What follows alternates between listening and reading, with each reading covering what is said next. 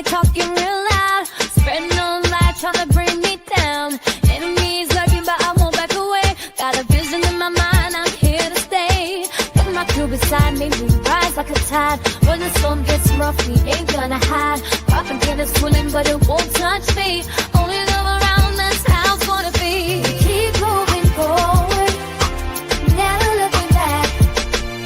The truth's in the power, it's an unstoppable track. In the city lights where dreams collide, we hustle through the night, fire in our stride. Whispers in the dark can't dim my glow. With rhythm in my soul, I'm ready for the show. We break the chains, rewrite the rules in this concrete jungle where nobody's fools. Unity sings louder than the lies they scheme. In the heart of the struggle, we dare to dream. We keep moving forward, never looking back. The truth's in the power.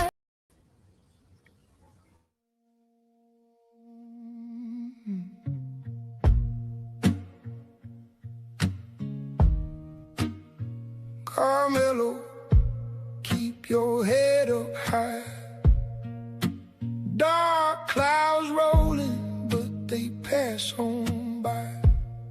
Some days feel heavy, some nights feel long, but deep down inside, you gotta stay strong.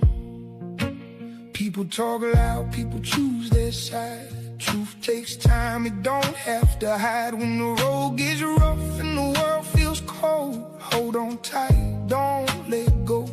You didn't wake up looking for pain, but sometimes trouble falls like rain. Tears may fall, but don't lose sight. Morning always follows night. God got you, God got you. When the whole world against you, keep your faith and keep pushing through. God got you, God got you. You didn't mean no harm. Ooh, harm found you. Keep your head, young man, and let your spirit stay true. Ooh, this right here, you hold his hand. Don't let fear steal your light away. Every storm ain't built to stay. Stand up tall, keep your heart sincere. Better days are getting here. Every trial got a lesson inside. Every mountain got another side. And when you feel like giving in, remember where your strength begins. Ooh, keep believing, ooh, keep breathing. The road gets hard, but grace is real. God knows every hurt you feel. Ooh, don't surrender. Ooh, remember, you are more than this moment in time. Keep your faith and let it shine. God got you.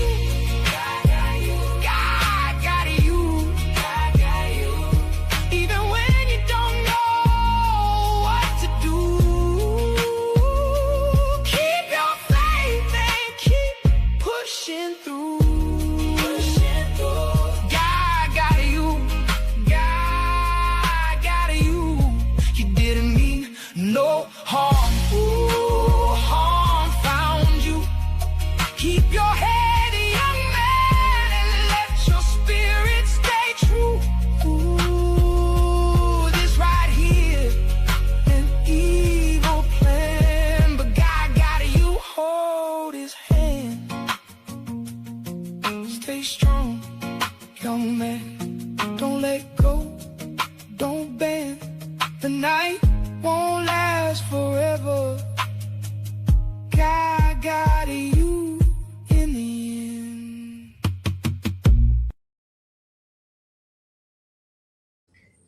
All right. Hello, everyone. Thanks for tuning back in once again to the original Queen Ahmadiyyah Shakur show. I'm your host, Queen Ahmadiyyah Shakur.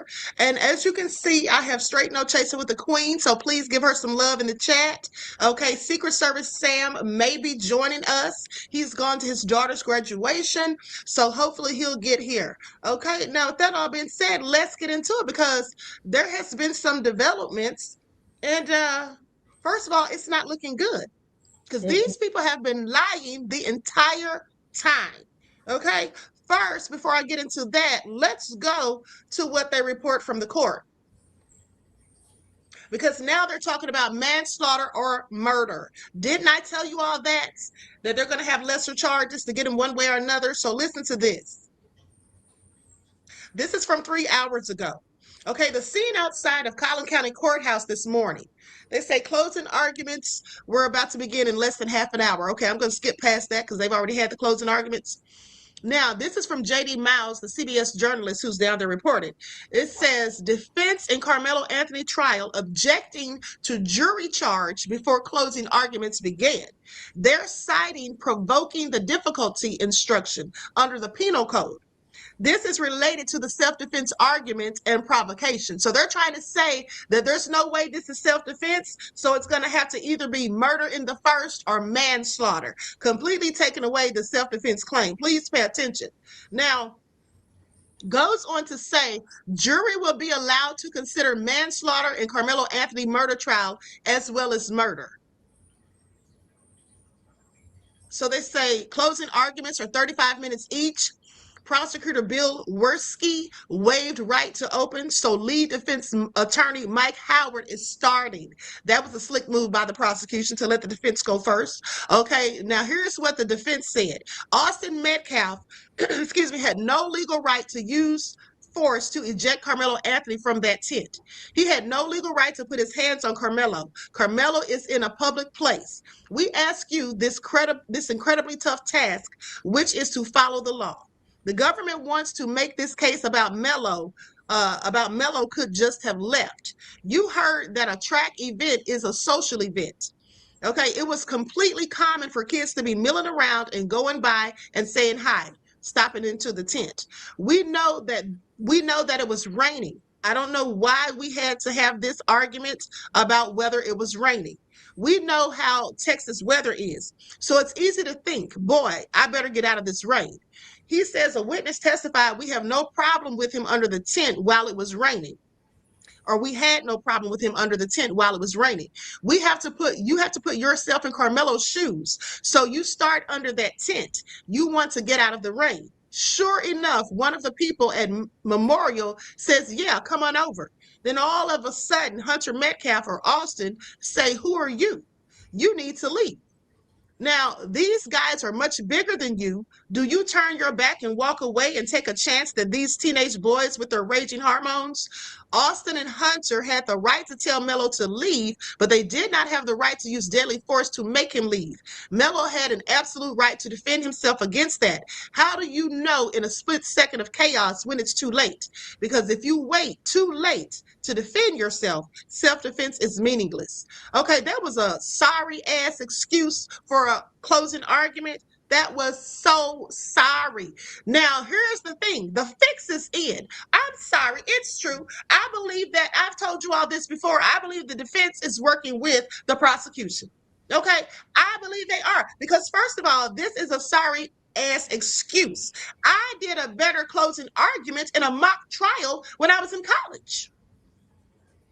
This is not compelling. It doesn't tug at your heartstrings. Why didn't he say anything about you've seen the witnesses come to the stand with inconsistent stories? You've heard them tell different accounts. You've heard some say that it was a slow push. You've heard some say that he was shoved so hard that he fell into Dustin. You've heard them say that he was cleated. And for those of you who don't know what cleated means, that basically means that when you're playing football, somebody snatches you up so high in the air that your cleats are off the ground and they can literally see the bottom of your shoes. Okay, because that's what one of the witnesses said at the trial. Okay, so with that all being said, why didn't he bring up any of those things? But also, I find it all interesting because with that being said, there's lies about the video footage. Okay, there's lies about the video footage. Once I found out how the guy who said he saw the video footage, how he saw it. He went to the school to see it. Okay, and I have the proof and receipts. Now we're going to get into that, but Tina, let me know what you think about this before I continue. I think, as we said, I feel like the lawyer is doing. We have to really think about YT supremacy. Mm-hmm. They pretend. A lot of them don't just not like us, but they're going to stick together, whether they're wrong or right. That's how we had slavery for so many years. Mm-hmm. Okay, with the defense, it was a sorry. Like you said, he didn't call out the friends for lying to make the defense see that the friends were just trying to stick up for Austin. His brother did not testify. His brother was an eyewitness. If it was you're so hurt, you were there. Why didn't your brother testify? Because the brother already admitted in all the other interviews that he's the one who started the whole thing. Yes, Hunter started it. Okay, he did say in the interview. Yeah, he said he started it. The brother was always going to be a protector.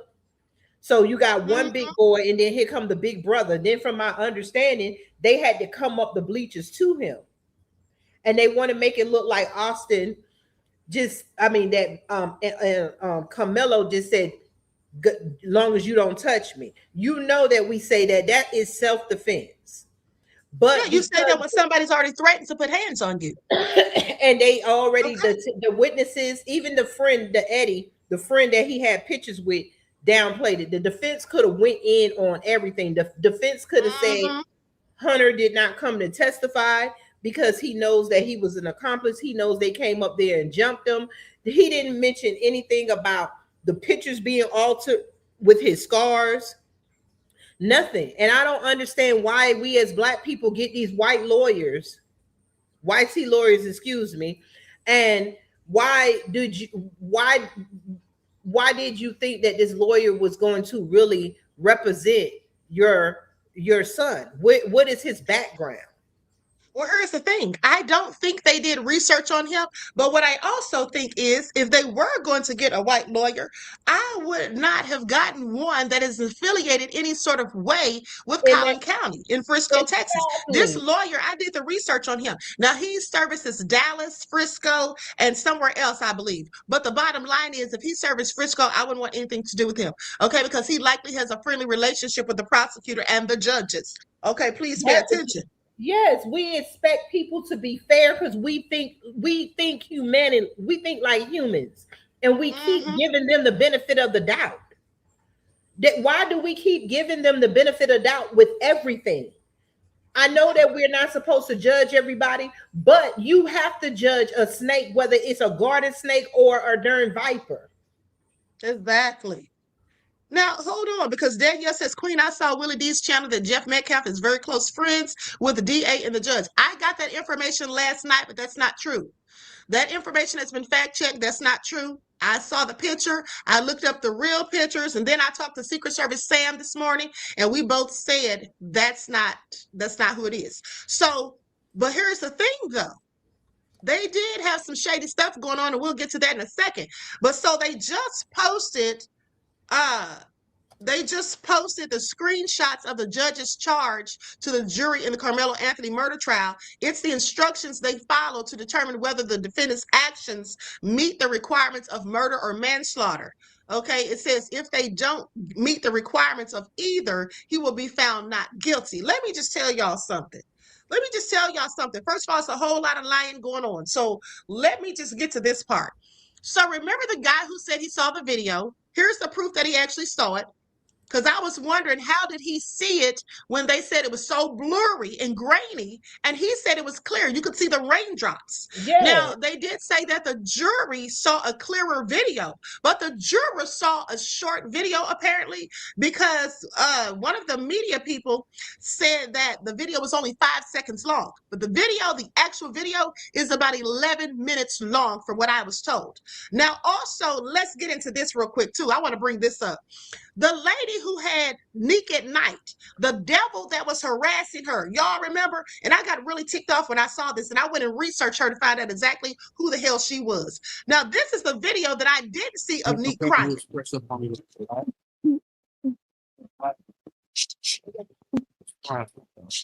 I'm okay. I just got worked up. I'm all right.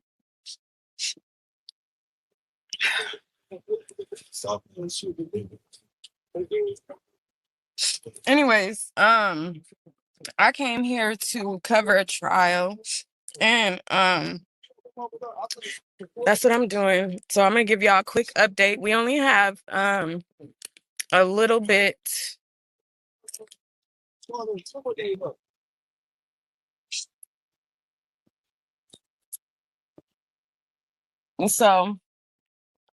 So far there has been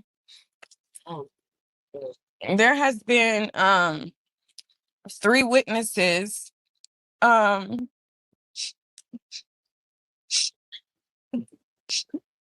first one.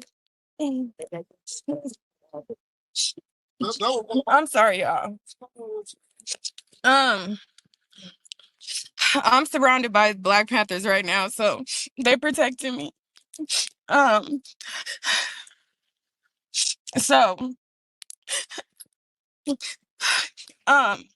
first witness was a 17-year-old. I'm going to stop right there. We all can clearly see how it says she was. That really ticks me off because I want you all to pay attention to something. If they're that racist to get her that upset, and I don't think it was because she was so scared or whatever, maybe a little nervous and also upset. Okay? That can just take you off your square, just throw you off. Okay, at the end of the day. And also, when you know that these people are doing things, harassing you and all this or whatever, and you can't do anything about it, that'll make you cry as well. But let me just say this. So Jay Smith says 16-year-old testified Karmelo refused to leave. We already know what he testified to. Okay, now keep your eyes, moderators, on Jay Smith in case this happens to be a troll.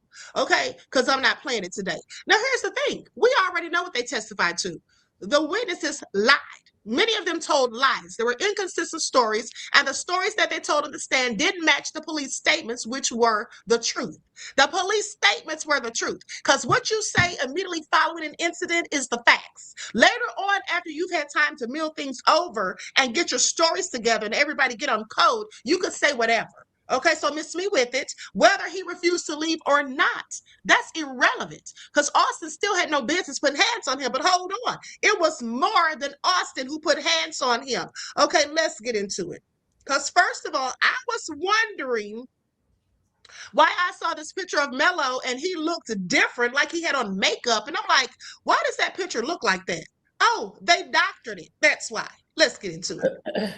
Let's get into it. They doctored the photo. You see how he looks darker right here? You see how his nose is swollen right here, just like the guy said, the guy who saw the video, and I'm going to play it again so you all can hear what he had to say. But here's his eye is swollen. You see that? Look at how some of his locks were snatched out of his head. But on this picture, they try to put them back. Y'all see the difference, right? And they also made his skin darker. Now, Secret Sam is the one who pointed this out. Okay, I got these receipts from him. This is it right here. I want y'all to pay attention. And I'm going to tell you another thing that I figured.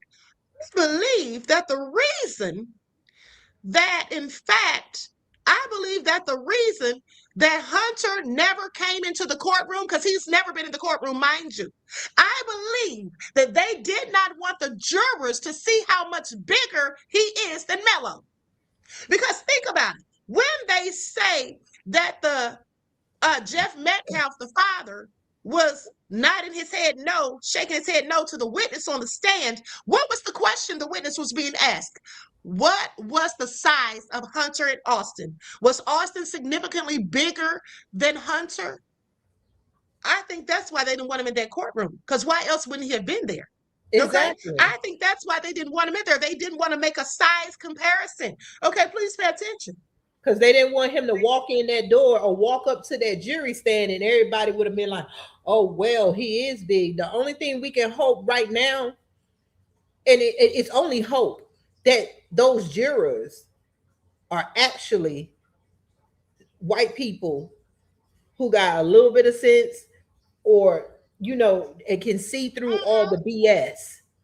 Because this is a circus, and I don't understand how it's being done. And they said that it doesn't matter. A jury of your peers mean the people in your community, but they purposely dismissed all the black jurors. Right. And then we are stuck with this. And I don't understand how this is going on. I just don't. And I just don't understand it. Now hold on for a second. Oh, and I wanted to say something about Neek. Those people out there that's being racist, they out there for hate. They're just mad. It was one man holding up a sign that had Charlie Kirk and all that. He had 4 white people faces and saying that they're being attacked. First of all, what does Charlie Kirk have to do with anything? He was attacked by another YT person. Exactly. But the police were all protecting. If you look at the videos, the police protected the racist people who were yelling at the black people. No police were on the black people side. They were in front of the white people, and anybody black that came up because they were pissed at the stuff that man was saying about put them on a tree and all this stuff. Exactly. Police would let them do it, and that was threats right there. But nothing was done. Threats. Nothing was done. They didn't do anything. Yes, they wanted them to provoke them, and now police was allowing it. It's like the whole county is in on this racist. Well, here's the thing. They're absolutely all in on it as far as I'm concerned, because now I found out also, because I did my research on that lady, Sarah Fields. We'll get to her in a second, but let's listen to this video, because everything this guy says in the video, you can see it in the photos. Now, I know I played this for y'all twice, but let's listen to it one more time. And oh, by the way, he absolutely saw the video. I have the receipts on that too. The video was on 2 hours. Was it clear enough, or was it fuzzy, or what? No, it was clear. It was it's clear enough where you can see the actual individual raindrops come by the camera. Okay. That's how clear it is. You actually see them walking up. You see that Karmelo is already up under there. He's under there minding his business. Dodging the rain, or yeah, it was still rain. Right. I'm familiar with them. So that day we were under a tornado watch. Right. And we were under thunderstorm warning, and we know we had already had some light rain then, and it started raining again. Then it was over with for the day. Okay. So that's kind of what happened on that day. But they were at a rain delay already, and so during that time when that happened, the twins, their 2 buddies, and a few other kids, because there was a few kids involved with them.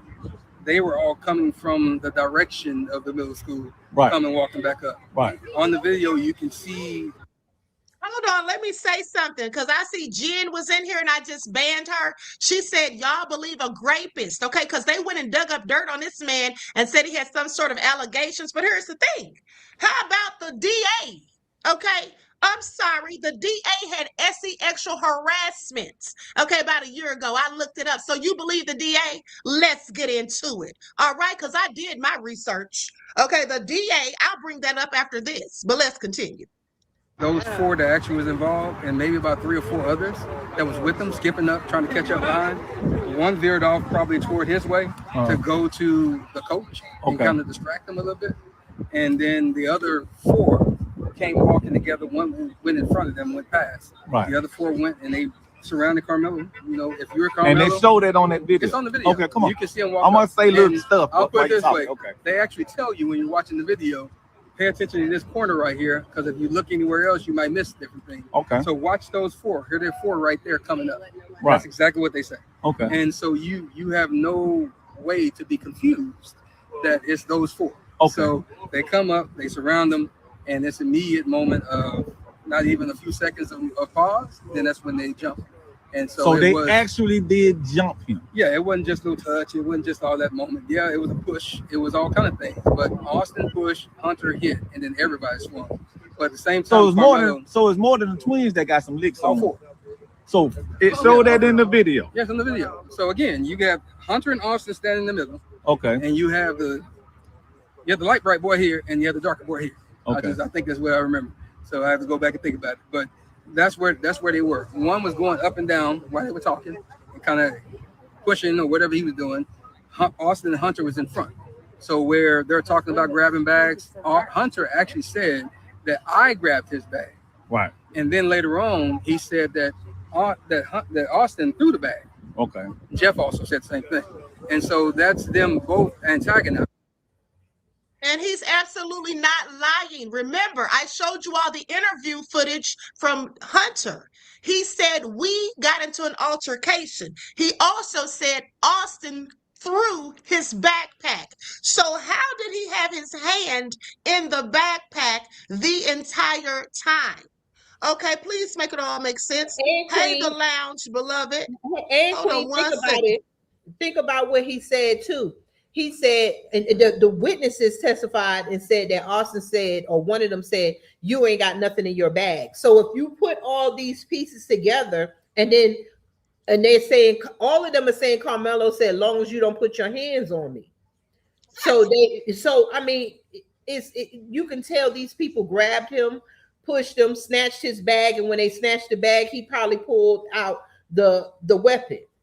And it wasn't even the knife that they were talking about. They keep saying it was a knife, but it was a utility knife from what it was. And then something they give Boy Scouts even. And then I heard one guy, he was on another podcast, and he said they go to the school there and in Texas. He said that was normal. He was like, they all carry pocket knives. Name a young boy who had. Yes. It's legal. Hold on, let me look at under Texas law. I just have the fear that you're about to do something to me and you can get up out of here. Yeah, so you don't have to touch me. But at that point, he still stood there and stopped there. And whatever they say alleged was said, you don't know that until they get to it here. But once they did that, they start hitting him. Karmelo actually was able to back out and try to get away. So he was actually trying to get away the first time. Austin grabbed him, and you can see his hoodie coming out like this, and they brought him back in. Okay. And when they brought him back in, that's when you can see Austin put him in a headlock. You can see that all the rest of them are still hitting. That must be when the poke happened, because he was able to get out again. He backed out. He looked to the right. That's where the other little kid was filming, but they got some cell phone footage too. But that's where he was filming. He looked directly at him in his camera, and then he went this way to the left. He went down. He fell. And that's when they realized he was gone. So they were still punching.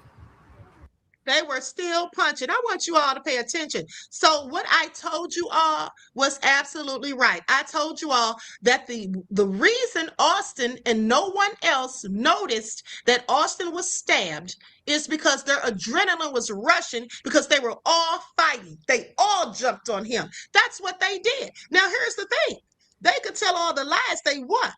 But here's the thing, though. Look at this picture again where they doctored it. Now, what you don't see, hold on, let me just move this comment. Look at this, how his neck is showing right here and how his neck isn't showing right here. Because they also said that he had abrasions or bruising on his neck, like he had been choked. And what did that guy just say? He said in the video that he saw, Austin grabbed him in a headlock. Okay, so that would explain what's going on with his neck. Why did they cover his neck up in the doctored photo? Okay, please pay attention. These people are a piece of work. And why didn't the attorney point this out? Why didn't his attorney point this out? Exactly, because he's in on it. This is all fixed and rigged. That's exactly what it is. That's exactly what it is. Now, with that all being said, hold on. Let's listen to this clip, because Officer Tatum had a whole lot to say, but he's got the Fox News host on here, right? And I'm going to put an overlay on his video. But the Fox News person is trying to debunk the fact that he was jumped. Oh, yeah, they're going to try to do that. They're going to try to absolutely debunk that. And the tape that the juror saw probably was significantly shorter, because they're saying there's multiple people that say they saw the video, and they say that at the end of the day, that video was like 11 minutes long. Okay. Mm-hmm.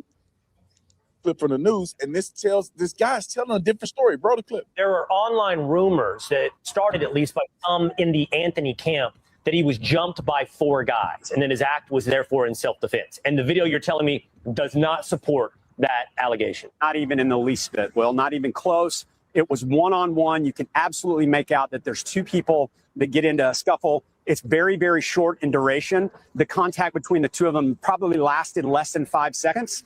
And as soon as the push went the other direction, which presumably is when he was stabbed, you can see everybody, completely scattered. Okay, I know what they did. I know exactly what they did. Here's what they did. Remember, the guy that saw the video said that he got out for a minute, but then Austin grabbed him by his hoodie and pulled him back in, and that's likely when the poke happened. That is when the poke happened, and guess what? That's the only part of the video that they showed the jurors. How much you want to bet? That's the only part of the video that they showed in court, where Austin grabbed him, okay, or when he poked Austin. That's it. That would be 5 seconds. That's the part that they showed, I guarantee you, and then everybody scattered. They didn't show that whole video. Okay, they didn't show that whole video. With that all being said, but hold on, let's continue because I'm about to pull up receipts. I want you guys to put this in perspective. One guy is saying, they both claim they're seeing this video. And the court reporters are claiming they saw the video, which just happened the other day. They showed the video to the jurors. This guy is saying he got jumped by 4 people. They beat him up. There was choking, like he got him in a headlock. Like it was all this stuff. And then the same people that claim to watch this, the court reporters and that gentleman that you just heard, said that it was clear it was only a short altercation between 2 people. How can both of those things be true? They can't. Somebody lying. Somebody's lying. And they're lying. Not just that, Queen, but remember when they claimed they showed the video to the juror, they said that the forensic scientists had to blow it up, and it looked like 4 blobs walking up to him, remember? And then it looked like the blobs was all in a confrontation. Right, because the more you blow it up, the grainier it got. Exactly. So hold on. Here's the receipts. The guy who did that video, Secret Service Sam told me his name because Sam's been talking to him. His name is, and they were trying to go in on Sam, talking about, oh, he's a rapist and all this, that, and the third. Okay, but hold on. His name is Morris Dwayne. I want to say, I wrote it down somewhere. Anyway, oh, I don't have to look for it. It's right here on the paperwork. There it is right there. Morris Turner. His name is Morris Dwayne Turner. See where it says yes? That's saying yes, that he saw the video. This witch right here is the one who tried to get all those people to go in on Nick at night. Okay, she's got a past herself. Charleston White will tell you all about it. But her name is Sarah Fields, and she lied and was painting false narratives, trying to rage bait, telling false information, trying to make everybody feel like Karmelo is just such a demon. Okay, she's a conservative, mind you. But right here, she said she saw the video. It says no, she didn't see the video. Okay, and then when people were going in on her about it in her comments, she said, oh, I saw it a year ago. I said, no, you didn't. A year ago, you were told no. Okay, because that's when people saw it at the school a year ago. All right. I don't know if they found Freedom of Information Acts or whatever, but they were allowing people to come to the school and see it. And here's more proof, because the guy that saw it, this is what they sent him. Okay, the reference number and all of that, he has information blocked out. Your request for public information was submitted on June of 2025. Please note, if your request was submitted after 4:30 p.m. on a non-district business day, it will be received in our offices the next business day. Please pay attention. That's the proof. And then right here is the confirmation email that he also got. I have the following dates and times available for you PIR video request. Okay? Now, so he saw the video, and so did several other people. There's at least about 15 other people that supposedly saw the video, probably more than that. But see, here's the thing. This woman right here, Sarah Fields, with her lying self, she was trying to discourage people from seeing the video by lying about it. I guess making it as, oh, it's not worth seeing. You can't really see anything. Oh, it's too grainy and all of that. Trying to discourage people from seeing it. Okay, so that people wouldn't know the truth, and only the fictitious narrative that she was in fact painting would be out. Oh, but she's getting exposed today. Okay, I hope she goes viral all over TikTok, because everybody's been going in on her. Now, with that all being said, hold on. Let's go. Let me see which video is this. Hold on, beloveds.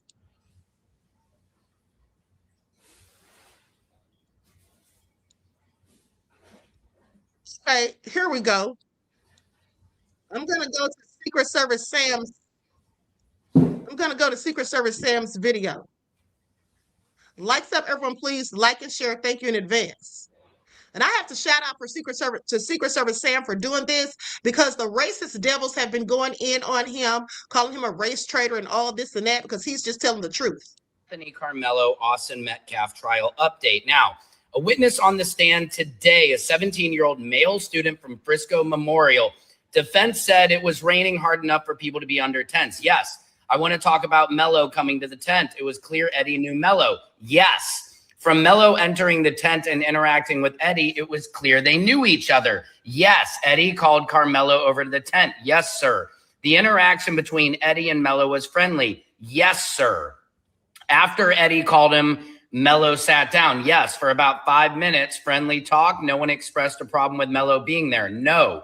Do you recall the first person to say, Melo, who are you? Hunter Metcalf. Hunter is a big guy. You could say at the time of the event, Austin was a little bigger. I'd say substantially bigger, the witness. I believe you told the detective Hunter didn't tolerate being disrespected. Yes. So Hunter tells Melo to leave? Yes. Melo said, no one has a problem with me being here besides you. Witness, yes. At some point, Austin and Hunter stand up. They had been seated. Yes. Defense, if you put Melo and Austin next to each other, Melo is smaller? Yes. Hunter started with a moderate tone and it got more aggressive. Yes, sir, said the witness. Do you remember telling the detectives you need to move before I beat your ass? I don't recall saying that. Defense approaches the witness with papers. The witness agrees that Austin said something like that or something similar about wanting to beat his ass. Austin is standing up. Melo is still seated. Yes, that's when Melo reached into his bag after Austin mentioned something about wanting to beat his ass. Yes. Austin calls his bluff and says, I know you don't have anything in that bag. Witness, yes. For Austin to make his way to Melo, he has to move up 5 rows. Yes. Austin takes a step or two, and then they talk, and that continues. Yes. All this time, as Austin is moving closer to Melo, Melo is seated with his hand in the bag, like, don't come closer to me. Yes, sir. Melo says, as long as you don't touch me, we're cool, or don't touch me. Witness, yes. You told the detective Austin reached up and tapped Karmelo on the shoulder. Melo is still seated. Yes, there's a touch and then there's a grab. Yes, Austin grabbed with both hands. Both of his hands were in motion. Austin is reaching for Melo. And at this point, Melo's hand comes out of the bag. Yes. After the break, the 17-year-old told Frisco Memorial returned to the stand and said he called 911. The prosecutor asked him to demonstrate a stabbing motion, then pressed him on who he believed was in the right. He said, I think Karmelo was in the wrong. When asked whether Karmelo Anthony provoked the confrontation, he answered yes. So this is interesting update. Yeah, they're asking kids who provoked it. Make that make sense. I mean, it should be. They should be purged.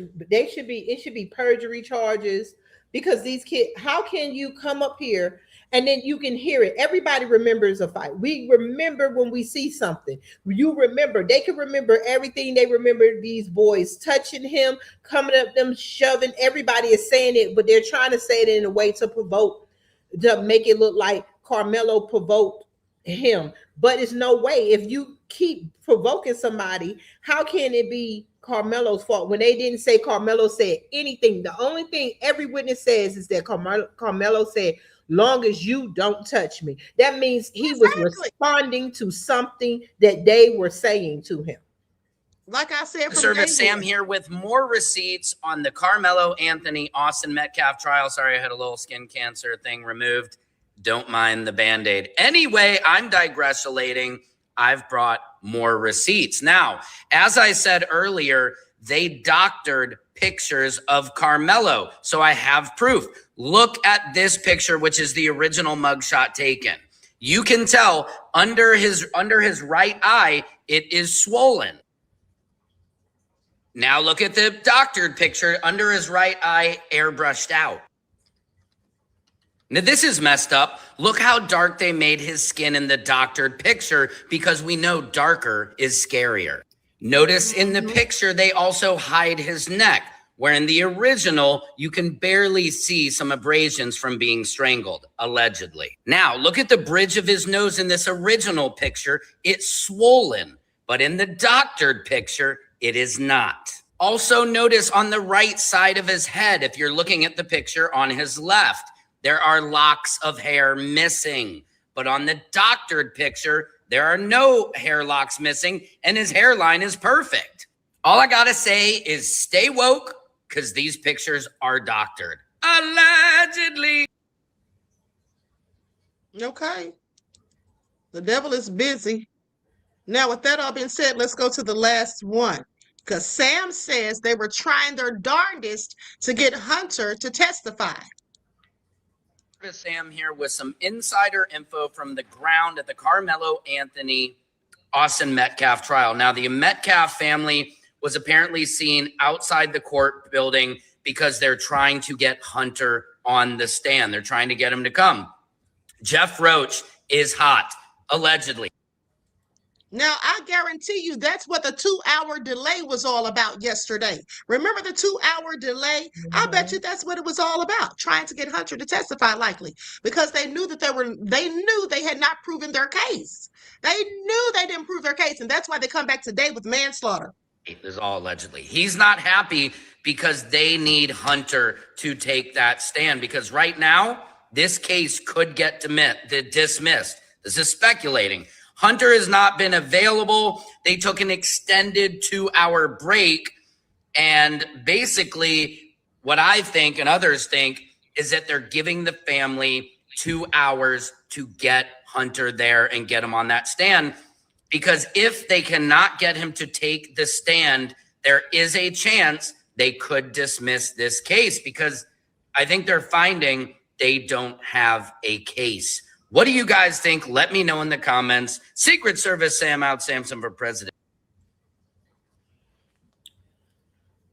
Okay, I find it all interesting. But hold on, let's go to Charleston White, because this is what Charleston White had to say. He was also going in on that lady who was lying. Hold on, I'm gonna have to find that video somewhere else because it's wanting me to log in. But hold on, we'll go to this one.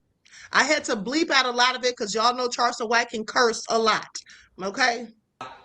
Spit on the Metcalf family, and I joined the right family. That's an honorable black man and an honorable black mother who have their children in the same household, unlike the Metcalf family. Austin Metcalf and his brother had been suspended the week before. That's why they didn't know Karmelo was under the tent. It wasn't Karmelo who had been suspended. It was Hunter and the Metcalf brothers who had been suspended. Why? They left track practice, according to the coach, and went fishing. So the coach lied and said, well, I technically didn't suspend them. I just gave them. Well, they're saying that Austin was given permission to run the tent. No, he wasn't. The coach just told him, step up and be a leader. He didn't run the tent. Those are lies that's being told, so y'all follow me. So the Metcalf brothers didn't recognize who the nigga. They were suspended last week. The kid who says, oh, I didn't know Karmelo, have text messages to prove that, guess what? He used to call Karmelo, hey, come pick me up, sir. Let's go play basketball together. Karmelo and this kid got multiple pictures, at least 9 different pictures that were presented to the jury to prove that the state's witness lied about not knowing Karmelo. Then Karmelo's mother took a picture that blew their mind.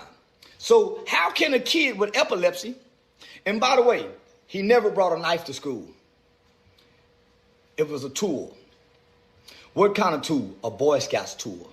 And it wasn't 6 inches, it wasn't 4 inches. It's a little small tool, compact tool. What kind of tool they call it, Mel? A multi-tool. A multi-tool that the Boy Scout uses. You got screwdrivers, everything on it. Wasn't a knife. It wasn't a knife. But since you guys can't go to the trial, you can't be in the trial, you're not talking to nobody that's reliable in the trial, y'all don't know what the So let me just break this all the way down. Hold on, let me just stop right here real quick because I just put out a troll. She said, yeah, they cared so much about Karmelo that they used the money to buy a house and a car. First of all, they don't even have the money. The money is frozen. They have not even accessed the money, okay? So there's another lie that the racist demons love to spew. But let's continue. A black man has a gun, he gets killed. I thought we get to have guns. A black man says, put your hands on me and watch what I do. That's a threat. Well, according to all the witness statements, according to all the witness statements in the beginning and now, that during the whole altercation, Karmelo Anthony never stood up. He never stood up. As a matter of fact, the Metcalf brother had to come 3 rows up to come confront him. Karmelo never got up. Karmelo never said, touch me and see what happens. That's what the initial report says. He never stated that. So this is what they've coached the kids up. They brought in the lies. Why? Because all the coaches went to the high school. But one thing you cannot deny initial police statements. I'll tell Sarah, what's that bitch name? Sarah, whatever the whole name is. Bitch, we win again. And no white people's gonna do nothing about it. Why? It's an all-white jury. And the FBI and everybody, ain't no white person go do shit. They just on her mad. White people have gotten weak. White people have gotten weak. The Russians are strong. The North Koreans are strong. Afghanistan is strong. Iran is strong. But the white man and the black man is weak in a month. They all online arguing and bickering like bitches. So now listen, I'm just giving y'all an update on the trial. Listen, Karmelo's in good spirit. I'm in good spirits. The family's in good spirit. Nobody's mad but the outside the courthouse. Ain't nobody mad but the. Okay, now with that all being said, okay, now someone in the chat said, I forgot who it was, but someone in the chat said something about they got some of the money. Benny Sachs said he said he wasn't really friends with him, not that he didn't know him. Big difference. He initially did try to act as though he didn't really know him, and he was lying regardless. So what's your point? Okay, he was lying. He got caught in a myriad of lies. He acted like he didn't know him that well, and then come to find out he was inviting them all to his house and all of that. Okay, so please pay attention. That's because they are white and they all gonna go together. They all do things together in that town. So yeah, basically, it's people keep saying, why is it always about race? Why is it? Because you see it every day. They're gonna go. We mingle in the middle, but they go to their white families and we go to our black families, and they have to save face. But America is cursed because of their racism towards black people. There is no justice system. This is not justice, and we all see it. Yeah, we already knew it was going down. They're using their power to railroad him through this trial. And exactly. Even the mainstream media, I'm used to Fox and all them doing what they do, but it's a shock of how they're lying and pushing things.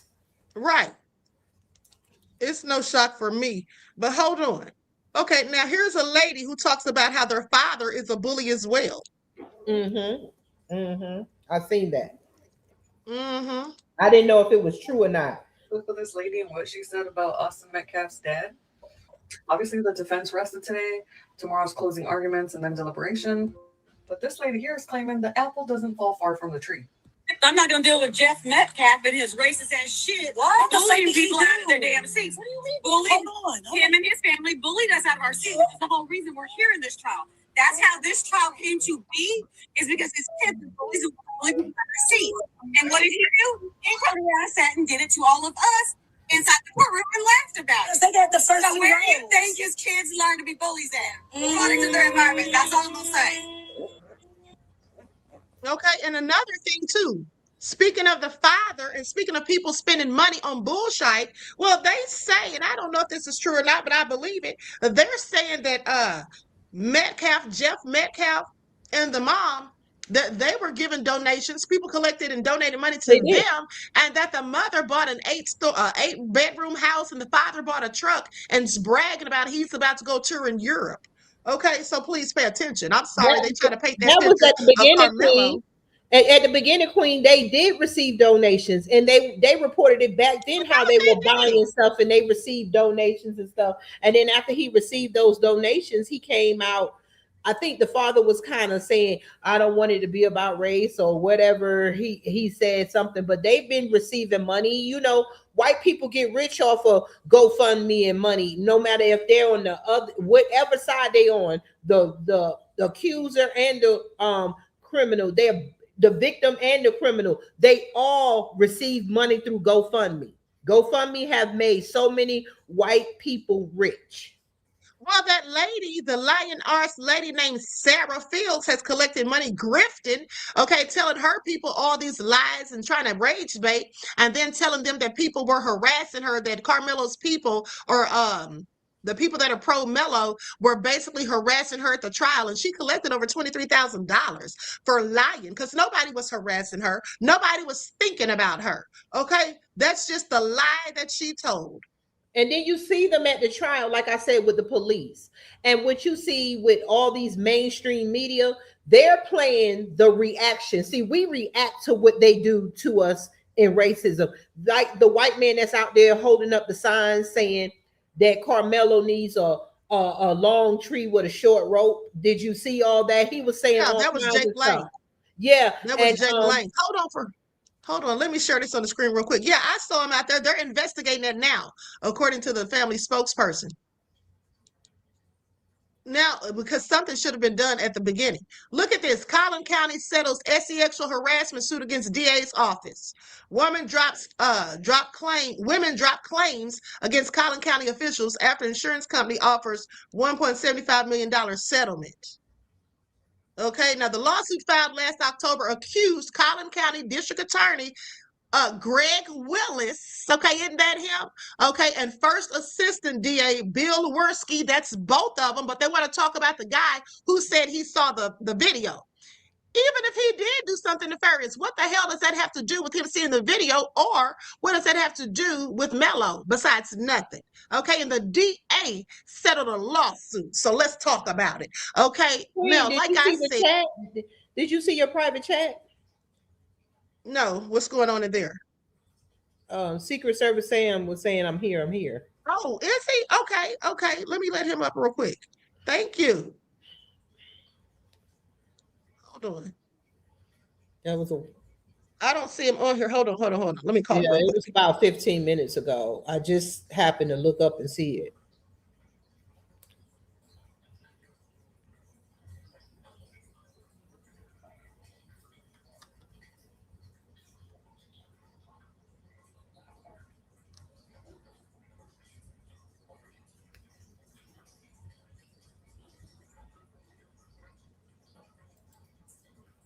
Okay, so Sam's coming back. Now, with that all being said, look at this. So they say 6 women who sued Collin County officials over alleged misconduct have dropped their claims in exchange for $1.75 million in a settlement agreement offered by the county's insurance company. The lawsuit filed last October accused Collin County District Attorney Greg Willis and First Attorney DA Bill Werski of sexual harassment and misconduct. Now, of course, Willis said it was full of lies, but you settled, okay? The 6 plaintiffs, 6 people lied on him. I don't think so.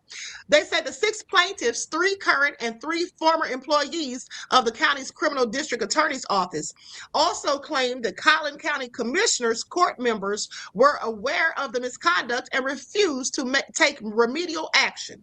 Monday afternoon, commissioners unanimously agreed to settle an amended lawsuit. Now, in the amended suit, the plaintiffs retracted all of their sexual harassment and other allegations and simply alleged they suffered retaliation. Okay, now, please pay attention. All right? I'm sorry. Make that all make sense. Because these white tee men get away with all this stuff, and the taxpayers, they're mad with Karmelo. But you're not mad with the DA. You're not mad that taxpayers paid for him with this harassment suit. Yet he's still being able to practice law. They get to use our money, and they get to keep their jobs, and they get to hide behind the law. Hold on, and then they get to enforce the law. Exactly. But hold on, I want you all to hear this video. I'm just going to play the audio because I don't have time to upload and all of that. But this is a Caucasian woman speaking. I'm so tired of misinformation bullshit when it comes to the Karmelo Anthony trial. First off, let's talk about the video that they played in court. Over a year ago, reporters were allowed to privately see it, and let's hear what they said about it. It's a wide shot from the opposite side, and everything that happens in one very small fraction of the screen in the upper left-hand corner. You couldn't zoom in, it's blurry, pixelated. You cannot identify or see victim Austin Metcalf or suspect Karmelo Anthony. It is hard to tell how many people are under that memorial tent. It's also hard to tell what they're doing.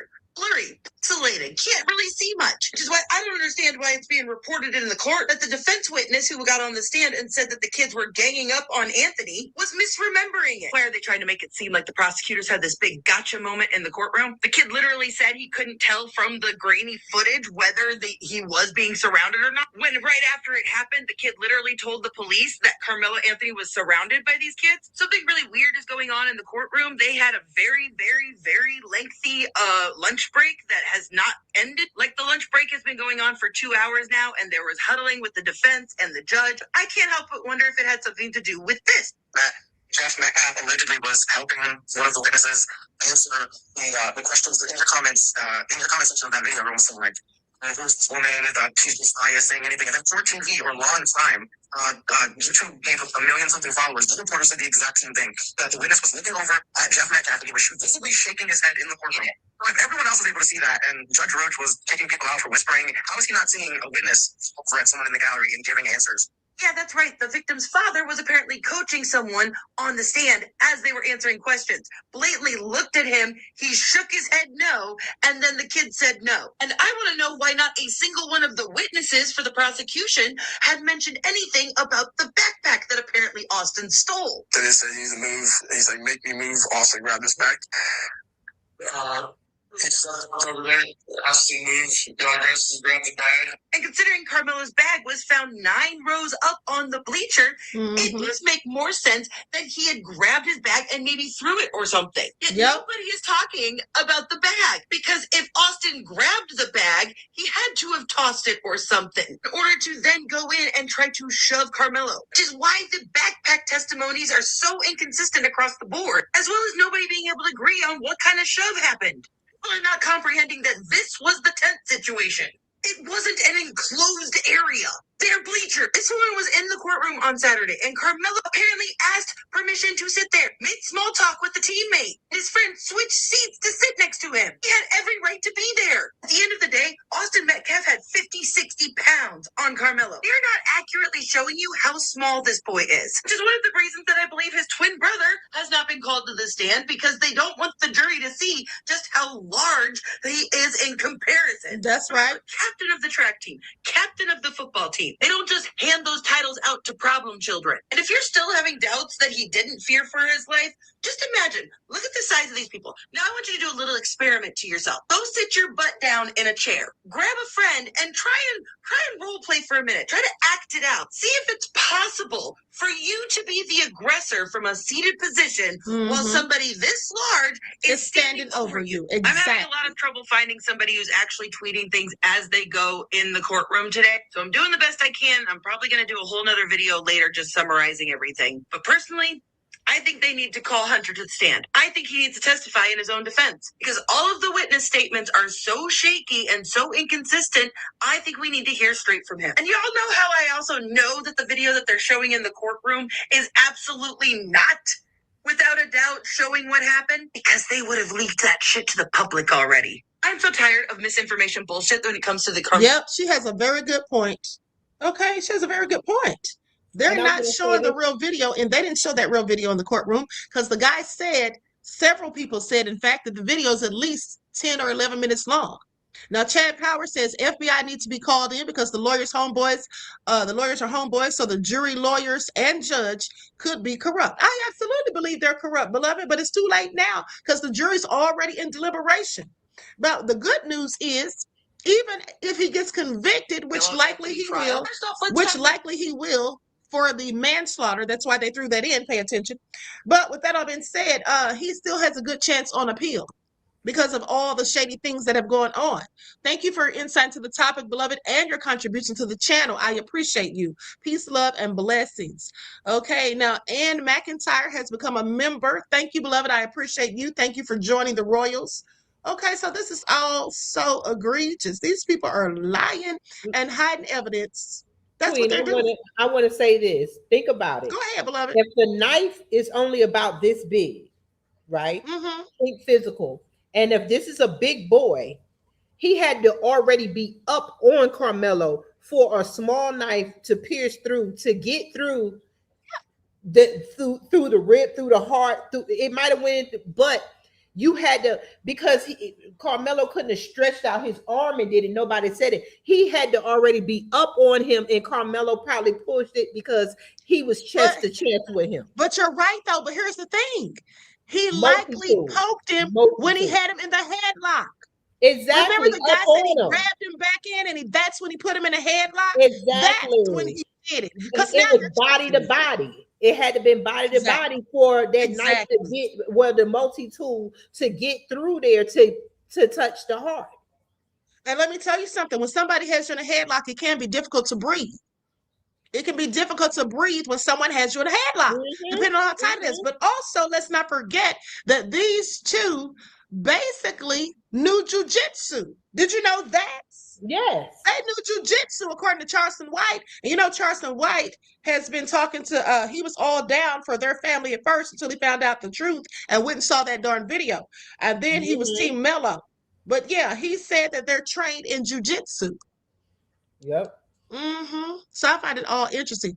Let me go to this clip while we're waiting on Sam.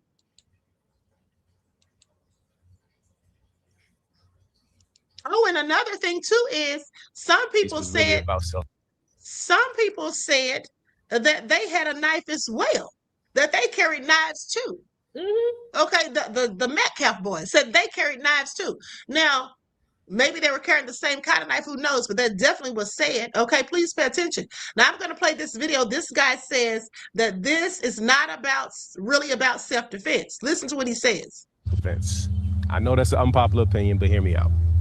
Really, this is about the humanity of blackness versus the authority of whiteness.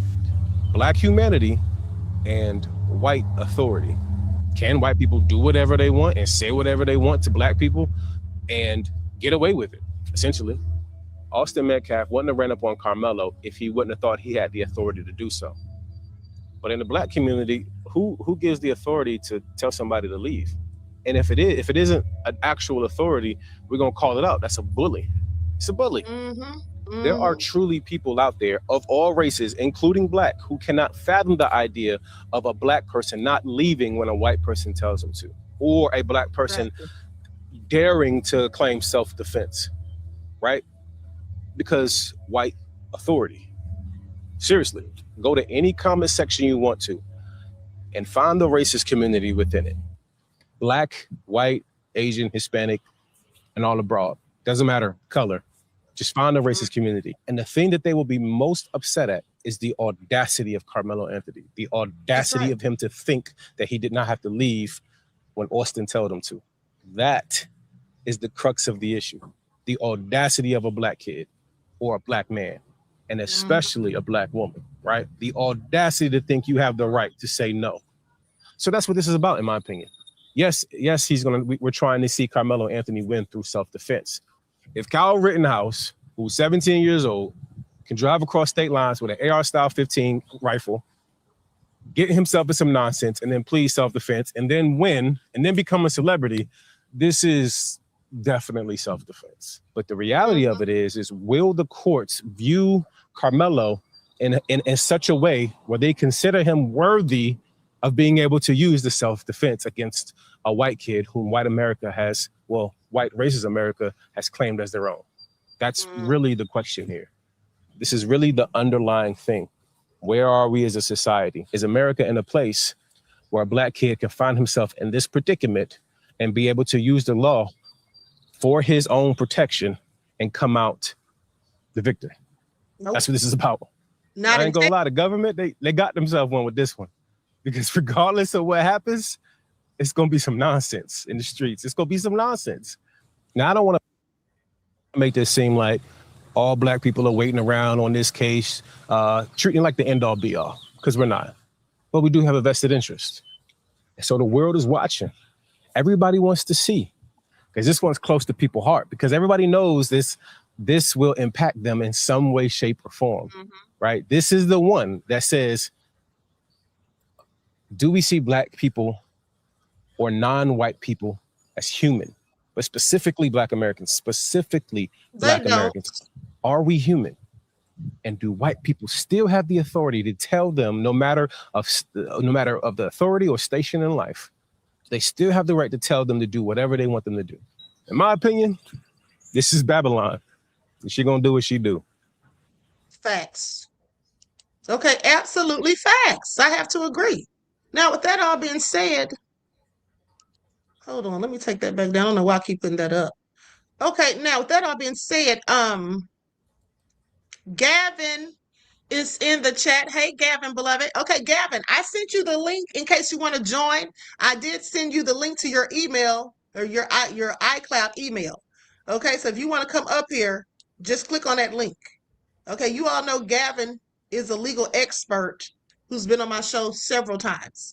Now, with that all being said, let's continue. I'm going to go to, hold on, let me see if this is it right here.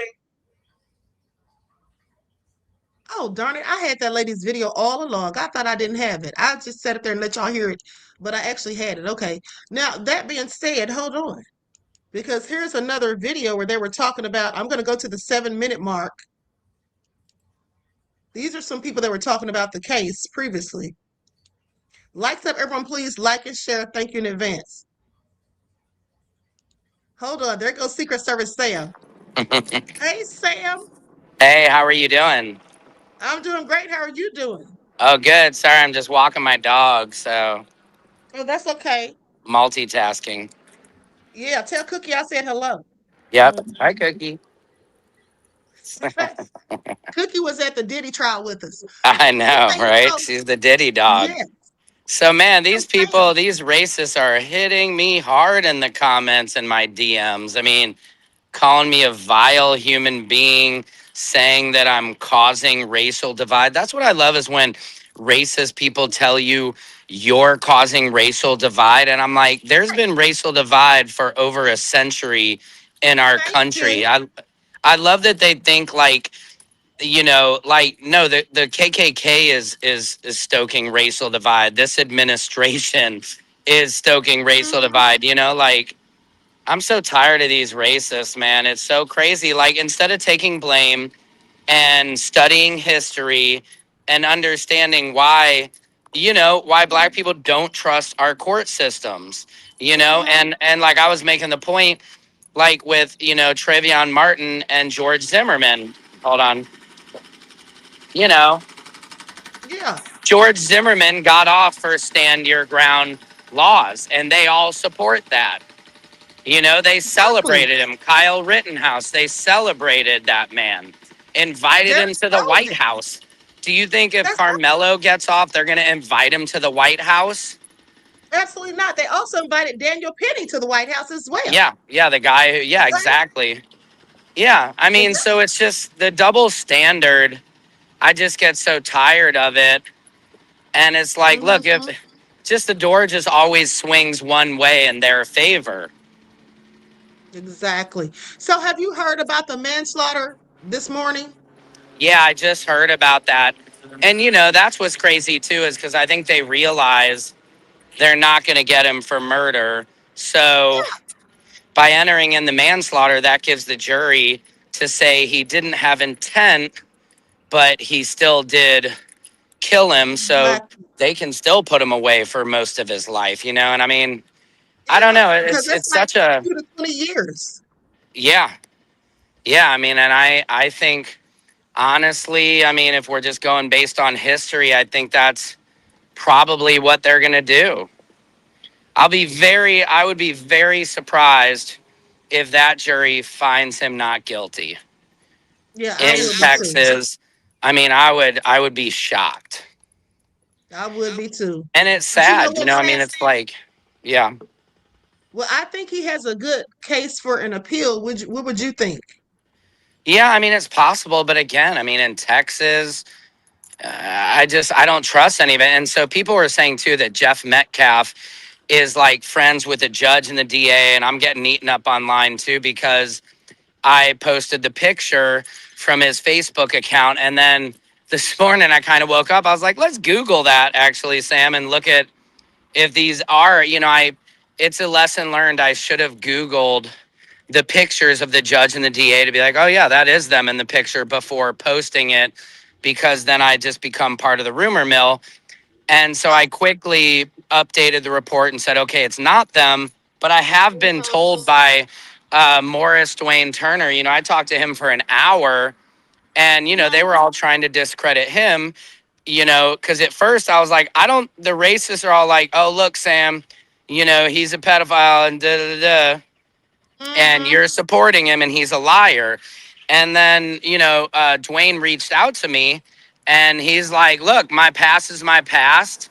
He explained to me what happened. He didn't have relations with a kid. He was in the kind of wrong place and he made a mistake helping out a kid who was like an orphan and whatnot. I talked to him about it, and I don't know what really happened, but the facts are that you can still have a background, and that doesn't mean that he didn't see that video. But I said, look, you got to have proof. You can't just say you saw the video. Nobody believes that.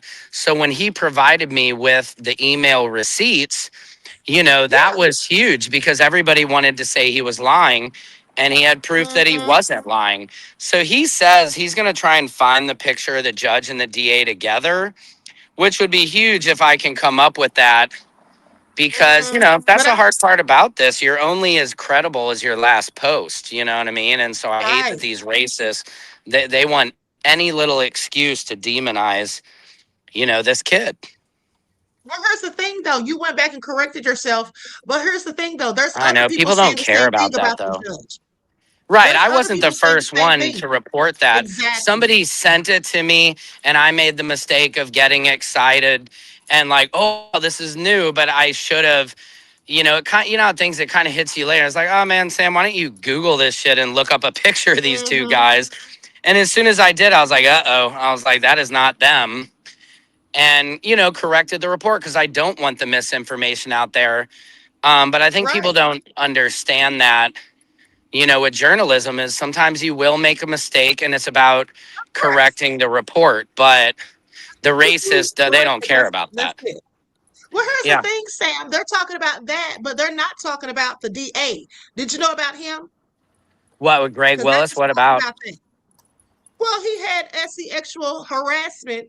Okay, paid 1.75 million. Him and the assistant DA. Wow. Worski, whatever his name is. Yeah, I got the receipts. I just showed the video. I just showed the paperwork, the article. Wow. There are several articles about this. Yeah. So if they're not complaining about that, they shouldn't be complaining about somebody who has nothing to do with the case other than to say that he saw the video. Okay, this man is the one trying the case. That's the one that we need to be worried about his credibility and what kind of past he has. But also, Sam, I showed your receipts. I showed your receipts about him getting the email and him signing in on the docket, and it said he got to see the video. But I also was able to expose that witch, Sarah Fields, because it says no by her name. Yeah, and I was told allegedly that she is like a member of the Proud Boys or whatever. She's kind of like secretary or something. Like she is like a, not just like an ultra MAGA type. Like I think she is, kind of like almost like allegedly KKK affiliated type woman. I absolutely and that was the thing. Like you saw, Dwayne Turner, like when he sent, and then her name where it said no. So she's acting like she saw the video and she lied about it, She absolutely has been lied about a whole lot. But you know what? She's supposedly the precinct chair of District 30 or something like that. She has Yeah. some kind of political affiliations and Yeah. basically said that she was threatening that if this case doesn't go the way it should go or whatever, that she Hmm. was going to see to it that some people don't get reelected. Isn't the judge up Wow. for election? Well, I think he's like retiring now, he said. So I think he's done. That's why this kind of is I think that's why he's kind of pissed and this is kind of a stain on his career. And I think that's why too, they're kind of giving this manslaughter, option. Cause I think they realize that it's just, they don't, with self-defense, I mean, again, like white people would, I mean, if this was the case, that's what I just hate is when like I taught this one racist in my DMs. I was like, if the tables were turned, you guys would be like, oh, it's self-defense. Like, no, I would say Austin Metcalf should get 30 to 50. They just lie. And it's just like, damn well, that's the problem in America is people who look like me get assumed innocence, and I always say it goes back to our music, to our entertainment. Like, look at every Disney movie. Prince Charming is always this white, blonde-haired, blue-eyed. Innocence in our entertainment is represented as white, blonde-haired, blue-eyed, and dark black is the villain. You know what I mean? And we're all, what's the word? We're all programmed to believe this way, even if you're not racist. Like growing up in America, watching television, everything, you're programmed to think this way and to see innocence. And you see, anytime they show the pictures of the two boys, Karmelo is in, not smiling, or it's his mugshot. And then you get this joyous picture of Anthony Metcalf in his football uniform or with a smile, his high school yearbook photo. And these are all, it's all purposely done to discredit innocence from, black children, really. It's like, and like the doctored photo where you clearly see his nose was swollen, under his right eye was swollen, the locks of hair on the right side, and the original hair, is missing, which these are all things that, Dwayne Turner pointed out to me. And he's been very helpful. And, it's a good example too. Like, just because he does have a record, it doesn't mean that he doesn't have two eyes to see and is lying, but I understand how it's easy to discredit somebody. Well, I'll tell you what, Sarah Fields needs to sit down somewhere because according to Charleston White, and I don't know how well he knows her, but he said she has a past and it wasn't savory. Okay, it was quite I'm sure unsavory, to she say the does. least. And that influencer, Neek at Night, she's been apparently getting threatened. And I think like the Black Panthers are now there protecting her because she's been getting harassed, which I can only imagine being a black influencer there in Collins County, Texas. I mean, it's probably a sundown town, you know what I mean? Like, I can only imagine, like, and I'm glad I'm not there too, because I think it's probably a pretty dangerous place to be if you're not on the side of the Metcalf family. I'm guessing they're very well connected there. Right. Okay, Gavin. I see you can't come in. Gavin said he's at work. Okay, thanks, beloved. Now, Del Monte Greenbean says, I've been trying to holler at you for a long time. Who, me, beloved? Okay, well, thank you. And thank you for your contribution to the channel. I appreciate you. Peace, love, and blessings. Okay, so now I feel like the defense didn't do such a great job, but hold on. I'm going to go to this video of Charleston White. This is the video that I thought I had, but it's wanting me to log in. So I'm just going to play the audio, but basically he talks about that lady, Sarah, in this clip. She released the indictment before anybody had the indictment, and she got a woman fired because they're using a new Jim Crow systematic tactic where they got the people inside the courts, they got the people inside, and they're working against the Karmelo Anthony family on behalf of Sarah J. Fields because she's a precinct chair and she's threatening to use her power from her precinct chair, I think District 30, to get people unelected and get people elected if they don't go against this case. So she's trying to use political power to influence and persuade this case. That is what Sarah J. Fields has partnered with Austin's family and trying to do. The mom wasn't too much in it. The mom's really been grieving. Austin Jeff Metcalf has been playing for the camera because he's been an absent father who abused the mom, and he think he can get back in with mom, and mom doesn't want anything to do with Jeff. That's why you don't see them standing in the camera together like you see the Karmelo Anthony's family doing. So let me stick to the case, to the facts, right? So Sarah has a lady who works for the Collin County courts who just lost her job, who released the indictment before anybody had it. So for whatever reason, Sarah is getting all this information, and she's coming to misconstrue the information, and she's giving out misinformation and false information. Number one, the family has not touched the GoFundMe money. GoFundMe froze the money because the lawyers are trying to get the money. The lawyers are trying to get the money, not the family. It's the lawyers. The first group of people came through with civil rights lawyers trying to play for a civil rights lawsuit as if this was a police shooting. That's why they went with the race card. Biggest mistake they could have made.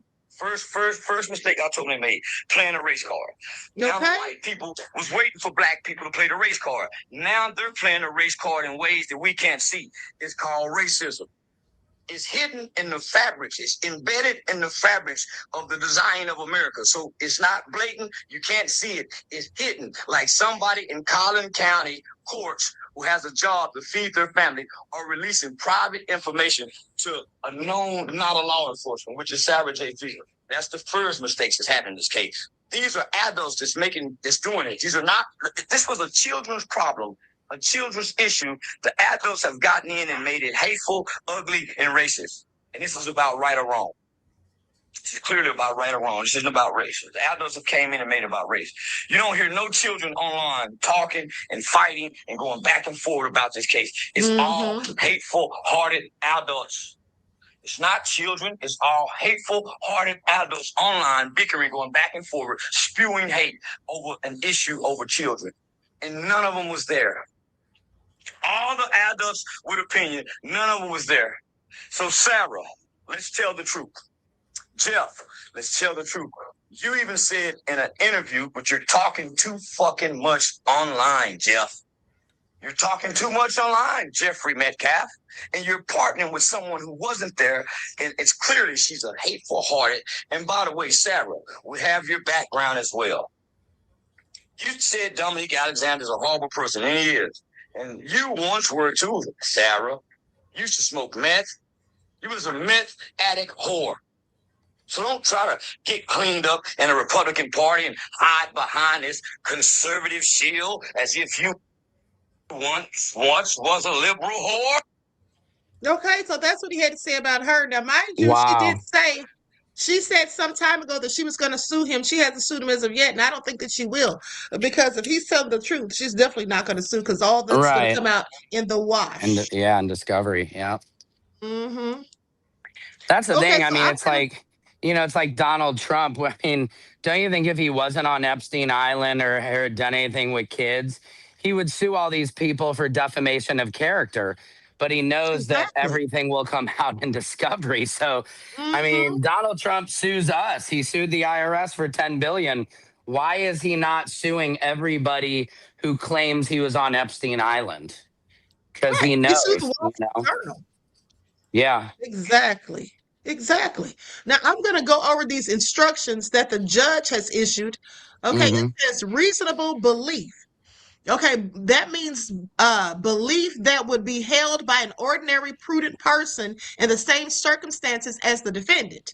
Deadly force. That means force that is intended or known by the person using it to cause, or in the matter of its use or intended use, is capable of causing death or serious bodily injury.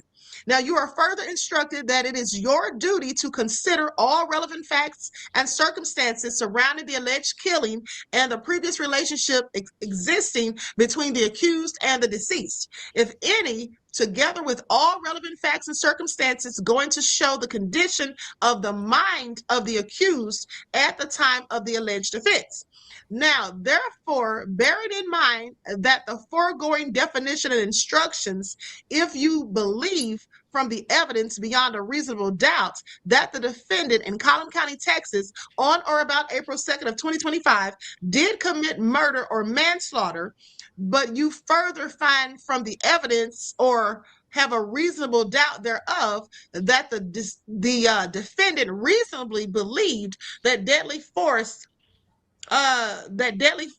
when and to the degree used, if it was immediately necessary to protect himself against the use or attempted use of unlawful deadly force by Austin Metcalf or others with him, will you acquit the defendant and say by your verdict not guilty? Right. And somebody brought up a good point, Queen, with the Rick Chow case, where he shot Cyrus Carmack Belton. He chased that kid out of the store 130 feet, shot him in the back, never saw a gun pointed at him or anything. He got off for self-defense.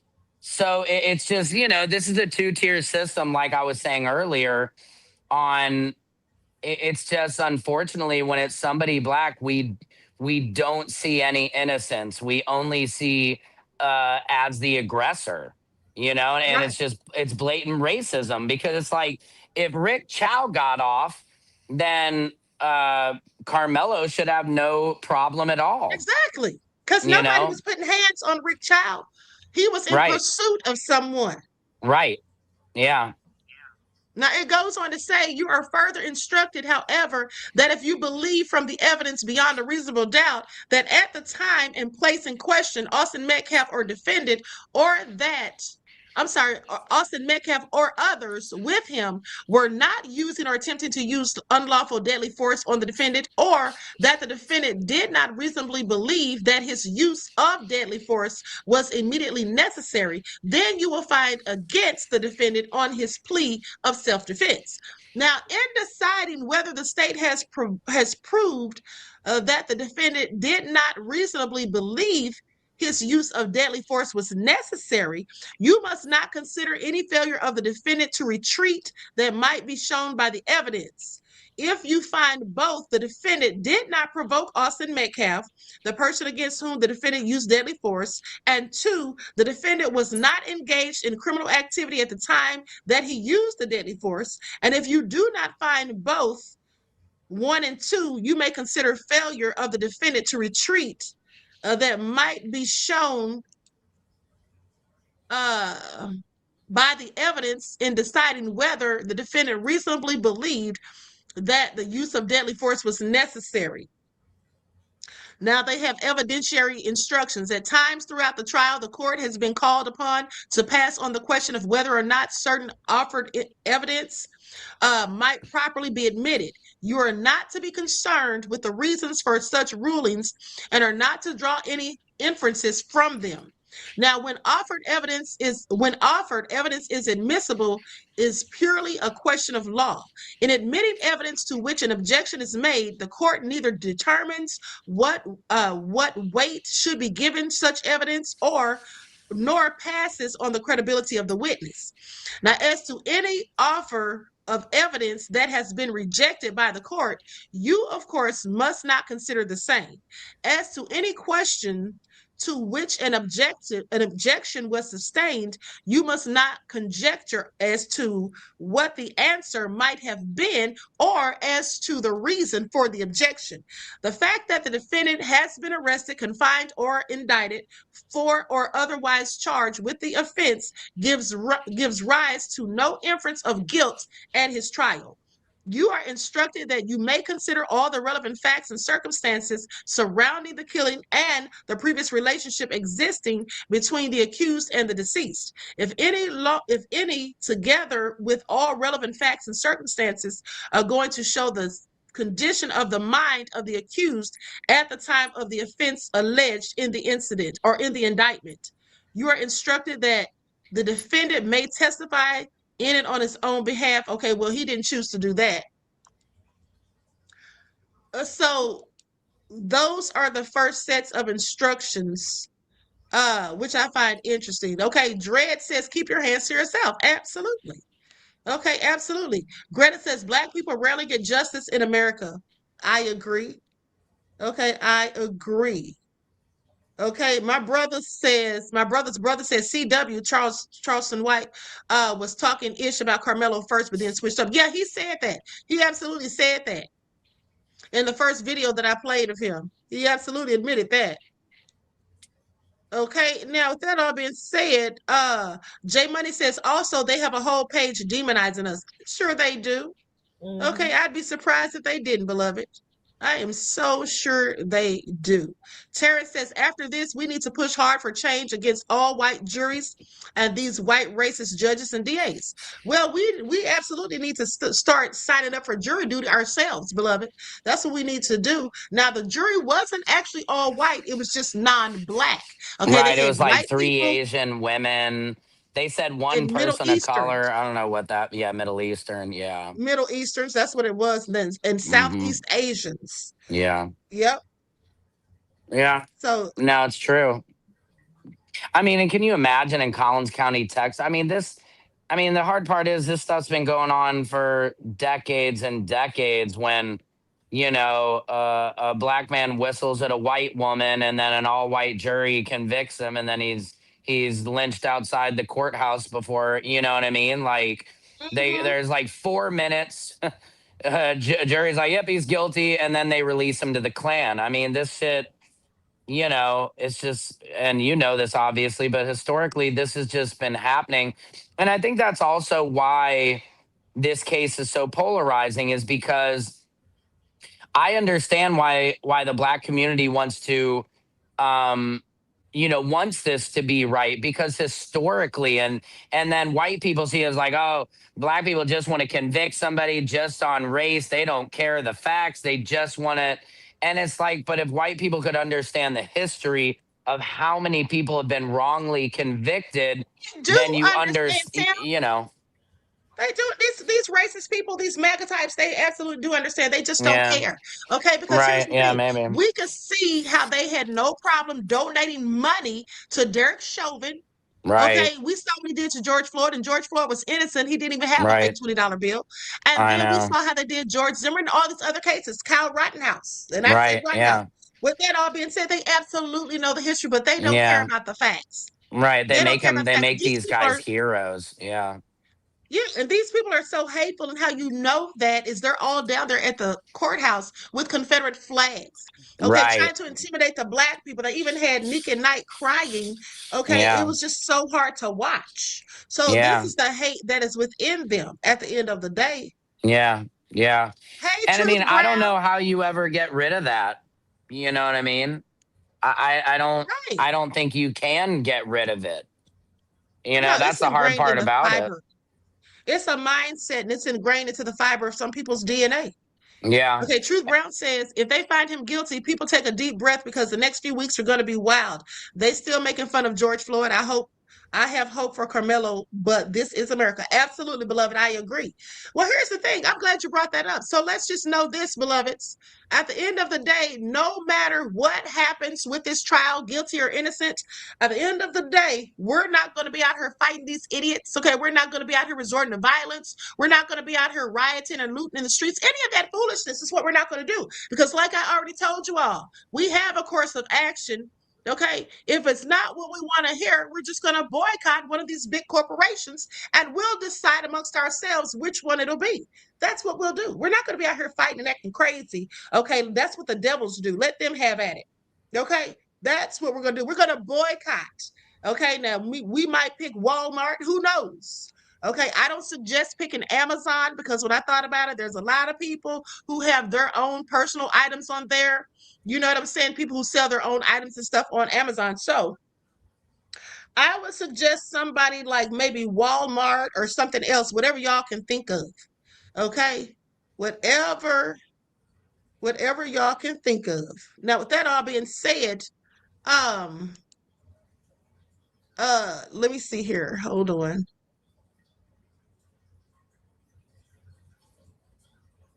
Okay, FM, settle down. Nobody's lying. Okay, is this another racist chapel? I don't know what you're talking about. There's nobody racist on here. Okay, there's nobody racist on here. And if you think welcome to people the want chapel injustice, of welcome to the chapel of racism. okay, like sit down somewhere, honey. If you think anybody's up here racist because we're talking against racism, then that tells us everything we need to know about you. Yeah, doesn't Okay. it? That's the Sue quickest Brown way to said out a boycott, racist. blackouts everywhere. It's so easy to out a racist, like just by them saying a few things, like they call you a race baiter, or they say you're creating division in this country. It's just like it's so easy to tell, In and I'm their like, thank you. in their mind, division, kind of like with you, Secret Service, division means why they're calling you a race divider is because you're not getting on board with white tea supremacy. Exactly. Yeah, they don't like that. They Exactly. don't like Sam for that, honey. Well, and Yeah. they think it's like white guilt, and a lot of white people don't understand, like admitting how damaging slavery was, admitting Jim Crow, admitting all of our history. It doesn't take any. I'm still going to be able to walk in anywhere in America and have people assume the best about me. It doesn't take any. It doesn't take my white privilege away, or to think that white privilege doesn't exist, or that and I realize that people apply their experience to your experience. So my experience with the police, I'm never scared of the police. I haven't had a talk with my 16-year-old son about getting pulled over, making sure your hands on the wheel. He's a white redhead. I'm not worried about the police harassing him, but I am aware from speaking with my black friends and family that that every black mother or father has that talk with their kids. And if more white people understood this or could take the time to hear it, they might be like, oh, okay. Because the problem is you get poor white people like, I don't have a job and you don't have a job. It's the same. And it's just, it's not, because you could be you could be Jay-Z in your Bentley and get pulled over. And they're going to say, is this your vehicle? But a rich white man, they're never going to ask me if this is my vehicle. Exactly. And Hold on. Derek says boycotting won't work, never did. I'm sorry, what are you talking about? Never did, never will. It absolutely works, honey. What are you talking about? Yeah, of course it does. It worked with Target. Yeah, it worked Target's with the boys. getting killed. Yeah. Yeah, it worked with Target, honey. And at the end of the day, it's working with the Asians too. That's why they're all crashing out, because we're boycotting them. Second of all, it definitely worked in Montgomery, Alabama, okay, when they boycotted for the bus, okay, when Rosa wouldn't get out of her seat. So boycotts absolutely worked. Now, oh, ye of little faith, well, just say you don't want to boycott, okay? Because some of you Negroes don't want to boycott, and you'll make up all sorts of excuses as if, oh, it's not going to work, oh, we're wasting our time, whatever. We're going to do what we want to do. And at the end of the day, if it doesn't work, we'll find out. But until then, that's the move, and that's what we're going to do. It's better than going out there protesting, because that's not going to do anything. It never has. And then going out there fighting and rioting and all of that foolishness, getting yourselves locked up, destroying property. None of that makes any sense. So this is what we're going to do. We're going to boycott. It's already been decided. Now, protesting is so crazy because you're standing out there saying something that they already know that's done. So protesting is not doing anything. But what we have to do is, when we not just boycott, we need to divest from a lot of things. We really have to start, like you say, Walmart, different corporations that we see that helps these people that are in power. I know we talk about Trump, but the Democrats are just as complacent. Oh, yeah. They don't say, you don't see them saying anything. You don't see the NAACP. You don't see any of these people who coerce us to vote say anything about any that's going on. But in a few months, when it's time for voting, they'll make you feel bad because you don't want to vote for the Democrat. Right. Well, that's the problem with Democrats. Democrats are honestly just as racist in general. It's just they hide it better. Yeah. You know what I mean? I've always said that. Yeah. I've absolutely always said that. But here's the thing, though. In this situation that we're all in right now, I'm absolutely voting Democrats. I'm not voting for any of the Republicans, because at the end of the day, Trump has to go. Yes. Trump has to Trump go. is, Yeah. no, the thing is, Okay, and that's here's the thing. crazy because the Here's how I thing look at is, it. Trump is Here's going to how I go look in at it. 3 years anyway. The problem is the Democrats that are sitting in Congress is still going to be there, and that's what Democrats are waiting on you to do is vote Democrat. No, let America get what America deserves. He's going to be out. Let America get what they Here's the thing, deserve. though. Here's the thing, though. I don't give a damn if they're waiting on me to vote for them or not, because I'm going to. Because what I'm not going to do is vote for the Republicans. That's what I'm not going to do. Why You don't not we see use what's going on? why don't we play chess and not checkers? We keep complaining about a party that has power and they keep taking away the power. Why not get people in there? Trump was a Democrat. You remember that? He was a Democrat. He only went to Republican to win.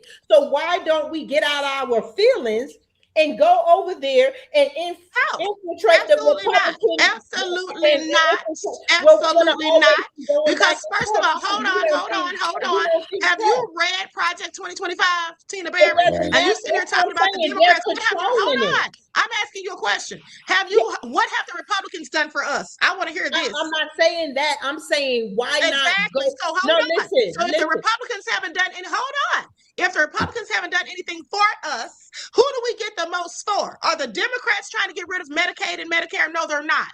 That's the Republicans. That's why I say get in the party and outdo them. Why not? If we're gonna vote, the only thing is there was no parties when the forefathers set up the America. There was no other parties. Democrats were really created by the Dixiecrats and they separated it to have us do this. Why not infiltrate the party that has the power and then we all vote for the person? See, we're supposed to vote for the person, not the party. Hold on. How do you infiltrate? You would go like they do us. Have they not infiltrated all our organizations? If we vote for them, that makes absolutely no damn sense. Okay, I'm sorry, it makes none. They're the ones trying to take us back to Jim Crow. No, they're the ones trying to take us back to Jim Crow, like I said. They're the ones for redistricting and all of that. No, I'm not voting for no damn Republicans. At the end of the day, you're not voting for the Republican. I'm saying, think about this. If you wanted to vote because they redistrict the maps, and you wanted to run, and you go and infiltrate the Republican Party. We're not talking about ifs. We're talking about the facts. Listen, you're not voting. See, that's what we're getting. You're supposed to vote for the person. So if you went to go over to the Republican and say, hey, I'm running for president, then everybody black should be voting for you. It would take away the Democrat and the Republican. The thing is, you're voting for the person. You're not voting for the party. That's where they got us mixed up at. If you that's not where they got me mixed up. Absolutely not. Because when you have people like, I'm sorry, when you have people like Mitch McConnell, Mike Johnson, and all these JD Vance, no, I'm sorry, it's not happening. They have been in there for years. It's not happening. I don't even need to hear it. It's not happening. But look, they have been in there for years before Trump. I don't care. I'm not doing it. Okay, Miss B. Greer says boycotting is way more damaging. Absolutely, because that's going to hurt their pockets. Because the devils only love blood and revenue. Okay, so take away the revenue. What are they going to do besides cry? That's exactly what we're going to do. Thank you for your insight into the topic, beloved, and your contribution to the channel. Peace, love, and blessings. Yeah, I'm not voting for no darn Republicans. Period. No, I'm not saying vote for Republicans. I was saying Democrats is how we got here. Exactly. My thing is the Democrats infiltrated our party. If everybody hold on. No, I'm gonna tell you what happened. They didn't infiltrate anything. I'm gonna tell you what happened. Del Monte, thank you for your insight into the topic, beloved, and your contribution. I appreciate you. Peace, love, and blessings. Okay, and also thank you for the last contribution to the channel. Okay, so now here's the thing.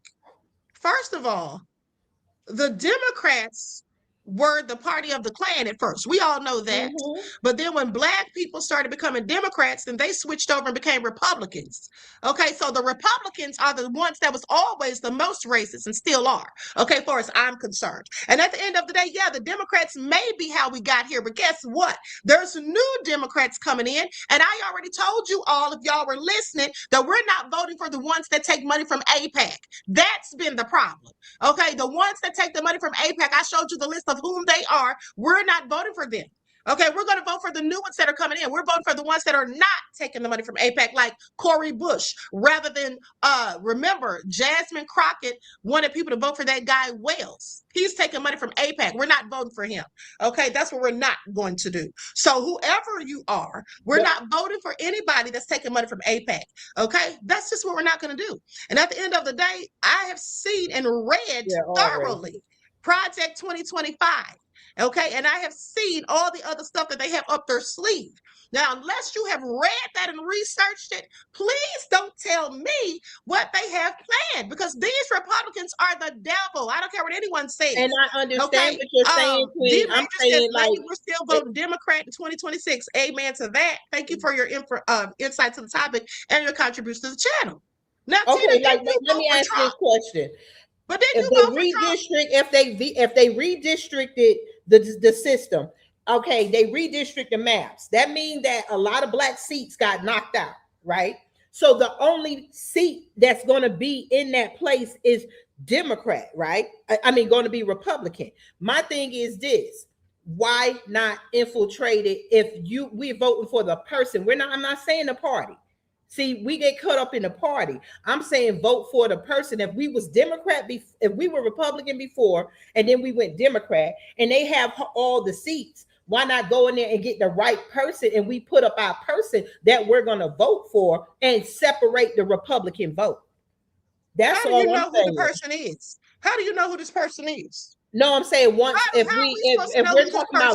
we're talking about boycott and we got 3 years to get our person, we don't have a super PAC. We don't have anything that black people have not been practicing getting super PACs and getting our people in there. Those are just things. Here's the thing. Like I said, I'm voting for whoever I'm getting the most from. Okay, that's what I'm doing. That's what I'm voting for whoever. The Democrats are not trying to take away health care. I need my health insurance. Okay, I don't know about you, but I need mine. And then elderly people and disabled people need their Medicare and their Medicaid. Okay, I don't know about that. And then they're also talking about getting rid of that by next year, according to Mike Johnson. Okay, so that all being said, yeah, we do need our own political party, but until then, we have to deal with what we have. Okay? We have to deal with what we have. No vote unless you're giving us tangible. And for all the people in the chat saying we're not getting nothing from all the people in the chat saying we're not getting nothing from the Democrats, you're not getting nothing from the Republicans either. But what you are getting from the Republicans right now is ICE. That's what you're getting is ICE. Okay, I'll be damned if I'm going to help Trump win the midterms. Okay, I'll be damned if I'm going to help get the people that Trump has working with him in concert and unison, all the people that are kissing his boots and letting him get away with murder. Vote for any of them. Okay, and only a fool would, as far as I'm concerned, if you're black, period. I ain't voting for nan one of them. They all can go down. If we don't get our own party, we're going to keep playing this ping pong game. We got 3 years to do something different. And voting ain't got us nowhere. I was trying to go to one of these comments.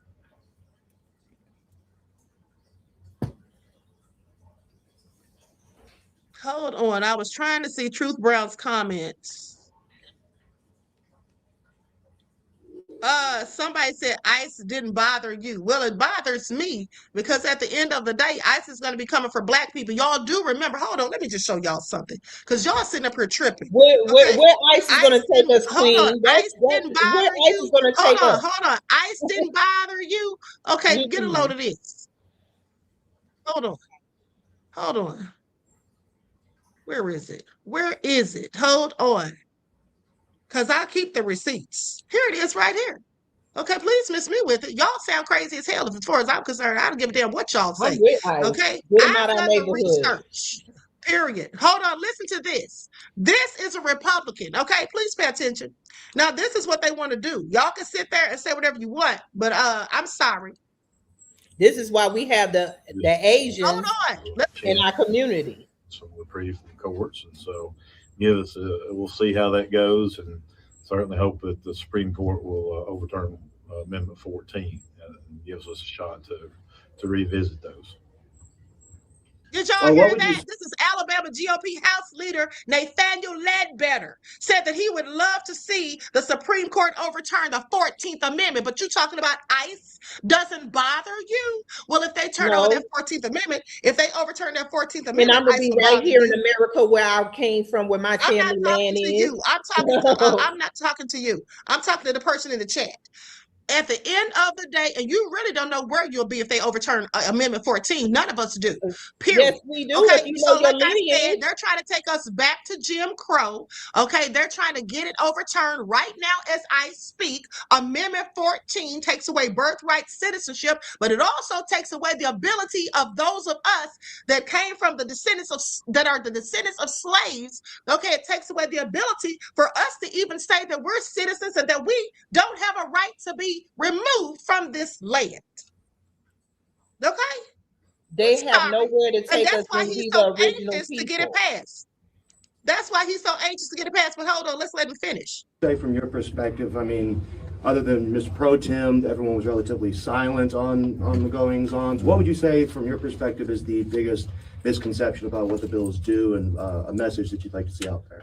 Yeah, that's a great question. I think the biggest misconception is, the thing about it is, people tend to forget what happened when this thing went to court before. We actually, the Republican Party had that seat in, I guess, in Mobile. Those congressional districts again gives us a chance at all of them if we get some reprieve from the courts. And so we'll see how that goes. And this man is a piece of work. Okay, but listen, I don't care who y'all vote for. I know who I'm not voting for. Period. That's what I know. Okay, anybody's voting for anybody that's down with Trump, miss me with it, is all I'm saying. Okay, now A Star said Asians the least voting bloc in the USA, but they put $10 million into senator and governor hands to get hate crime bill passed. Exactly. Money is key. Absolutely it is. We already know that. Absolutely it is. And that's what I said, we get a super PAC. Beloved, and thanks for your insight into the topic and your contributions to the channel. I appreciate you. Peace, love, and blessings. Now, with that all being said, let's continue. Says, we keep supporting. Hold on, Oliver Twist, who are you calling just loud and ignorant? Who are you calling loud and ignorant? Are you talking to me? It really don't matter who you're talking to. Let me just block you because you don't come in here talking disrespectful to anybody, me or anyone else. Okay? Tara Wade said, we got tangibles. You sound ignorant. We have a few tangibles, and here's my thing. Like I said, who are we getting the most from? We know the Democrats don't do everything we ask them to do. We need a hate crime bill, an anti-Black hate crime bill. Okay, we absolutely do. We want reparations. We haven't gotten any of it, but this is the same country that went up there to the UN and voted against, saying that slavery, chattel slavery, was one of the worst atrocities to mankind, to human beings. Okay, they wouldn't even admit to that, and that's because they don't want to pay us a darn thing. That's what they don't want to do. The Democrats are the Republicans at the end of the day. But like I said, the Republicans are the ones that came up with Project 2025, and they are the ones who want ICE to be out here on the streets and stick the military on us, and now talking about putting the IDF military with our U.S. soldiers. Now, why y'all think they want to do that?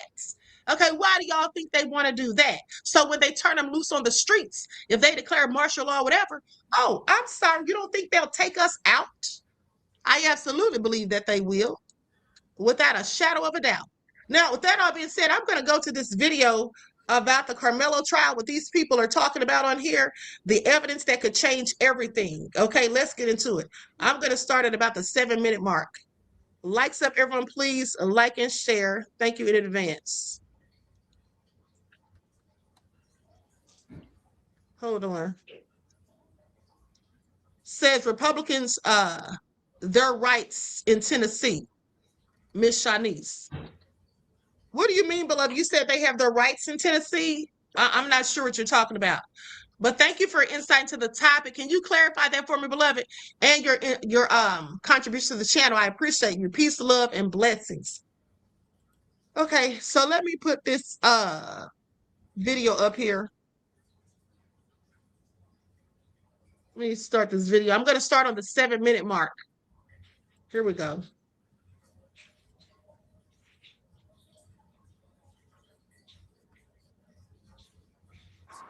And as you would expect, it was very emotional for them to watch it. And so you when you're defending a case like this, you really got to win on both planes. You got to win that emotional fight, but you also have to win the technical legal fight. And the emotions in a trial where somebody's died it's pretty palpable. Well, and I think one of the only questions they said, it took you how long to get there or something like that. Well, no, that was the paramedic. No, when they asked the paramedic, thank you for your service. So sometimes they've been a little, they've gone a little easy on some of the questioning of some of these witnesses, I think, the defense. You brought up the weapon. We have to talk about the weapon. Right. That shows up on the body worn camera, and we also see pictures of it. And we know it to be a folding knife, right? Yeah. A folding knife. How often do you, I'm sure you're dealing with weapons all the time, right? When you have to present evidence like that, and everyone is watching it, and your jury is watching it, right? Where do you take that? I mean, So the headline, I think, of when we talk about the weapon in this case, was the fact that it was a folding knife. Okay, so I get what you're saying, Ms. Shanice. Thank you for clarifying, beloved. You said so the Republicans took their rights in Tennessee. Yeah, exactly. They're the ones trying to take everybody's rights and take us back to Jim Crow. They want to have the, that's why they need to be credit reporting dismantled. system. They need to, they're not going to be dismantled just by us vote for them. That's not going to help. I didn't say vote for them, Queen. My thing was, if people, like, they infiltrated the party. If we had people that just infiltrated just to get in the party to divide the votes, it's not voting for a Republican or Democrat. You're voting for that person. We have to who's do gonna get in the party though, Tina? You're acting like we already know who's going to get in there. Who's no, gonna I'm do the saying infiltrating? that's why I said we need to have a super PAC so that we can vet our people just like the Chinese do, just like the Jews we don't do. have one right now. Miss But Shanice, we got thank you 3 for years to insight get to the topic and your contributions to the channel, beloved. I appreciate you. Peace, love, and blessings. That was not completely folded. It was maybe at a 45-degree angle. Yeah. And it's got a locking mechanism, and they took the jury through what that means. And I think what I took away from that was that Karmelo Anthony probably didn't have this weapon in position to utilize it during this confrontation, meaning that it was more emotional, meaning he was potentially fumbling for it. He had a cut on his finger. It wasn't locked, in other words. Locked. So I felt like that really supported maybe self-defense, maybe manslaughter a little more than not. And then kind of talking about the handling of it, which we talked about, Job, in a little bit. And this is just sort of more of the theatrics at trial. Bill Werski, who is an outstanding trial lawyer, is wearing these gloves that are very surgical and very delicate, and he's picking up these exhibits. Now, why he can't touch it with his bare hands, I don't know. My guess is we've already dusted it by now. So I don't know why he's doing that, but the jury definitely picks up on small things like that. And then when he presents it to the defense to see if they're okay with admitting it, the defense when you do that to it, the jury sort of picks up on that type of a thing, and you can't let the jury sort of, if you're defending a case, you can't let the jury, in my mind, sort of get that real technical, real surgical. But that was I thought that was a nice play by the state. And one of the things that everybody keeps asking about this is, why did he have a knife at a track meet? But when you hear that it was a utility type knife, like a Leatherman, well, a lot of people carry those now. It is prohibited, and that's one of the things the defense said. It's prohibited at a school, but it is very much legal that you can carry a knife like this, a Leatherman. I mean, a lot of people carry those for different things. And then they had the paramedics say, what do you use that for? He goes, a tool to take off the seatbelt. Yeah. And so I think that what the defense is going to try to do here is say it's a tool of some sort that he's using. That, why did he have it? Maybe he was using it for something. I think that's going to come up in the defense. Bill Werski takes the real knife, puts it back in the evidence bag, and then brings out a replica of that exact same knife, and then has him show it to the jury in terms of how it's maybe spring-loaded. I don't know if it is, but it's a folding knife. What's the purpose of bringing a replica of that same knife? Well, probably again because I do believe that the original knife still has blood, still has some other evidence, and maybe you're trying to preserve that for appeal. But again, I think what you're trying to do is you're trying to show the jury, look how sterile we are with the evidence in this case. Look how meticulous we are. Look how we do all these things. And I think you're exactly right, Rebecca, kind of going back to the point that you were making. I definitely think they're foreshadowing if and when Karmelo Anthony takes the witness stand, we're going to hear probably something that we haven't heard before about why he had that knife, because that is a question that gets asked repeatedly, and everybody is wondering is what are we doing with the knife at this track meet? Right. And we can put this to bed. There was so much talk about this weapon being a cleat cleaning tool of some kind. It clearly was not that. No. It was a utility knife, a utility folding. Right. And it's about I think they measured it 3.5 inches long. So yeah, and the defense pointed out this thing is perfectly legal. It's just not permitted within these bounds. And he asked enough of the younger witnesses that question. Do you know of anybody carrying a knife at the school? And they all answered no. And I thought that was very interesting because that was definitely a line of questioning where they kept asking the students, and they said, well, we thought he was bluffing when he had his hand in his backpack and he's about to do something because we thought he was bluffing. And then a couple of things that they said, but two of them said was, yeah, we wouldn't expect that here in, say, Frisco, which I thought was, I don't know how that went over with the jury. First of all, they're lying. When they said they wouldn't expect that in Frisco, they're a damn lie, because those little knives, 3.5 inches, are absolutely legal. They said children have them, that the teens have them just as much as they have cell phones. That's for number one. So that's all cap. Second of all, they have to be lying, in my opinion, about the fact that they said Karmelo had his hand in the backpack the whole time, because Hunter said out of his mouth, you all heard it again today on the video earlier, Hunter said that Austin took his backpack and threw it. So if he threw the backpack, how was Austin's hand in the backpack the whole time? It wasn't. This is a whole bunch of lies and BS. Ashkan said the easiest way to fight back is don't give them your money. They worship money, so it hurts them more than we know. Exactly, beloved. Exactly. And that's why we're going to be boycotting if this verdict doesn't come out the way we planned for it to.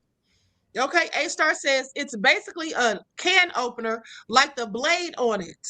Really? They're making it sound like a switchblade. Exactly. That makes all the sense, beloved. Thank you for that. Okay, and thank you for your contribution to the channel. I appreciate you. Peace, love, and blessings. Yeah, that makes sense. Okay, so here's the thing. So now that you said that, that makes it even more plausible that when he stabbed Austin had him very close up to his body, like the guy said, in a chokehold, in a headlock. Okay, that's likely when that happened. So now it's all making sense. Tina, what do you think? Don't you think that makes more sense? Because somebody said that blade is more like a can opener. That's what I was saying. That's why I was saying Austin had to been up on him for a small blade or something like that to be pierced through. If he's a big guy and you have your rib and your heart, for it to go pierce through to, because everybody thinks your heart is up here. No, your heart is really like under your breast. And so for it to, a smaller knife to pierce through and actually pierce his heart, he had to been up on him. And I agree. But, I absolutely agree. Let me ask you this. Is the jury actually in deliberation now or what? Yeah, they are. Because I was saying, like, were they in deliberation yesterday or were they in deliberation? No, they had closing arguments today. They had closing arguments this morning, and then they went to deliberate. The judge gave them the instructions about 2 hours ago is when this is reported on this reporter's channel on X. And that's what I was wondering, because I guess I wasn't paying. I know that you were reading it. So the judge now took out the self-defense when he gave them the directions. According to these instructions, it's still in there. They said they can find it self-defense if it meets these certain requirements. But here's the thing. It says the jury in the Karmelo Anthony murder trial has just retired to deliberate after closing arguments finished. They will decide between murder and manslaughter or acquittal. Now, that's why I said it didn't sound like the self-defense was still in there. But when I'm reading the instructions, it did mention it. But I guess that'll be just the acquittal. The self-defense would just mean he's acquitted then. Okay, so but here's the thing. This was 2 hours ago. There's no telling what time they're going to come back from deliberating, if you ask me. Now, if they come back too quickly, we know it's bad news.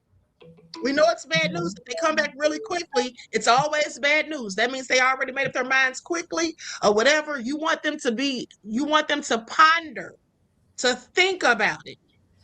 That's why I was asking, were they deliberating? Because I'm like, if they come back quick, so are they in there thinking? Because what we have to hope is that these people in here thinking? Are they looking at all the discrepancies with the people? Are they seeing that these teenagers were obviously prepped to say what they were saying? Because they'll say, oh yes, Austin grabbed his bag, Hunter he touched him, but then it was a shoving, but Karmelo started it. I mean, it makes no sense. I already know how they've been lying. I think they absolutely know that these people have been lying. I think they absolutely know that. I don't see how they could have missed it. It was too much inconsistencies. And that guy, Eddie, told a whole bunch of lies. He acted as though he barely knew Karmelo, but yet you had him come into your house. And then he ended up saying, after he got caught in his lies with proof, he said that it was probably 2 or 3 times a month that Karmelo came to his house. That's a lot. 2 or 3 times a month. Okay, so he was full of crap. So I don't believe anything they say. Ashkan said, in fact, it was a potato peeler. Okay, something of the sort, clearly. I seen someone in the chat say it's kind of like a utility knife that they use, like setting up tents, and he ran track, and then I see the lady That's here. what we heard in the first place. They reported that a year ago. That somebody said, I think it was Quanell X, that said that it was like a knife that they used to put up the tents. Yes, and if I'm not mistaken, Karmelo ran track. What I don't understand, what I'm trying to understand, I wanted to say this earlier. When they said that Austin got a message from the coach to tell him to step up.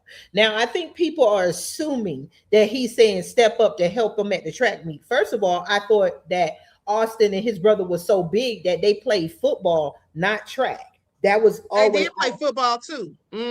But were they even on the track team? Was that even proven? They had gotten kicked off the week That's before. what I'm saying. And then I think that the text didn't come for him to step up and tell them what to do with the tent. It meant to step up because he had been slacking, because I heard that he was suspended and basically probably being a bully and getting in trouble. So you know how you give a pep talk to somebody saying do better?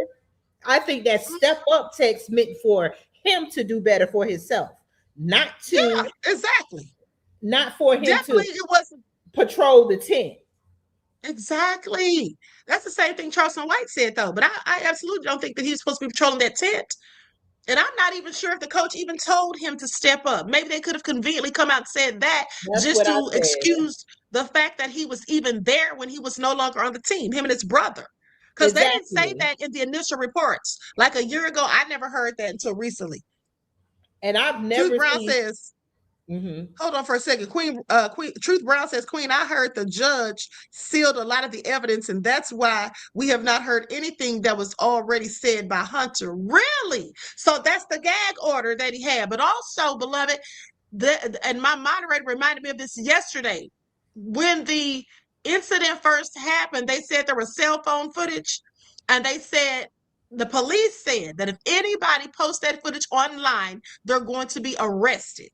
Now, where is that footage? Yes. Remember, they collected all the children's cell phones. Remember, they took all the cell phones from the kids. And come on, let's use our common sense, people.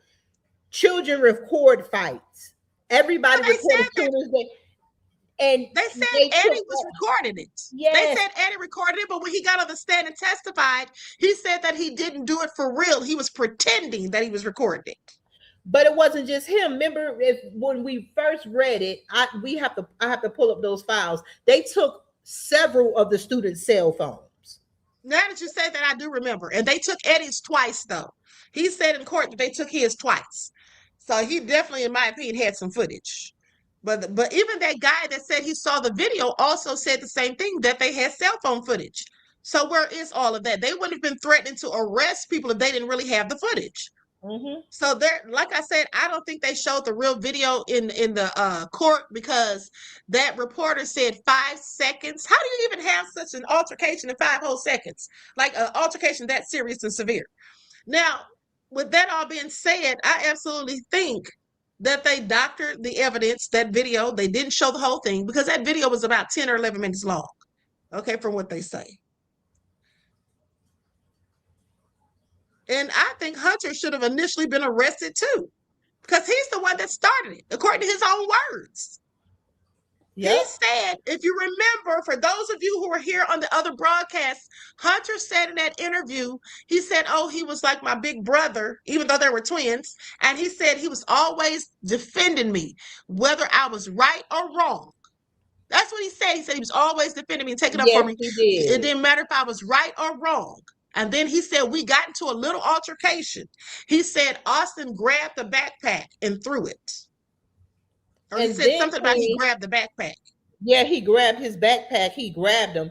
And then, Queen, when you think about it, he said when he was sitting there, he was like, Austin, my brother was always being the one to step up. And it's ironic that the same so-called text message from the coach said, Austin, step up. You know, that's that white splaining. Exactly. I just thought about that. Yeah. You know, they set the way that they're trying to protect this whiteness is so obvious that they are lying it's an insult to everybody's intelligence, except for the people who want to be racist. Enigma says they edited the footage that would solidify Karmelo's case for self-defense. I believe it, absolutely. But I said that a year ago. I said that a year ago when they wouldn't release it, and further when the police threatened to arrest anybody. Okay, Two Queens King said Hunter did 2 interviews and they had discrepancies. Yes, they absolutely did, beloved. I pointed that out the other day. Pointed that out the other day because in one of the interviews, he literally said that they had a little confrontation and then it was basically him first. And then he said Austin was defending him. Austin took the backpack. But then he said in the sit-down interview, because he was standing up when he did that one, when he was in the sit-down interview on Fox, he said something about, oh my God, what did he say? He said that they wanted Melo to leave because he said something inappropriate, but he never said what it was. But he changed the story. He said that they wanted them to leave. They didn't want people under there because people have their things and their stuff, and people's stuff might get stolen. Remember, it was something like that on one of the interviews. I remember that, but we saw the tents. It was like a canopy. Your stuff's not protected anyway. You know what I'm saying? Like it's just out in the open is what I'm saying. And 9 times out of 10, are you going to leave your stuff sitting there by itself? If you're under there, I mean, if your stuff is there, you likely have your stuff in your hand. But the messed up part about it is everybody said it was storming, it was raining. He went up under there. He was there with a friend, and Austin and being to me the white tea supremacists that they've been learned to be. You wanted this black boy to go out in the rain because you couldn't stand for him to be under the tent. Now this guy, no, that's not what it was. That's not what it was. I'm gonna tell you what it was. They were upset because Melo was talking trash about their football team. They were all having a back and forth. Okay, it was one of the witnesses. I don't remember his name, or he didn't say his name because he was like 16, but he said it was him, Austin, Hunter, and Luke. That's what he said. He said it was 4 big guys. We're the ones that carry the coolers. That's what he said. And he said they were all standing there. They were having a back and forth about the football teams or whatever, because Karmelo played for his school. And then Austin and maybe all of them, all of those 4 that were talking to him, they played for their team. And Melo supposedly told him that their team was ass, that they sucked, that they weren't good. And mind you, the coach testified, I believe it was Coach Starr, who also testified that he told Austin that he had a crappy season that year, that it didn't play well. So that triggered him. That's when they wanted him to leave, because now you got to go. That's what that was. Let me ask you this. Was the friend Eddie White? This one guy that I don't know what he is. His name is Eddie Parra. I haven't seen him. I don't know. People said he doesn't look black. Okay, because I know that they didn't see, because you know they said that was Karmelo's girlfriend's friend, right, or something like that. Yeah, but he acted like he was good. He was supposed to be friends with Karmelo, but he acted like he wasn't. I'm looking at the sketch of him. He looks like I don't know. He's not black. Just from looking at this, he doesn't look black to me. Maybe this is just a sketch. Like I said, I don't see a full-on picture of him. This is just a sketch from the courtroom. I mean, maybe he's biracial or something. I don't know, but it just doesn't look black to me. Could be biracial. And something like that. I want people to see this. They keep telling us it's not about race anywhere we go. My melanated people, my people, we will mingle with white people. Hold on. Verdict has been reached. What? Breaking. A verdict has been reached. They came back too damn quick. He's guilty. They got him guilty because this is too quick. 2 hours to deliberate. Y'all already know the same thing happened with the Emmett Till trial. The jury only deliberated for about an hour and a half. Okay, please pay attention. He's guilty. That's what it is. You come back that quick, automatically guilty. It's never good news when they come back quick. It says right here. It says breaking. This came out 2 minutes ago. Breaking. A verdict has been reached in the Karmelo Anthony murder trial. It will be announced sometime after 2:05 p.m. Central Time. Okay, so what time is that here? That's about 3 hours from now, right? Wait a minute. What time they said? 2:05 Central. That's in about 15 minutes. Hold on.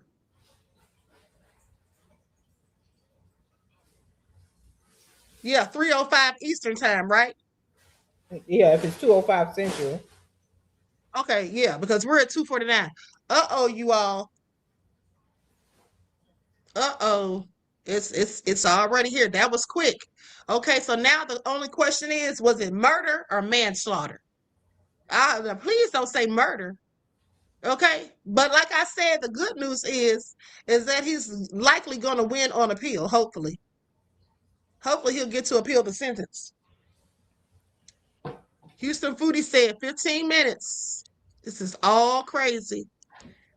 Okay, this is all crazy. Now it's here. Let's keep listening to this video for a few more minutes. Here with There are people in the audience that were not pleased with that comment, but with some of those comments. But you know, you wonder, you know, about that, because they were saying, look, you know, we didn't think that he was going to do anything. We didn't expect a knife to be in anybody's backpack. He can't carry it. So they didn't think that he had any kind of weapon. And I should say there was one witness at the very end, the very last witness did say, I thought there was something in there maybe. Potentially. Right. And he testified that he told Austin, because the testimony everybody says was that Karmelo said something to the effect of touch me and find out. And that this witness said, he said out loud, don't touch him. So that was the only one that said something a little bit different. And the other reasoning was he saw the veins in his hands, and he knew that he was holding on to something. Right. That was an interesting observation. Yeah. Okay, sounds like some BS that they made up in my opinion. Okay, so I was thinking of Pacific Standard Time, because your Central Standard Time, you're like an hour difference from me. Yeah, I was thinking it's Pacific Time. I was thinking 5 o'clock. Okay, so just a few more minutes till we find out what's really going on. Oh, I'm on the edge of my seats. I'm on the edge of my seat because I've been going back and forth looking at this guy's post. And I was just about to close it out because I was thinking, there's no way they're going to have the verdict today if they have to think about it. That's what I was literally thinking. But nope, they're back already. So that means they have come to a conclusion very quickly. Very quickly. So we have just a few minutes. Okay, we have just a few minutes. How do these trolls get in here? How do these trolls get in here talking about it doesn't fit my narrative? First of all, I don't have a narrative. I have my opinion. Okay, I have my opinion. Born Agman, whatever your name is. Let me just put you on out of here. Bye. See, you wouldn't want to be you. I'm trying to figure out how these trolls keep getting in here. Honey, they have lots of pages. Jay said, I don't know. It might be murder. It was too damn quick. I know, that's what I was thinking too. That's what I was thinking too. Sister said, but we expected this. That's why they struck 3 black educators from the jury. So much for those POCs. Exactly. Yeah, they didn't want smart black people on the jury. Absolutely not. Absolutely not. Well, we know it's a guilty verdict at this point. We already know it's a guilty verdict. A guilty verdict. Songwriter Sonny said, okay, but them Epstein files. Yeah, exactly. What about that? They don't I care. wish everybody had gotten locked up that was involved in that. RG Titan said these trolls are most likely bot accounts. Still trying to figure out how they're getting in here. Because I said it so that you had to be a member to subscribe. But that just lets you know how desperate they are, because they must have joined the channel a day or two ago just so they could come in here and report or post. I want our people to see, like I have posts. If you look at, I want our people to look at the comments and look at the trolls from Facebook and everything. Click on their name and click on their picture and screenshot it. These are your neighbors. These are maybe some of your children teachers. These are the people who work in your grocery stores. They have so much hate for us when we have done nothing to them. And the things they say are so insulting. That's because they're jealous. They're just jealous. That's why they're mad. They're anybody that's racist is just envious. That's all it is. Envious. Yes. These people are the same ones. Listen, I showed you all a picture of a Klansman. Do I need to pull it back up? Of a Klansman who had locks in his hair. These people are people who just hate black people because they want to be black people. I don't care what anyone says. Okay, if we've not done anything to you, think about how anyone that doesn't like you for no reason, they're a hater, right? You've not done anything to them, but they just don't like you for whatever reason. We always call them haters, and that's what they are. We haven't done anything to them. I could see if we had a history of doing the things to them that they've done to us, then I could see. But we haven't done any of those things to them. If anybody should be hating, it should be us. Exactly. I like someone in there and say, boycott everything. We're going to have to boycott America. We're going to have to do the bare minimum. That's from everyone that's in our communities. That it's a lot that we're going to have to do. There you go. A Klansman with locks. Okay. It makes no sense. It's a what do you call it? What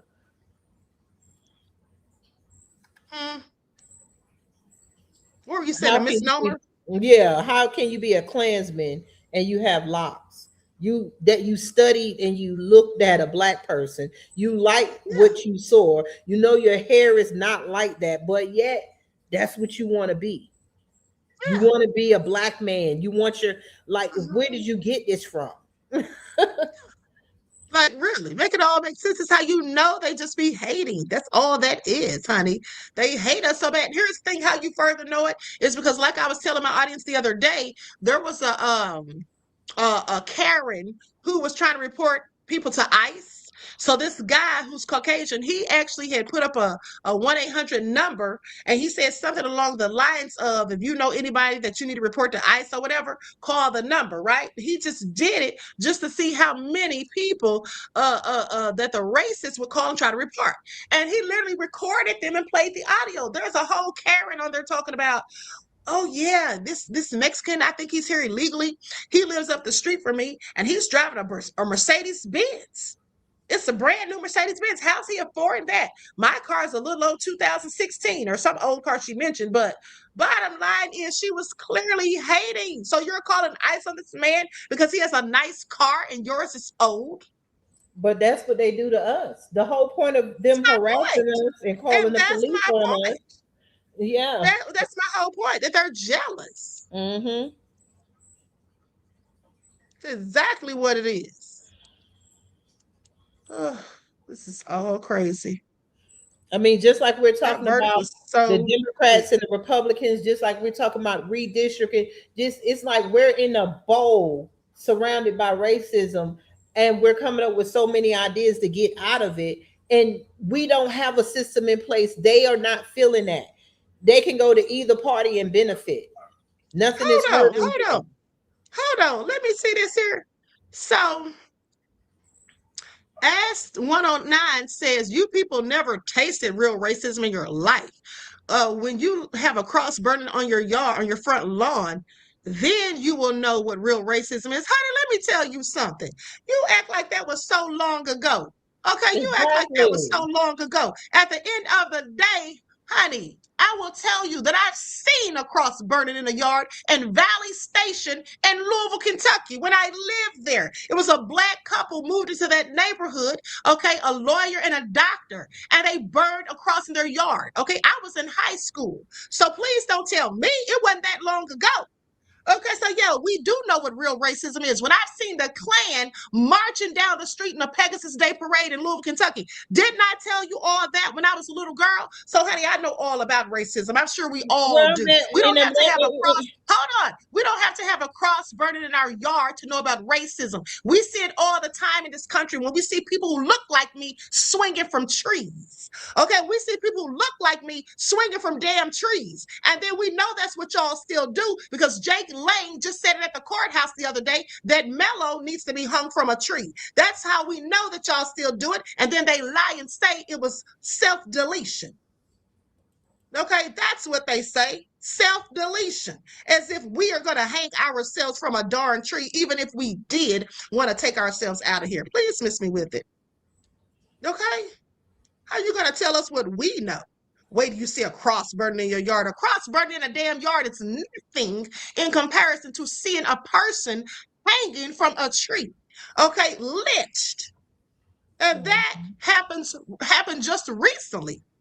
Months ago. What are you talking about? We're in 2026 and they're still hanging people from trees. Right there in Atlanta. At the end of right the day. there in what was the little girl that was hung? That they found her and everything is always plenty of them. I can't even remember all of them, but there's been plenty of them. I reported on at least 5. Yes, okay, I reported on at least 5. And that's only been since 2020. I mean, I'm just sick of America.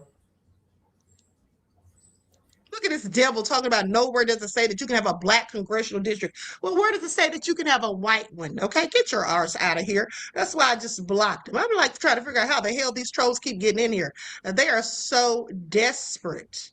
Okay, yeah, he came here and talk about but these people that you see, get their pictures. When you see them on Facebook, I want y'all to just look at like on my Facebook, Tina Berry, I put posts about the squishy doll that China uses. You should have seen the white people. Yeah. They were on there like, where can I get one? Oh, this and that. And I was clicking on their profile and some of them have their pictures. And I mean, but embarrass them. Go to the comments and just start taking their pictures and sharing it with their posts. Like they are like, I believe they're the aliens that they're looking for because there's no human being that can just clump together the way that they do and basically ignore humanity. Let me tell you something. It's called the Iceman Inheritance. Read that book. It'll tell you all you need to know. It's the Iceman Inheritance. And let me tell you something. At the end of the day, when I see them doing stuff like that, I don't just screenshot their picture. I do a whole video on them. Okay, I do a whole TikTok on them. That's what I do. I do a whole TikTok on them because I have one that I'm about to do right now where this guy, he was sitting there talking real greasy in the comments, okay, about black people. Then I went on his page and to screenshot his profile, right? And who do I see? Him all hugged up with a whole black family like he's such friends of theirs. But you were just being racist and talking about N-words, okay? So yeah, I'll be doing a video on him. Okay, please pay attention. Yeah, they think they are so slick. And a lot of these people will smile right in your face and don't even like people who look like you. Okay. I want to ask this question, like with the Karmelo and like what you're saying, the man that wanted to be racist but have a black friend, and Karmelo had this friend who we don't know if he's white or black.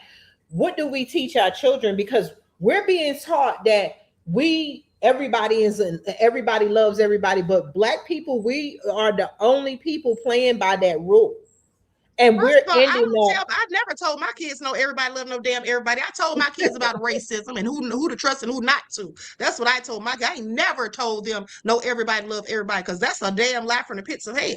I would never tell my black sons that when they were growing up. Hold on, here it is right here. Let me see what this says. Breaking a verdict has been reached. Okay, that's still the same thing. He hasn't put in the update yet. Yeah, I've never told them that. I always told them about racism, because I feel like you do your children a disservice if you don't teach them about racism and that they can't trust people who don't look like them at some points. Because this, to me, is how some of these black children, okay, like the little boy Jason from Louisiana, go off and get killed by these people.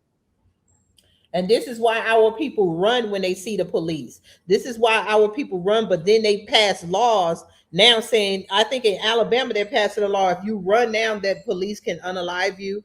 Like everything we do to resist them or our fear, just like now with Karmelo protecting himself, is always a law or something working against us so we do not protect ourselves. At the end of the day, honey, we have to be a fool not to protect ourselves. And second of all, them talking about passing a law so they can shoot you if you run, hell, they've been doing that. When did they not do it? They've been doing that.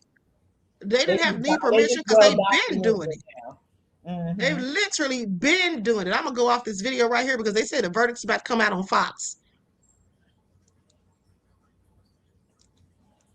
So I'm about to go on there. Hold on just a second.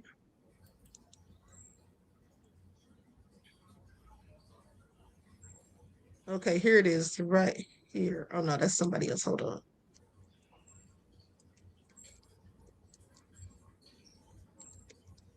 These people are something else. The same people who need to pass laws so that they women can stop aborting babies to keep them on the planet tells us. I mean, what does this say? Okay, this is Dallas Fort Worth. Okay, here it is right here. Hold on. I'm about to share my screen. Okay.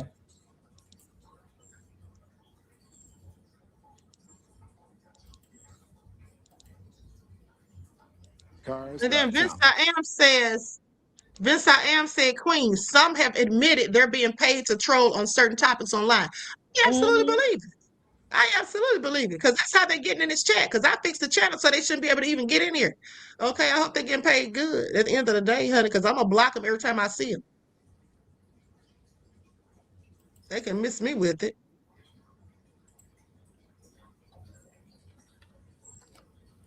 And that tells you a lot about YouTube right there. Okay, so here we go.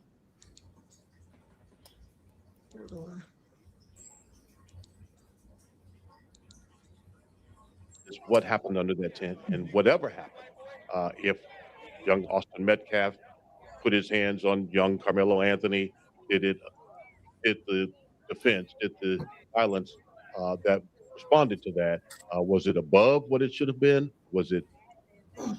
That's the question. Was it in self-defense? Was it a vicious intent to take his life? That's what the jurors are asked to decide. Let's also get into some of the closing arguments. Attorney Mike Howard, this is for the defense, because the defense went first during closing. Oh, okay. Let's go to Alex Boyer. Alex, when I spoke to you during the noon show, you said that you saw prayer circles. It looks like things are certainly different now as we are watching what's unfolding behind you. Just describe the mood. What is going on? It seems like there's a lot of tension. Yeah, absolutely. I'm going to step out of the way so that you can actually get a better view for what we are seeing here right now. We're about 20 feet away from the other camera angle that you guys have been seeing at this moment. Can you guys hear me in the studio? Can you guys hear me back at the studio? Okay, so I'm standing about 20 feet back from where that other camera angle is, where you've been seeing some of these live pictures. So we're kind of standing behind the crowd. I can tell you that there are barricades that are lined up right at the end of this driveway that has been closed off the entire time this trial has been in session, to try to minimize the amount of people who are driving through and accessing this area that leads into the front of the courthouse. I can tell you that just within the past few seconds, I've noticed some of the crowd disperse a little bit. I can tell you that it appears that we have a heightened police presence that has shown up within the past few seconds. Seems like they're trying to show kind of some unification here in front of those barricades. I'm counting about, looks like at least 7 or 8 uniformed officers right on the other side of that barricade, separating this crowd to the entrance of the courthouse. Of course, emotions running high as we get into now just past 2:05 p.m. when we know members of the media were going to be allowed back inside the courtroom to hear what that verdict is. You know, I can tell you when I first got here a few minutes ago, when we heard that a verdict was going to be announced, people were initially scattered out of the way, kind of standing under trees since it is so hot out here. When they heard that there was a verdict that had been reached, that's when you started to see people, some of them running towards the front here to kind of get a spot as close as they can. And then they began chanting, many of them talking about justice for Karmelo. I'm going to throw it back to you in the studio. Your coverage, by the way, has been simply outstanding. You and Lori Brown have done great work since the very beginning of this. And now we're coming to this heightened emotional culmination, at least to the guilt or innocence phase of this trial. Then the punishment phase, the sentencing phase, will begin immediately. Yes, we were expecting that at 2:05, and it looks like the jury has reached a verdict and it's going to be announced. So we're going to bring you the details as soon as we find out what they have reached. But I think we should probably reset, if you're just joining us right now, as to what is going on right now. The jury started deliberating at 10:52 this morning, and at 2:05, they have now reached a verdict. We were waiting for that verdict to be announced. 2:07 right now. These things sometimes take some time.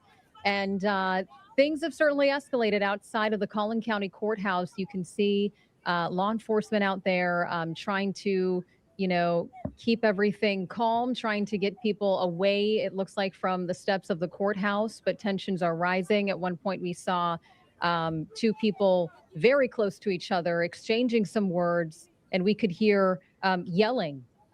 Earlier, when we were on the noon show, Alex Boyer was outside of the courthouse, and he was saying that, he saw prayer circles. At one point, I think we were hearing someone chanting in the background and speaking. And so things have certainly escalated even within the last, I would say, 2 hours that he's been out there. And I'm sure once this verdict is announced, it will only get worse.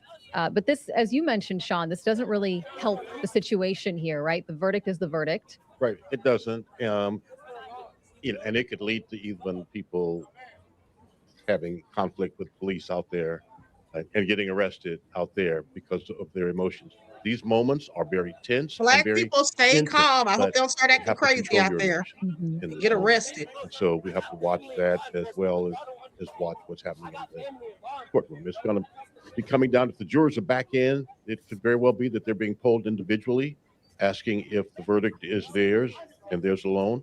And then that'll be read by either the judge or the foreperson, what that verdict is. And because this trial really has moved quickly, I kind of want to get into some of the developments that took place this morning. So the jury was able to consider manslaughter as a lesser charge to first-degree murder.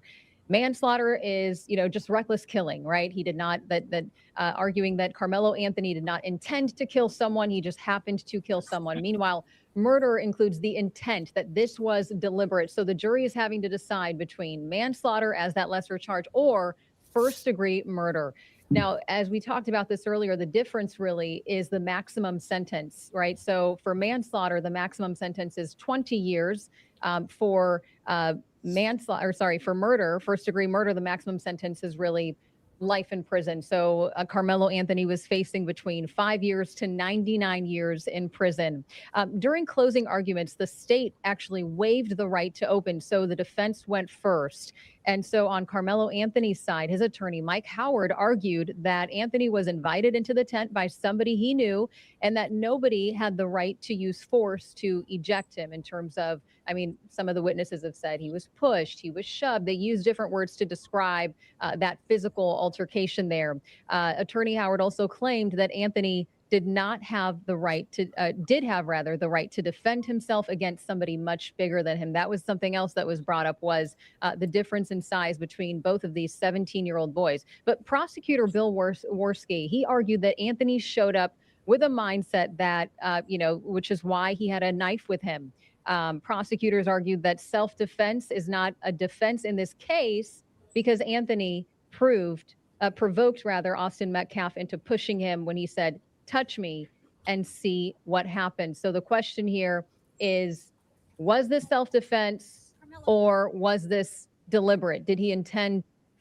And then how do you provoke someone that came traveling up 5 rows of bleachers to get to you and then got up in your face while you're sitting down the whole time, okay, and then snatched you up? Okay, see how they paint narratives? To do this, what happened here? That is what the jury is going to have to decide on. Or was this a case of manslaughter, as we just mentioned, the lesser charge that was presented this morning to the jury that they could also consider? And in a case like this, you talk about Bill Worski waiving his opening opportunity in closing arguments. That's a strategic move, right? Prosecutors, because the burden of proof is on the state, they get to open. The defense makes its close, and then they get to rebut that, to have the last word. He wanted to stack all of his time, so he deferred, if you will hold ours and reserve it and wait, so he could have this powerful, emotional, planned close, which is what he did. That's what an attorney is supposed to do, to try to press their claim to the jurors. And the last voice you hear, maybe the last impression. And so we'll have to see what this jury decides. One of the interesting things, and I think we've talked about it a little bit on our air, is that Bill Worski and Toby Shook have worked together on some of the attention. New York Times, CNN, Fox News Channel, News Nation, all covering this. And we've seen either family members of these folks involved or those who are speaking for them all across TV in the weeks leading up to this trial. Now, even though Judge imposed a gag order on those immediately involved, there have been those outside voices, those surrogate voices that have been speaking for both sides along the way.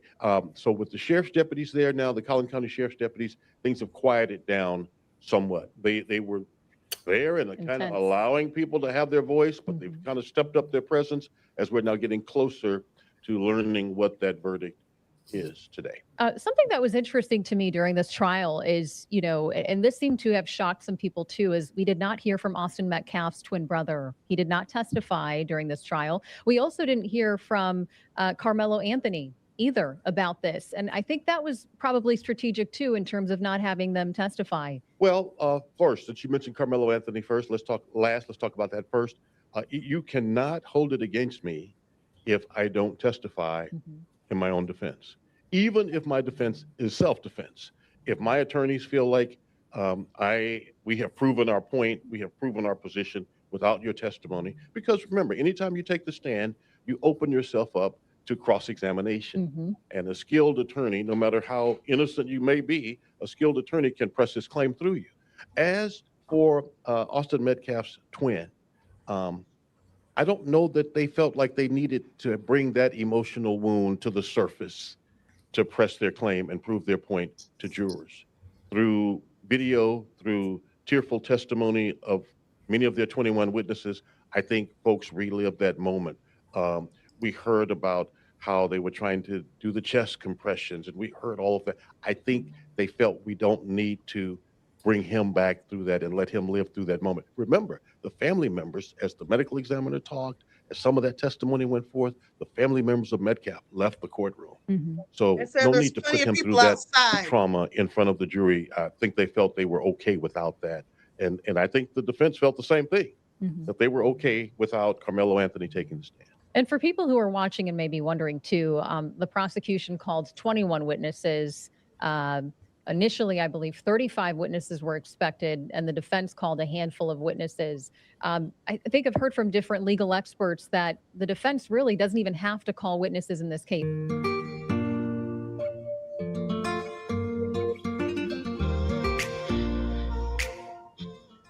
Where there are 21 witnesses on one side and a handful of witnesses on the other side. That is probably why you see a higher number on the prosecutor side. Well, sometimes less is better. Mm-hmm. Okay, we believe the jurors are back in the courtroom according to the families are in the courtroom. Okay. The judge is not yet on the bench. The families are now back in the courtroom. And, you know, time is very flexible. There's something in Texas called legal time, lawyer time. And whatever it is, it's not what's on the clock on the wall. So this is a big moment, right? And this is going to be a moment for these jurors. They've been brought into this. It's a supercharged case. Maybe they hadn't reached conclusions, and we hope that they were honest in voir dire, that they had not come to any conclusions about this case. Certainly they heard about it to some extent. You can hear about a case and not make conclusions about it and still be a great juror, and we pray that's so, but they've been in this crucible. They know what's happening outside. Mm-hmm. They know the pressure on this. And so we'll soon hear the verdict in this case.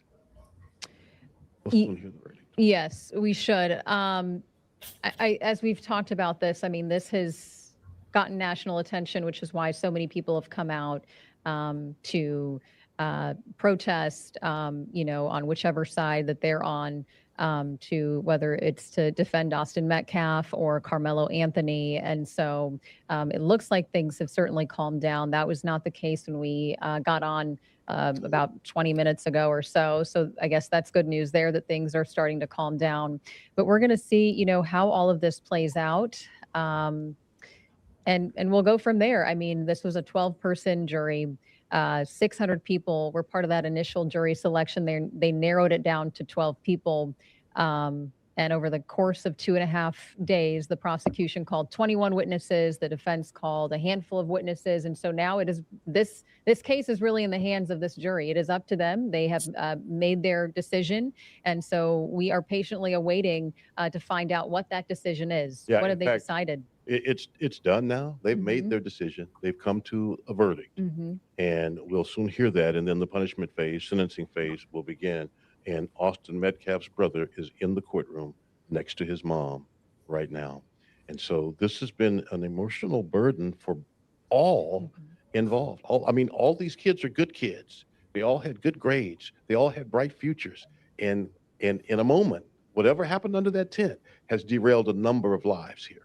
I think it was also during the trial, people have talked about how emotional it was. I think you mentioned this too, Sean, that having to see the surveillance footage, having to see just what unfolded in the moments after this altercation, this interaction between these two 17-year-old students. And so, yeah, this is probably, I would imagine, emotionally taxing for both sides, for both families, and to just consider that a lot of these friends who were part of the track team, who went to school with both students, it's got to be very emotional for them as well to be a part of this and to witness all of this play out. So we will see, you know, what the jury has decided momentarily. Again, we were expecting for that decision to be announced at 2:05. It is 2:20 right now, so they're a little bit late, right? We're a little bit 15 minutes behind schedule, but I think, you know, that sometimes happens in these kinds of cases. Right, and so we're really not late. If we thought it would come at 2:05, it could come at any time now. We know it's coming. We do know it's coming. Families have returned to the courtroom. I can tell you there are sweaty palms. There are sweaty foreheads, hearts are racing. Everyone in that courtroom, on either side, everyone in that courtroom has the same kind of anxiety at this moment as they wait for words that will echo in their hearts and minds long beyond today. And there was question about, okay, well, how long is this jury going to deliberate for? That was the question this morning. We were wondering, right? Because this was kind of their first time really talking to each other about what the evidence that was presented to them, right? So this is their first time, saying, well, I thought this, or I thought that, or what did you make of this? And so really for them to come to a conclusion, to come to a decision within 3 hours of deliberating, I thought, okay, that's fairly soon. Maybe we'll expect it later this evening or tomorrow, but it sounds like they have come to a consensus. Sure, and really there's no formula Mhm. for how juries work. Over my years, I've had an opportunity to interview a number of jurors. Oftentimes, they'll return to the jury room and immediately take a vote to find out where they are in the room. And then they start working through evidence or questions or talking out loud amongst themselves from there to see which way they move, if they move at all. So we don't know where they started. Tina, you still but we there? do know starting I'm deliberation still at here. 10:52 Oh, and then okay. getting word when we did a little after 1, I guess, that they'd reached a verdict. They weren't too far apart, whichever direction they're in. Wondering where They this weren't go- too far how this apart. It gonna didn't take go. that much longer to get there. So we'll see if any of the jurors talk after all of this is over as well. It is 2:22 now, and we are waiting for the verdict to be announced in the Karmelo Anthony murder trial in Collin County. That's right. The jury was able to consider manslaughter as a lesser charge. Initially, Karmelo Anthony was facing a first-degree murder charge. So now is this manslaughter or is this first-degree? Implies that this was just a. Let me pause there just a second. Jeff says, do Black people have to burn up their own neighborhoods again when he's found guilty, or do you guys have a choice to act like adult humans? First of all, I know you aren't talking. Okay, I know you aren't talking. Okay, the descendant of the people that used to eat my The reckless ancestors. killing that kind of Please in sit that down spur of the somewhere. moment Okay, in please fear sit down maybe of somewhere. his safety. He And let felt me just put that you he out of was your in danger misery. and he decided to defend himself. That is what the defense is arguing. Murder would includes the intent. Was this intentional? Did he mean to do this? There were some people who asked the question of why did he bring a knife to a track meet? And there were some more details that were brought out about that knife. So let me interject this. Lori Brown is in the No problem, courtroom, and beloved. she is able to send Her. out messages. And she is saying to us now that the attorneys are talking to the family members, and she believes that the attorneys are preparing the family members of the victims' families, the defendants' families, not to react to whatever that verdict might be. Judges don't like emotional outbursts in the courtroom, and it's important that families try and contain themselves. That's not easy.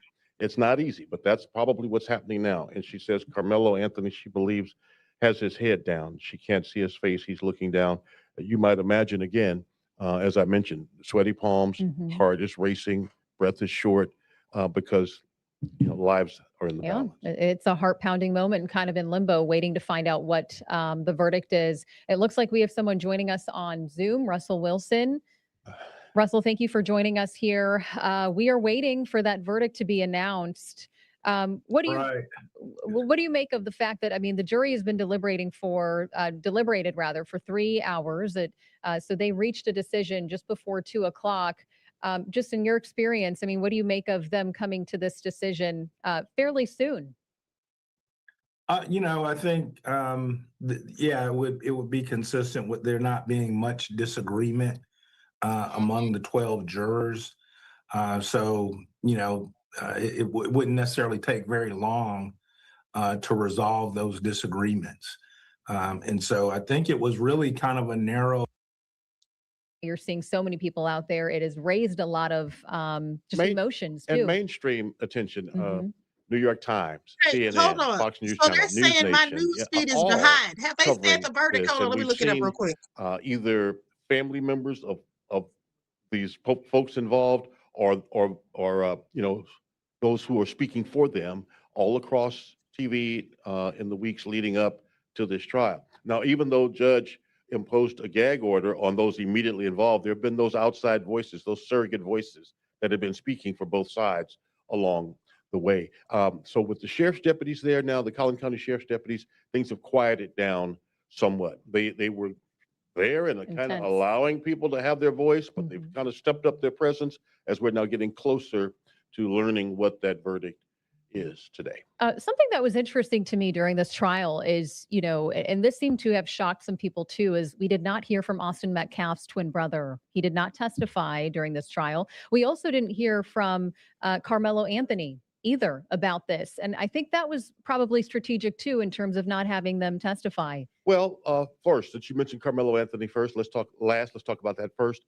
You cannot hold it against me if I don't testify in my own defense, even if my defense is self-defense. If my attorneys feel like we have proven our point, we have proven our position without your testimony, because remember, anytime you take the stand, you open yourself up to cross-examination. And a skilled attorney, no matter how innocent you may be, a skilled attorney can press his claim through you. As for Austin Metcalf's twin, I don't know that they felt like they needed to bring that emotional wound to the surface to press their claim and prove their point to jurors. Hey, y'all keep saying it's behind. Okay, but do you all know the verdict? Tell me what it is if you do. Many of their 21 witnesses, I think folks relived that moment. We heard about how they were trying to do the chest compression. It's like it's replaying, Queen. You all tell me, huh? Just that play. It's like it's replaying. Right, it could be. I'm also on live coverage on the court TV. I'm looking at that too. And what did they say? They haven't said anything about the verdict yet. They're just showing the people outside of the court. Okay, here it comes. Breaking news, verdict is in. Hold on. Hold on. Here we go.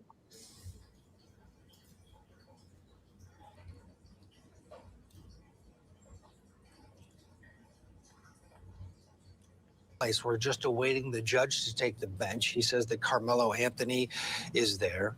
This is the first appearance of Hunter Metcalf. This is the twin brother. He was not called as a witness, but he is now in the courtroom. He hasn't been in the courtroom for any of the trial. This is his first appearance inside that courtroom, and Cody continues to pass along messages saying the courtroom is filling up steadily. Of course, security is very high.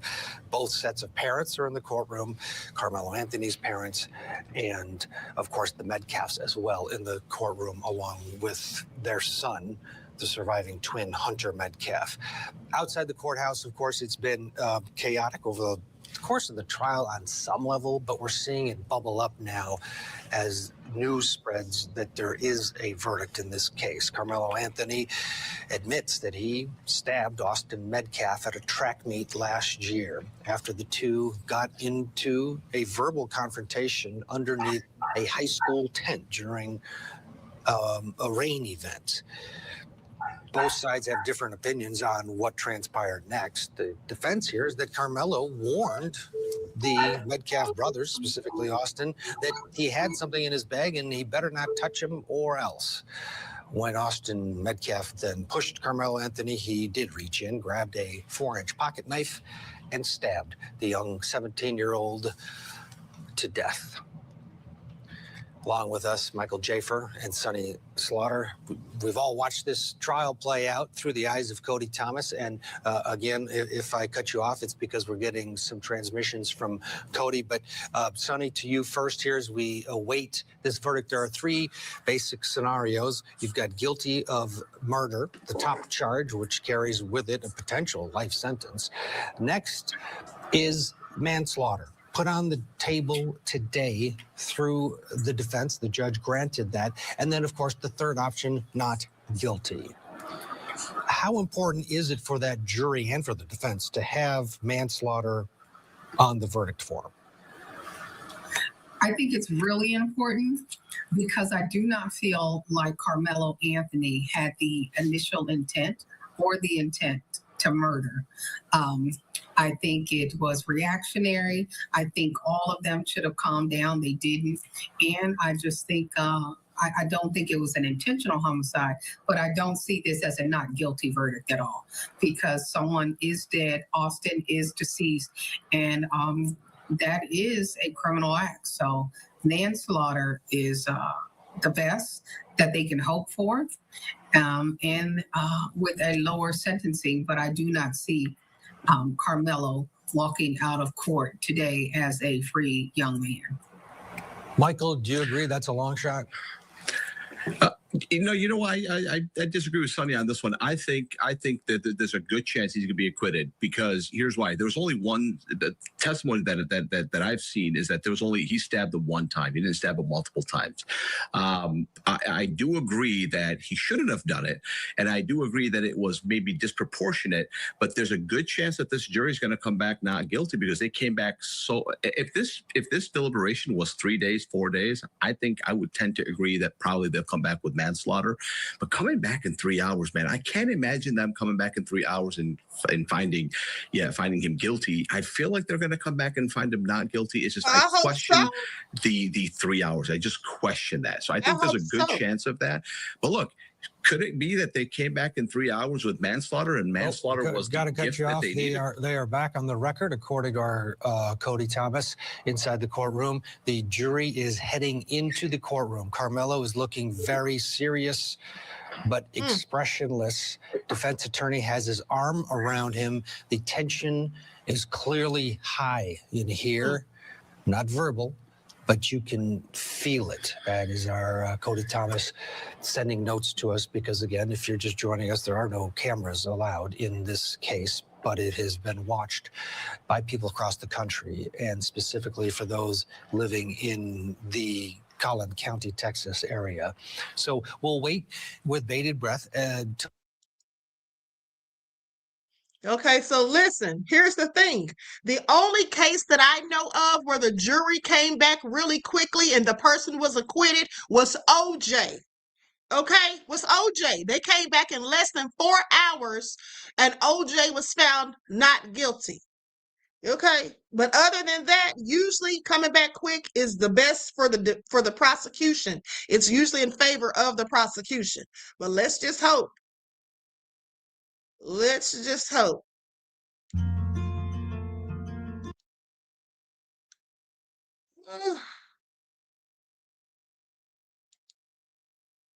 Again, if you're just joining us, Karmelo Anthony has been found guilty of murder, the top charge in this case, after just 3 hours of deliberation.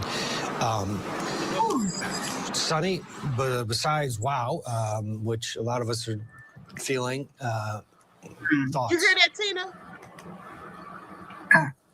I heard it. We're not surprised. Look at what they did. Thinking that they would see manslaughter, still guilty, They were right. but manslaughter, different sentencing, but guilty of murder. So, that's heavy. Wow. And I hope everyone just does not seem like everyone's going to be calm. It seems like we're going to have a problem there. This is dumb. You can see this is dumb. They act like he went there and intentionally. What is dumb, Michael? I'm sorry, Ted. This is just dumb. This is stupid. I can't believe that this jury came back in 3 hours with guilty. I'm totally stunned. On top of that, this judge as well, not letting cameras in the courtroom. I mean, good job. Good job, Your Honor. Really, really, really good job. You handled it really, really well. You have this community that's about to get lit on fire. You don't allow cameras to go into a courtroom. The community already believes that this kid is being railroaded. And then look at what happened. Your jury came back within 3 hours for a guilty verdict for a kid who used a 4-inch knife one time. He didn't use it multiple times. Was it wrong? Yes. But was it murder, like beyond a reasonable doubt? No. And was it murder beyond a reasonable doubt within 3 hours? Absolutely not. This is insane. This is dumb. No. Cody Thomas saying that there are tears on Karmelo's side of the courtroom, and they're going into the penalty phase immediately. So this, no one is leaving the courtroom. They're going to now go into the penalty phase. There's a huge, They're Karmelo about to give Anthony's him a life man. sentence. Watch. He's now 19. And the It's ridiculous. sentencing for the top charge, a lot of states, you could you're found guilty of murder, you're going away. Sometimes for life, life without, or at least 25 to life before you're eligible. Texas is different. The range of sentencing here is 5 years to life in prison. I'm gonna give So him the life. decision making now, and we'll wait till Cody updates us whether the jury is going to stay in, do the sentencing, or if it'll be the judge. Boy, if Michael, if I'm the defense, I'm getting that jury as far away from this courthouse as possible. Yeah, 100%, 1,000%. I'm not letting this jury touch. I mean, I'm questioning the jury. I'm asking them, how did you reach your verdict? How did you reach it so quickly? What happened? It was a 4-inch knife. He used it one time. He was pushed. I'm not saying that it was right, but what are you doing? How did you get this verdict? I'd want to know. My whole identity as a defense attorney would be in question, right? I'm questioning my identity right now, and I have nothing to do with this case. How could you come back like that? I would be enraged. I'm enraged right now. This is very upsetting. And then on top of it, to compound it, this dumb judge didn't allow cameras in the courtroom. What was your wisdom? What were you thinking? How are you on a roll? Are you that much of an imbecile that you won't let cameras in the courtroom in a case like this? This is not a rape case. This is something different. This is something that's clearly the whole community is enraged. And you knew that before the trial started. So, I mean, this is very upsetting. You can see the reaction. The crowd outside, of course, has received the news that Karmelo Anthony has been found guilty of the top charge of murder. And now inside the courtroom, they are moving to the penalty phase. At this point, you do wish that the people that were supporting Austin Metcalf would just leave. To be honest, the jury has come back with guilty. There's no need for Mr. Stars and Stripes to be standing there with his moronic, intimidating, stand your ground-ish, cliche look to continue to incite. You won. Move on. Get out. Also joining us, Judge Kimberly Bando. It's been a while, Kimberly. It's nice to see you. Your reaction here. I feel like it's low. If I'm the defense attorney, I'm already preparing my appellate brief. I want to poll the jury. I want to know one by one, is this your verdict? I already have my Batson challenge, enumeration error in my appellate brief. I'm already I'm pivoting right now. And I'm also trying to get some mitigation witnesses ready. He's a good kid, Judge. This was a mistake. We're remorseful. He admitted it as soon as the police stopped him. You have to pivot as a defense attorney and move on to the next phase. The verdict is in. Cody Thomas saying that there's lots of crying in the courtroom. Wow. As everybody absorbs this on Karmelo's side. Also, on the Metcalf side, tears. And again, they're going straight into the penalty phase. And Judge Bando, the jury makeup. There was a Batson challenge launched after the state used their strikes to get rid of the only 3 African Americans that were potential jurors. And they said this is because they worked for the school district or a school district, and that's the reason they cut them out. Looking forward, is that reason enough in your estimation? It may not be reason enough, but it's a substantial possible enumeration of error that I would definitely raise. That would be number one. That initially on the forefront of this, that my client was not afforded a jury of his peers. The state arbitrarily struck them as jurors based on their race, and not because you can be an educator and be reasonable. That doesn't automatically eliminate you from being a juror on this panel. Teachers punish, discipline, rehabilitating actually would be better jurors because they're used to dealing with these scenarios with children fighting, having difficulties. And that's exactly who you would want on the jury. And I would definitely argue that in my appellate brief. Yeah, Sonny, I hear you chiming in as well. Yeah, I agree. I agree with Judge. I was thinking manslaughter. I didn't think they would come back with not guilty. Manslaughter, because this was a crime. But so, since we are here, I am thinking that no matter who makes the call, I'm looking at, they're going to say 25 plus. I can't imagine, based on what we're seeing now. This, yeah, I think they're going to give him everyone life at the scene to just, it's better if they Who else just is tired of move this away, racist country? back up. This is so damn crazy. Anything other, any riots or anything, that is just going to be problematic. I think this judge really did the most damage to this case by not allowing cameras in the courtroom. Yes. It allowed social media Yes. to fester, to foster. It Yes. allowed the hate to grow. It allowed the lies and the misinformation. Yeah, we're gonna get a break. Cody just said that they are going to be going into sentencing, and that the jury will be deciding punishment. And it looks like they're preparing some witnesses to call. So a short break inside the courtroom, outside the courthouse. This is the scene as people react to the guilty verdict against Karmelo Anthony in the Kinney, Texas. More of our continuing coverage when we return. Let me just say this. Nobody's getting into no darn race war. We're not going to be out here fighting or any of that. I saw somebody say this is going to start a race war. No, it's not. Okay, no, it's not. We're not engaging these devils for what? Okay, that's not going to solve anything. We're going to boycott. That's what we're going to do. We're going to boycott. At the end of the day, violence is not the answer. It's just going to lead to more mayhem. Period. Okay, and it's not going to help anything. And that's what we're not going to do. So whoever said that, that's not going to happen. Period. You've been in there. Some people be so quick to talk about a race war. That's not what we're having. We have sense. We don't act like animals. Like other people don't get their way. We're already in a race war. This is what we see. Exactly. You're right. This is a race war every day. You're absolutely right, beloved. You're absolutely right. Okay? You're absolutely right. We're not fooling with these people at the end of the day. So we're just going to have to be boycotting. That's what it is.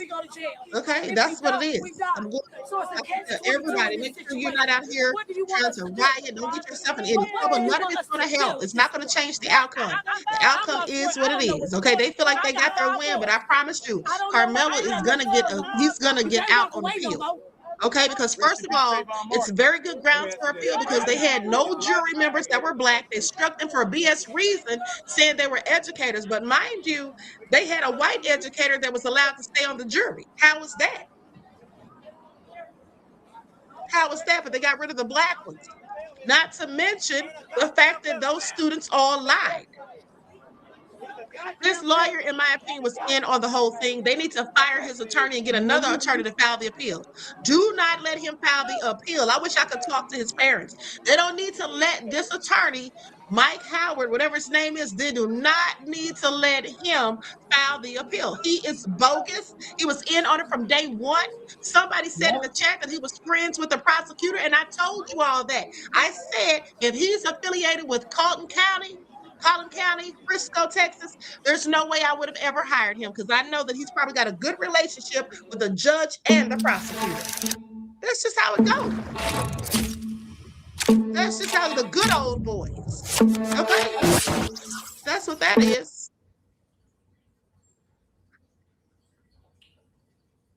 Oh, the devils are so excited. You could see them in these chats.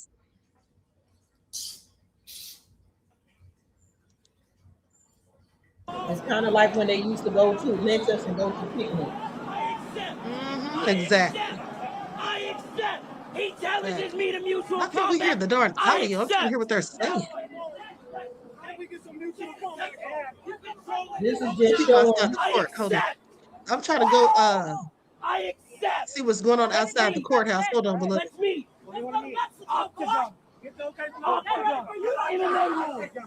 Muay Thai rules, whatever you want. I accept. Whoa! Yeah. We don't go to Mexico with it. Yeah. power, get their revolution.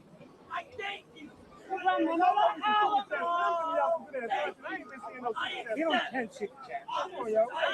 We're gonna hear that in a second.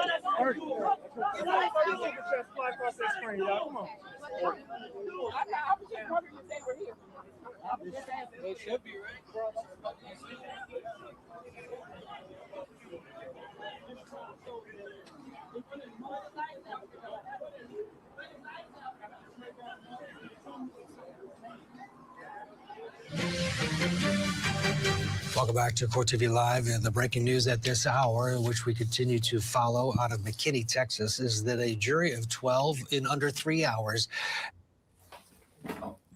Because they white and they right. Hold on.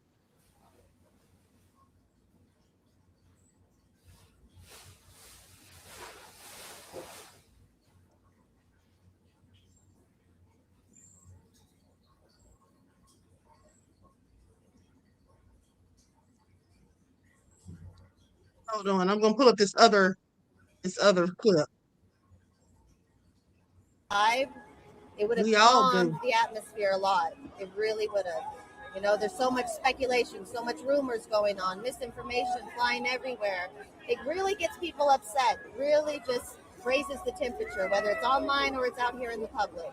So if Judge Roach had allowed it to be live for all of us to see, it would have calmed the temperature down a lot. I spoke to somebody else who said the same thing about the AI stuff. Like a lot of this is something that just it was really hard to determine which is real, which is not real. Yes, yeah, that's an ongoing topic right now with that advance as AI is getting. We don't really know what's real and what's not. So. Anything else you'd like to say? Well, I'd like to say, you know, I did overhear that I grew up with the stepdad of Metcalf, and I want to send prayers out to the family. He's a good man. He is a good man, and I want to give prayers out to Karmelo's family. It's tough on both sides. It is. Can I have your name, please? I'm Sunshine Koch. Can you spell that for me? Sunshine, last name Koch. Thank you so much. Take you. Thank you. You do as well. Be able to navigate these. Let me cut this off for just a, oh, hold on. This is them speaking. Hold on. In this type of situation, I can I can't only hear what allow he's saying. lawyers to be what they are, lawyers. I can't instruct them. I Oh, I turned can't off. stop them from doing anything. I have to respect the process just like anybody else. But what we saw today was flawed, unjust, and I ask that the community continue to pray for the Anthony family. I do not speak for them, but I know that the Next Generation Action Network will be here as support. My heart hurts right now because an ignorance of the law was done here today.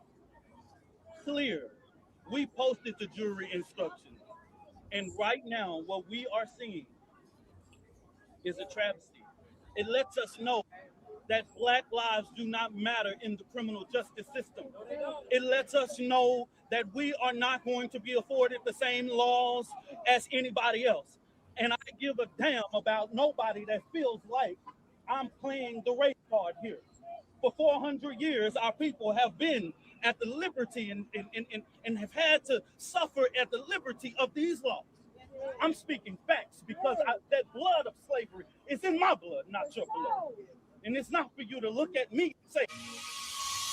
So, here is a before of my stomach before Sono Bello, and this is after. This year, don't just lose weight, lose stubborn fat and sagging extra skin permanently at Sono Bello. I wanted the results of the tummy tuck, but not the down. Hold on. Let me go to this other clip. Let me stop the share and go to this other clip so we can hear what they're saying. They're saying that it's going to be hard to get an appeal in Texas. That's what they said. It's going to be very hard. Pay attention. Who's willing to stand up and testify, because based on that instruction that the judge allowed about provocation, I am not hopeful that he's going to get a light sentence, because the fact that the judge allowed that slight evidence to say that there was enough provocation to give that to the jury, I believe we're looking at a harsh sentence here. According to Cody, They're in gonna give him the life. courtroom, Watch. both sides have waived an opportunity for opening statements in this penalty phase. The state immediately rested in the penalty phase. The first witness for the defense is Kayla Hayes, which is Karmelo Anthony's mother. She is crying. Cody says she is having a difficult time with her testimony, saying, Hold on, let me try to go to his mom. Somebody's breaking down outside the courthouse. Hold on.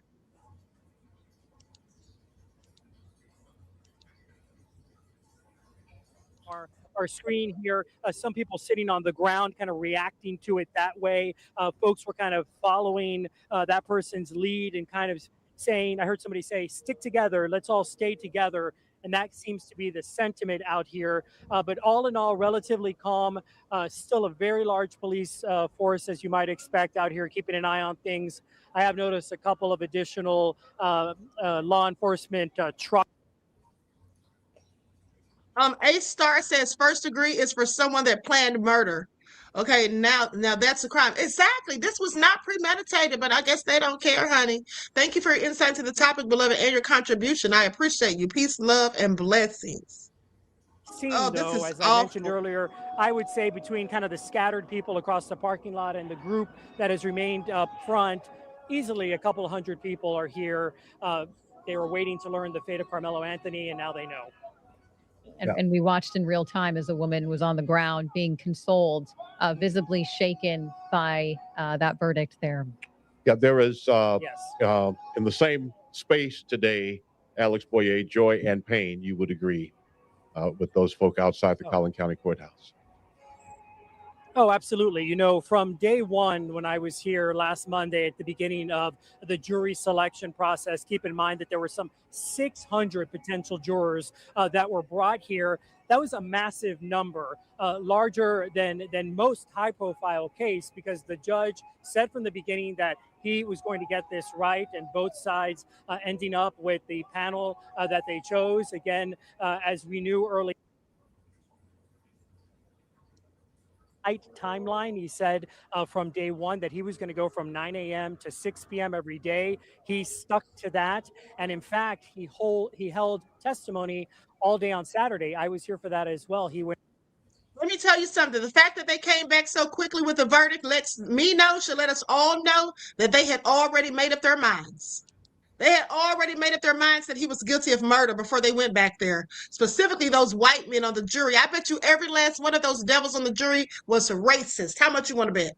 Okay, William, thank you for your super chat donation, beloved. I appreciate you. Peace, love, and blessings. I'll guarantee you they were all the judge racist. saying that he wanted to have this wrapped up by this coming Friday. Again, here we now find ourselves in the sentencing phase, just shy of 3 o'clock on this day. Right, and of course, it's not uncommon to have more names on your witness list than you actually call at any trial. Once you feel like you've made your point, once you feel like you've closed the circle, if you will, and nailed it down, that's when you stop, because you don't want to overwhelm your jurors. That's when you stop. And clearly, the defense thought a half dozen witnesses, we've made our point. All we need is to create this reasonable doubt. That doubt was not created on the question of murder.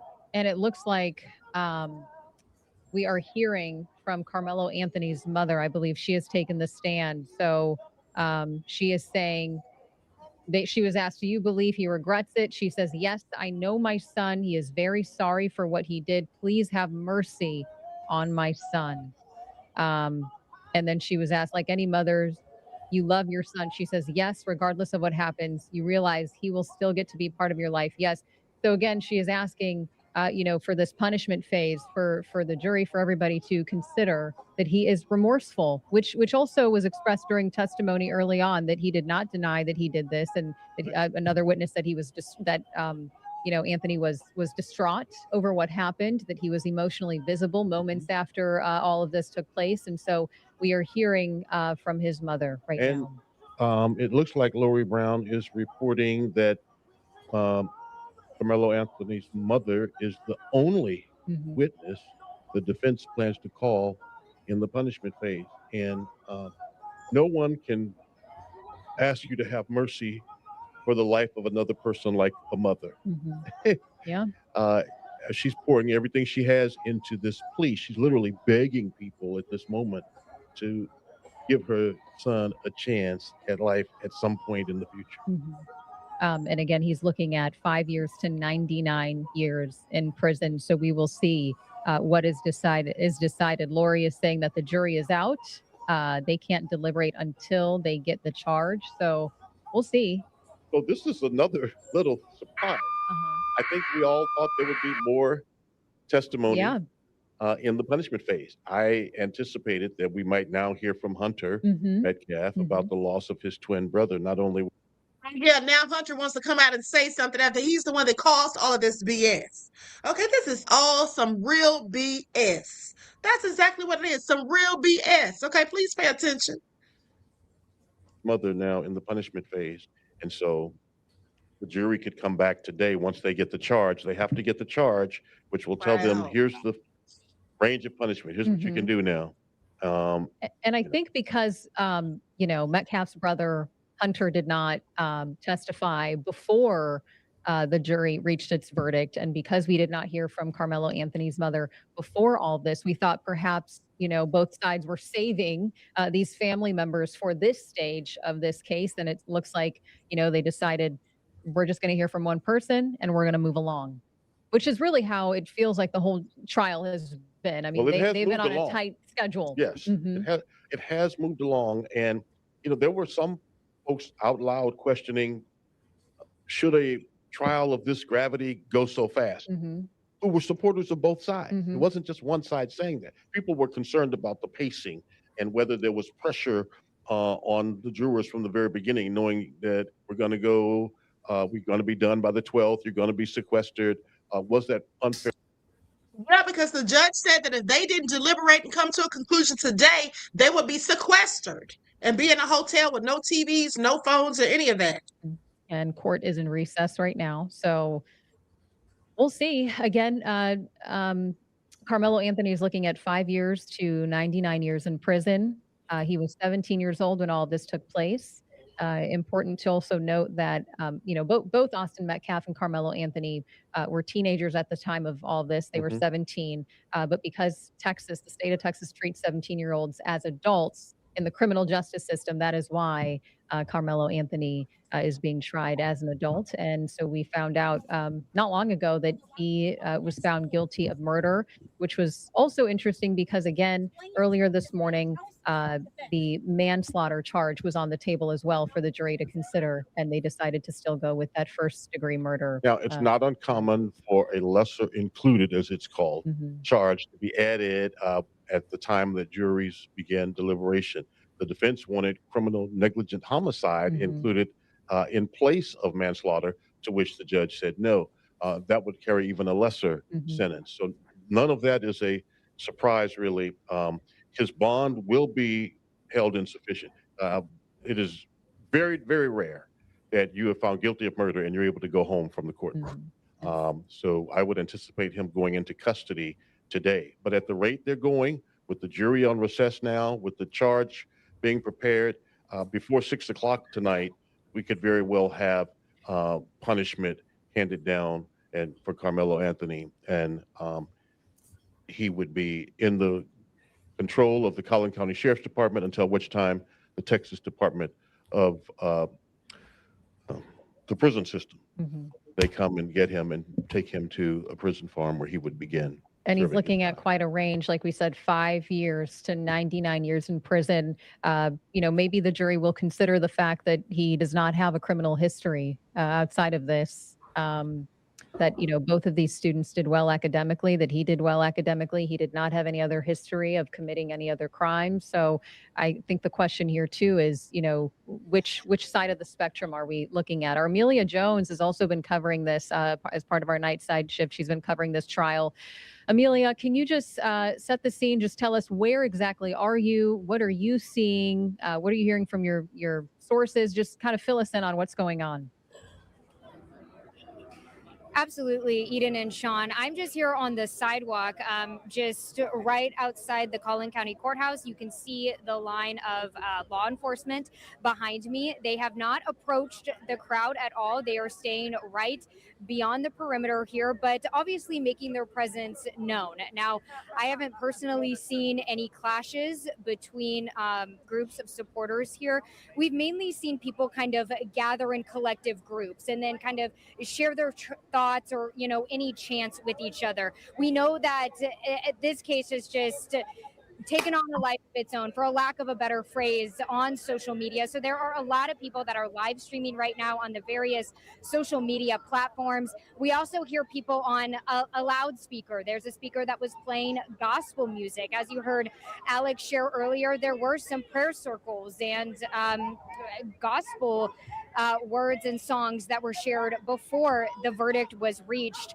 I did get a chance to speak to one man who told me that he does not know either party. He was not in the courtroom for any of the testimony. He came out today to just see what justice would look like here and what the jury would decide. And he told me there is no winning on either side. He said, obviously, the Metcalf family have lost their son. Nothing can bring Austin Metcalf back. And then on the other side, Karmelo Anthony will now be taken away from his family. And the jury is deciding right now what that sentence will look like. And so I will say, when the verdict was first announced and the word and the decision was kind of spreading through the crowd, there was a lot of unhappiness, especially in the crowd and group of people where I was. We know that Karmelo Anthony supporters have worn purple, and there was a lot of purple out here. And a lot of people, they did not hide their unhappiness with that verdict, but they have remained here. And again, kind of gathering with each other, sharing some of their thoughts with the media. We also see some supporters. Someone behind the camera right here has a Justice for Austin sign. And I know my photographer, Andy, was able to speak with him. And so we are getting reaction from both sides out here. But so far, things have remained pretty calm. Again, there's been no physical confrontations, no clashes, at least that I've seen from my perspective, but you do see the law enforcement presence. And also, before that verdict was read, I could see law enforcement right up against the doors of the Collin County Courthouse, seemingly just in case anyone was going to run up those courthouse steps and potentially try to rush in. So they were really prepared here for this, but no law enforcement has come in contact with the crowd. They are really keeping their distance, keeping their eyes peeled. But so far, things have remained peaceful, but the crowds have not died down at all. With that, I'll send it back to you guys. That's what I'm seeing out here live. Thank you. And again, excellent work covering this trial where our politicians are now weighing in. And, you know, typically you don't see politicians weighing in on local murder trials. You don't bring politics into this mix, but that's what we're seeing happen. State Representative Jared Patterson posting a statement on the murder conviction of Austin Metcalf's killer. There it is, as you can see it. It reads in part that the murder of Austin Metcalf was a senseless and heartbreaking tragedy that forever changed the lives of his family, friends, and community. All of that is true. Nothing can restore the life that was taken or ease the unimaginable pain of losing a child. Today's outcome of a murder conviction is justice served. And then Jeff Leach also posting on social media, on X, Karmelo Anthony guilty of murdering Austin Metcalf, the right decision, justice delivered. And so it is, I believe you said earlier, or may have been Alex who talked about this being historic. It is a sad and historic case that will always be talked about, reviewed, and looked at here in North Texas. Absolutely. And, you know, since we've been covering this trial, obviously no cameras were allowed in the courtroom. And so we've been relying heavily on our crew. Our Lori Brown is inside of the courtroom. And so she explained, she was describing what was going on as Karmelo Anthony's mother took the stand, and she just added, you know, just kind of painting the picture of what's going on inside. And she said the mother's statements were tearful, that she was emotional. She was telling the jury to really, you know, have mercy for her son. And so that also paints the picture of just how distraught she is. And so I think you had mentioned this on both sides, right? So there's one side that is very emotional and another side that feels this was the right call, that this murder charge, this murder conviction rather, was what Karmelo Anthony deserved. And I have to tell you, Lori Brown and Alex Boyer took us into that courtroom every single day. They were the eyes and ears of viewers here in North Texas, capturing the moments that mattered the most during the hours of testimony in that courtroom. Judges have their own discretion about whether to have cameras in the courts or not at the state level, and Collin County has limited media access, not just this trial. There have been others that have been high profile. They've sometimes allowed cameras, sometimes not. Not with the same. Every judge has their own discretion. Many feel like cameras should have been in the courtroom because of the gravity of this case, both sides so divided. At any rate, Alex and Lori did a wonderful job capturing the testimony and bringing that to us. Absolutely. So we're going to wrap up here on air, but we're going to continue our coverage over on Fox Local. So if you want to stream along with us, be sure to download the Fox Local app, and we're going to continue to monitor what's going on outside of the courtroom, the courthouse, and also what's going on inside of the courtroom.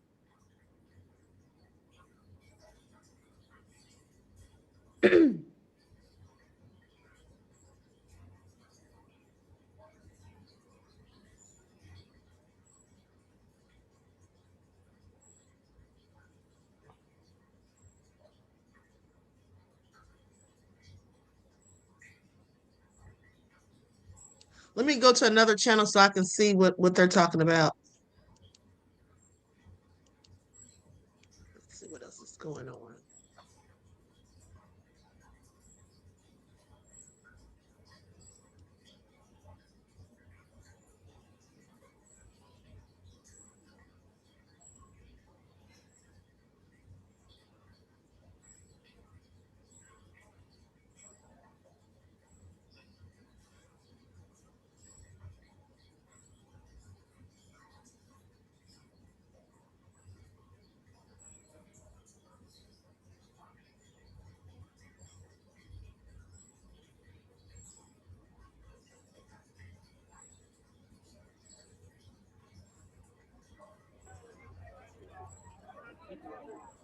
I got you.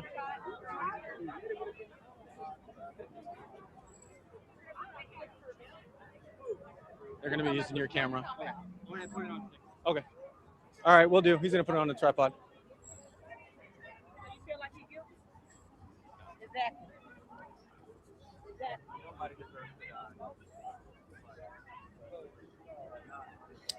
So to issue just a brief correction. Oh, He's putting it on sticks right now. All right, so that was loud in my ear. So to issue a quick correction, the jury was not all white. Of course, there was just quite a bit of frustration from this community in Texas that there wasn't black representation on the jury. There was a lot of accusations being thrown out earlier, so my apologies for misrepresenting that. That was not what I intended to say. It's just that there was not. They weren't black on the jury here, the 12-person jury that ultimately came to the conclusion that Karmelo Anthony was to be found guilty of first-degree murder. So apologies, it was in one ear and didn't mean to relay that incorrectly. As we're back here live, we're continuously reading through the comments, and let's see. So Caius wants to know in our comment section, hey JB, do you think that there's going to be protests as a result of any fallout from this case? We have seen that before with verdicts that you'll see. My goodness, after George Floyd, after Trayvon Martin, you see protests erupt in this country. It doesn't matter that it happened in one state; you'll see them pop up all over the place. The George Floyd ones. I can speak for Tampa. In Tampa, the George Floyd, protests were pretty significant. And resulted in quite a bit of we were doing live streams on it for a long time. Josh, it was before you got here. I was doing live streams on it for quite a long time. There was just a lot of disruption in the streets of Tampa, and people. There was a lot of peaceful execution of people's rights to protest, and then there was a lot of laws being broken in those protests as well, where it got chaotic and out of hand. So I don't know, guys, if there's going to be protests across the country. It's going to be interesting to see what the ripple effect is out of Texas. I think it's going to be something that we find out here probably in the hours ahead, because usually that reverberates through the country pretty quickly. So we'll find out here if there's going to be, Look at the racist devils just rejoicing. They're so damn stupid. Okay, now Perfect Blackness says, why do we keep integrating with them? Isn't it clear by now that we're going nothing but we're doing nothing but sacrificing our children's lives? Do we need more proof? No, we absolutely don't, beloved. We absolutely don't. But even when we don't integrate with them, don't they just follow us around and stalk and harass us? Because that's what devils do. Okay, that's what they do, beloved. Okay, but I absolutely agree with you. Thank you for your insight into the topic and your contribution to the channel. I appreciate you. Peace, love, and blessings. So this is a whole load of BS. Or protests. I think it's safe to say that there might be some sort of backlash from those who feel as strongly about this case as they do. MDW says, "Are you insinuating the jury was biased because of no black juror? Doesn't that insinuate a black juror would be biased and make a difference in the result because of race?" That is quite literally what is being accused in the immediate aftermath outside of the courthouse here. There's been accusations of bias because of the absence of a black juror determining the fate of a black teenager accused and now convicted of murder. So I'm not insinuating anything. I'm saying that the immediate response outside of the courthouse was pointing at the jury. And first of all, they're sitting there trying to say, and I'm not talking about the reporter, but the people asking him the questions are trying to imply that, okay, if there was a black person on the jury and then he didn't get the guilty verdict, that would have been biased to them. First of all, they're all biased. All of these racist devils rejoicing are biased. They didn't give a darn about the facts. They just wanted him to go to prison because he's black and Austin was white. They didn't give a damn. And here's the thing. I told you all that I listened to about 3 lives on TikTok, and there were white people in each of the lives saying, and I recorded it. Okay, I could play it for you later. But there was white people in the live saying that Austin was dead wrong, but they still wanted Melo to go to prison. That's what they were saying. Queen, this is what you call modern day lynching. Exactly. What you call modern day lynching, because in Florida it's quite different. It's go ahead, I'm listening. When they lynched us, they didn't care that a black person did it. They burned down whole towns for rumors. They didn't care what black person, long as they can punish a black person when they're hurt. It doesn't matter. Yeah, exactly. Quite honest, because they knew in Rosewood that white man is the one who beat that lady. Days that scheduled, but they blamed it on the black man, just like you said. Even in Tulsa, Oklahoma, all of the race riots. Becomes quite the organized affair with victim impact statements and it. Somebody in the chat said, can we go on this news channels on their chat? They said, can we go back to segregation? Can we? I don't need to ask. Okay, that's what the hell I'm doing. Can it generate I don't want to be about racist devils. Central Time. Period. There was a brief recess shortly before 3 p.m. So that would have been 14 minutes ago for us here. I believe 3 p.m. Central is 4 Eastern. Correct me if I'm wrong. And the trial is still expected to resume. Judge Roach asked the bailiff to take the defendant out, and there have been statements from representatives. Jared Pattinson, the representative for the district, spoke on, I'm just reading through this quote here, spoke on the outcome of the conviction, saying that justice, in his opinion, is served, commending prosecutors, witnesses, jurors. Yeah, I'm sure it is. Racist dog. And here's the thing. They're sitting there thinking it's gonna be a race riot or this and that. We're gonna be riots and all that, because that's what they would do. If Melo had not been found guilty, they'd be out there ready to fight and kill black people. That's what they did with Michael Donald. Okay, they went out looking for a black person to lynch because a black man was acquitted of murdering a white man, and he absolutely didn't do it. Okay, now Egypt Morris says, if Chud the Builder gets an all non-white jury, they will raise hell so they can miss me with it. Exactly, beloved. But you know what? There's never in the history of this country have I ever or know anybody that has heard of a jury with not one white person on it, okay? We've heard of all white juries. We've heard of juries with no blacks on it for a black defendant, but at the end of the day, you're never going to hear of a white person being the defendant and there not being a white person on that jury. That's what we're never on top of it having a black judge and a black lawyer. We know that's not going to happen, honey, because they don't do that for them. They just do it for us. Because they know that a black person is going to have empathy and sympathy and be able to relate to you and understand the culture and things like that and know certain buzzwords. Had a black person been on that jury, they wouldn't have needed to be biased. All they would have needed to know is that when we say black people, when we say touch me and see what happens, that means that somebody threatened to touch us. Okay, you hear how Tina Berry got on here and said the same thing that I've been saying? That's exactly what I said. That if he said that, that's in response to what someone else said. And then come to find out, Austin told him, I'm going to beat your bitch ass. That's what he said. And Melo said, long as you don't put your hands on me, we're cool, or touch me and see what happens. Okay? Queen. And then on top of it, what people need to understand, did you hear him saying, well, they said it so casually because we're predictable to them. This is what I was saying earlier. There's going to be riots. They're going to go protest. You know, it always happens after something like this. Did you hear how he casually said what we're going to do? Like and if black people, that's what they always do. But that's why we need to change up the game. We're not protesting. We're not rioting. We're going to hit you in your damn pockets. That's what we're going to do. We're going to have to stop eating out. We're going to have to stop buying stuff from them. Walmart. I mean, the necessities. No, we're not going to do all of that. No, we can't. We're not going to do all that. What we're going to do is we're going to find one of their main. See, if we just do all of this, it may not make an impact. We need to, and everybody's not going to do that. We need to find one establishment, like I said yesterday, and boycott them.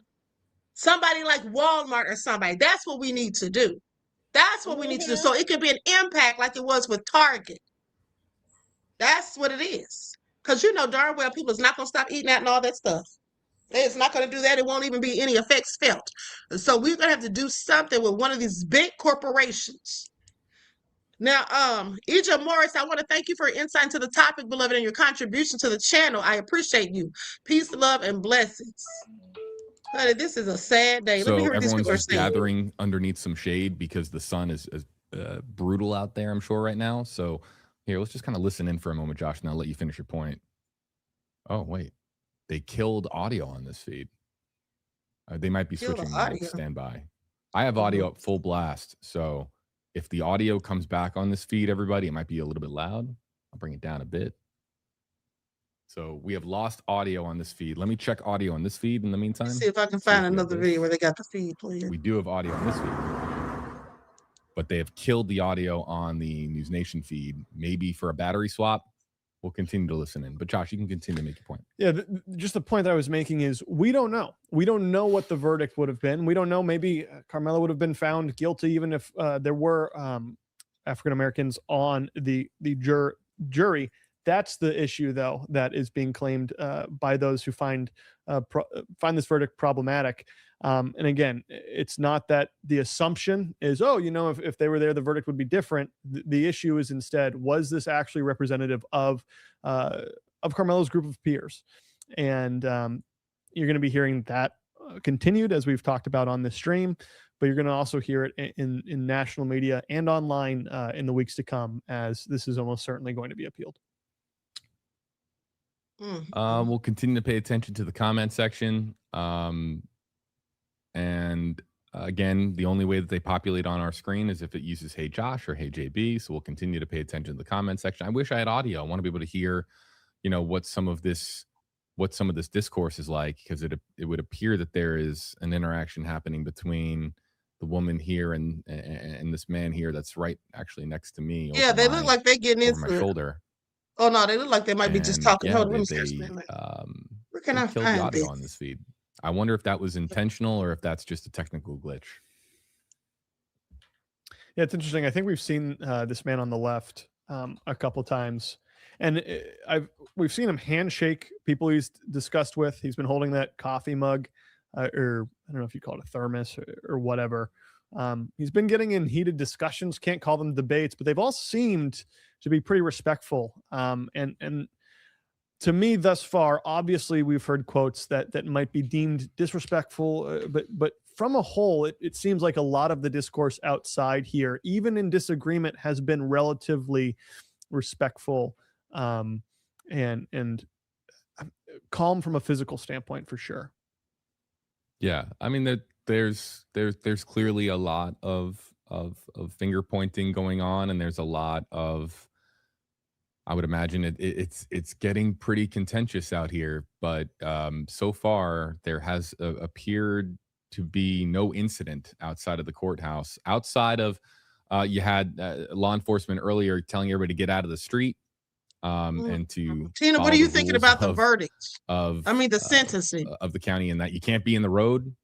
Especially I'm when sorry, you're I talking said, about court wait, what traffic coming in did and they out. say he was sentenced? I think that was really the No, I was extent just asking, of what do you think the the sentence law might be, enforcement having beloved? to Well, with what was going on, they're trying to really give him the max. interject. The judge, the prosecutor, all of them, the It's just jury, kind of, they they're all in just this kind of been together. They directing want to traffic see a right now black and letting person go people down. This is know their not to. motto. If they're not taking us off the streets with minor stuff, if the police ain't unaliving us, if they're not pouring crack and drugs in our neighborhood, it's everything. They're coming after. They letting grown white men unalive our children. They're letting the agents get away with unaliving us.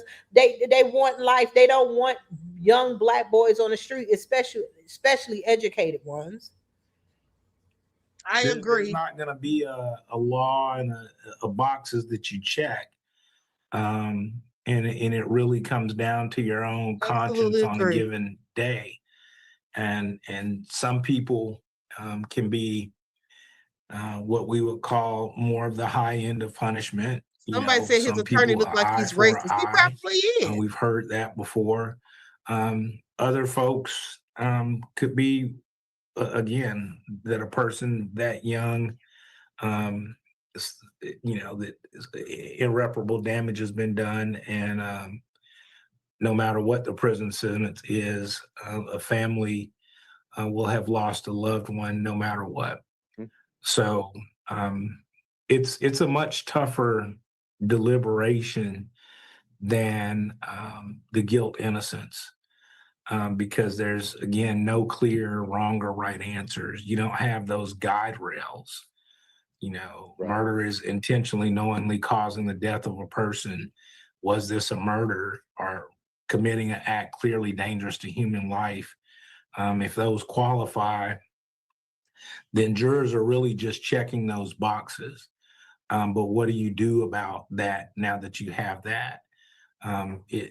There's not a guideline, and that's a unique thing about Texas criminal law. We're one of the few states that does have punishment by the jury. Yes, absolutely. I just wanted to ask, I mean, Sean had mentioned this earlier in terms of this is certainly a case, a trial that will be remembered here in Texas, one that we will probably refer to for years to come, even considering that it got national attention. As we dissect and kind of look back on this trial, was there anything in particular that stood out to you in terms of how prosecutors handled it, in terms of how the defense went about it? Did anything catch your attention? Not necessarily, and I don't say that, I guess, maybe in a bad way, but I think this case in particular received lots of attention, but a lot of the methodology that was actually employed to try the case was common to cases that just did not receive this much attention, and so there wasn't necessarily anything that was particularly surprising. A lot of the measures that were put in place to try to protect, if you will, the trial, I think were, those were the things that were unique about it. But unfortunately, there's, lots of homicides across the state, and there's murder trials almost every week. And so, there wasn't something that just stood out, like that. Maybe the court on Saturday, which is rare. Well, we've had court on Saturday, even here in Dallas County. It's been infrequent. And Russell, we're joined now by Clarice Tinsley. Good to see you, Clarice. You as well, Sean. It's been infrequent that we've had Saturday court. Maybe the Amber Geiger trial we had Saturday court. I covered that. You are right. There are no facts. There were no circumstances here that are different from many of the murder trials that take place every day across Dallas County, Harris County, Travis County, Bexar County, Collin County. This was unique in not only what happened, where it happened, when it happened, and in the moments immediately after. Within an hour or 2 hours after it happened, the father of Austin Metcalf is on TV. Within an hour after that, the mother was on. They're sharing their pain. It's raw. The family's there. They're on national news the same night. That usually doesn't happen with a homicide victim so quickly. We get to the families, but not within hours after. Right. The social media current was. So let me tell you all, I'm sitting here reading the comments, right? On this one channel, and then somebody says, as an African American, hold on. Where is it? He says, as an African American male, I'm completely disgusted with other African Americans who are protesting. First of all, we don't even call ourselves African American in just regular conversation. We say black. So first of all, and second of all, we don't even announce our race ever. Whenever you all see somebody online, and I don't know if you all know this, but I've known it for years, and I've always been proven right. Whenever you see somebody online talking about, oh, I'm black, and even I think, or as an African American, it's never a black person. It's always a white person, okay? Because that's why they have to express that they're black or African American. When we're leaving comments, we never say that, okay? We never do. We literally never start off a conversation like that, okay? Please pay attention. Now, that's nothing but a bot or somebody who doesn't look like us front. That's exactly what it is. Now I'm going to go back and see if we can hear anything on this other news feed, if their audio came back. Let's see here. But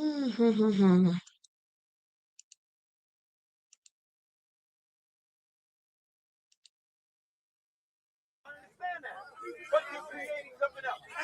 Anyway, hold on, everybody. Listen. All I'm saying to you, it is time to just disperse. Call it a day. It's getting hot. That's all you can do. That's all I'm saying. Okay. Listen to what I'm saying. I understand your anger. I understand. Wait. Listen. All I'm saying is listen to me. Listen. I understand how you feel. Hey, snap your attention, please. All I'm saying is it's time to go home. That's all I'm saying. Who said that? Come on front. I'll tell it later, but let's just go home, okay? No, I'm not saying go home. I'm saying it's hard. Everybody had a long day. It's not much to be done. Who's this? All right, folks, as we await where things go with sentencing, we're going to be signing off for now here from the Stream Center. We will be ready to pop back on if there is some more developing or breaking news. We appreciate everybody being patient with us as we were navigating quite a whole lot here as far as the live feeds, all the information coming out of the courthouse, trying to gain access to information inside the courthouse when in reality there were no cameras, of course, present. Makes it hard for us to break news here and to share news with people. But this is clearly the scene outside of the courtroom. We will stay live with this here for a little bit longer, but Josh and I are going to be signing off for a little bit. And we will be back on this social media platform should there be another development as sentencing continues there in Texas. Any final words, Josh? Yeah, listen, as we said, this story's not going away. And as soon as developments are here, just to reiterate, we will be covering.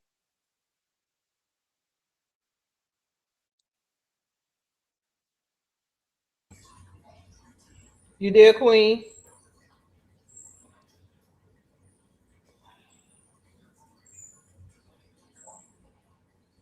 Queen. Okay. different Yes, sides of beloved. an I'm issue, just trying to someone flip who back and forth. would I was trying to be see what the neutral and look crowd at was the talking about, information. I mean, really but look their at feed the went evidence out, that so would I be couldn't hear. And I was provided trying to see if I could and find it deal somewhere with it else.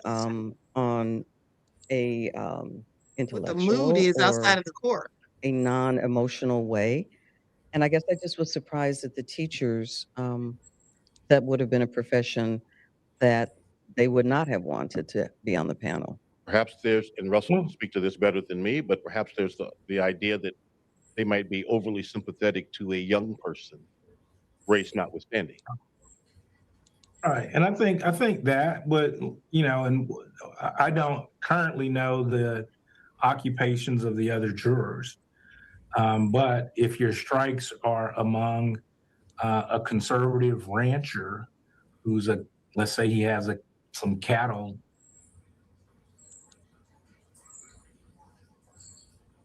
I don't know why. In favor of the rancher, Could have been because streams I to feel work. like the rancher may be less compassionate than the teacher. And so it's also a little bit of a relativity type thing. Or if I have a person who does what we call hard sciences, engineers, well, they may be less compassionate in their analytics. And so, I think that would come into play as well. And so that's going to be discussed. And certainly the attorneys for the state had to know that that would be discussed. And there'll be people that will always view that, they'll say, hey, yeah, no, they struck them because of their race. And that we'll never know what the answers, will be on those questions. We'll know what the answers we got in court, what the ruling was. But certainly, we also know what the evidence was in the case. In case you are just now joining us on our can't hear digital her. Hold on. platforms, Karmelo Anthony found guilty of murder in the trial for the murder of young Mr. Metcalf, Austin Metcalf, and the jury now deliberating punishment. They will decide the punishment. But they still might be in recess. I think we're still waiting for them to do closing arguments. They're still in recess. I guess they haven't gotten the charge yet. Right. And right. What about closing arguments? Yeah, I think we're going to hear, or we won't be able to actually hear it, but yeah, I think we'll get closing arguments and then the deliberation. Yes. Given the way that this is rolling, I'm assuming he's not going to give much time for closing arguments. I would guess not. Maybe a half hour or less. You think? I was thinking 15 minutes aside, but maybe. I mean, if there's an intention to give an opportunity to be done today, and today ends at 6, then I think, and you assume at least an hour or more of deliberation. But if not, I mean, the other thing is the jury could also ask not to be sequestered, but just extend their deliberations into the evening. So case, I think, Wilson, yeah. Have you had a case where the punishment phase deliberation was longer than the guilt or innocent phase? Yes. Okay. Yes, we have. We've had, yes, I can recall some cases, literally, the jurors were out, for days on punishment. Again, that wide range, and a relatively youthful person who's convicted. Most people that make it onto the jury don't necessarily show up wanting to give a person a harsh sentence. If you wake up on a given day, do you wake up wishing bad for somebody? And so that isn't necessarily easily achieved. Again, if we know more about the jurors here, we could, we might be able to read something from the speed with which they reached the murder guilty verdict. And again, some of their backgrounds. I think some of them, from the descriptions I've understood, tend to be from more conservative professional sectors, which may suggest that they would tend to sentence higher on a punishment case. Well, Russell and Sean, we're getting some reporting from Lori Brown, who's been covering this trial. She says that Judge Roach is back, but family is not in the courtroom. The judge, she said, just came and shook all the reporters' hands and thanked us for following the rules. Attorneys and the judge are working on the jury charge for the punishment phase. In light of the verdict, she says, this is my take on the key moments from closing statements. Prosecution gave 4 reasons self-defense does not apply. 1, provoke. Anthony provoked the encounter. 2, force disparity. You can't meet a shove with a stab. You can meet a shove with a shove or deadly force with deadly force. Number 3, reasonable belief from Worski. A reasonable person would not have plunged a knife into Austin Metcalf. Number 4, immediately necessary. Deadly force must be immediately necessary. Worski argued there was not immediate necessity to plunge a knife into an unarmed man. In addition, in Texas, a person who does not need to intend to kill someone for it to still be murder. If someone intended to cause serious bodily injury, that is murder according to jury instructions. Yeah. No, So they're supposed to. So he's supposed to think like an adult. As you prepare your closing statements now before this jury, let's first talk about the defense. He's guilty, okay, of murder. What do you say now in this moment? There's really no need to talk about. But I think you, depending on what your demeanor was, Norm Vordaer, I mean, I think you thank them for their time and their service, and you get right down to your issue. And I was saying, I don't know that you need 30 minutes to give the mitigation case for Karmelo Anthony, nor do I think you necessarily need 30 minutes to give the punishment case for Austin Metcalf. You should be about getting to it. It's later in the day. There's a certain amount of juror fatigue.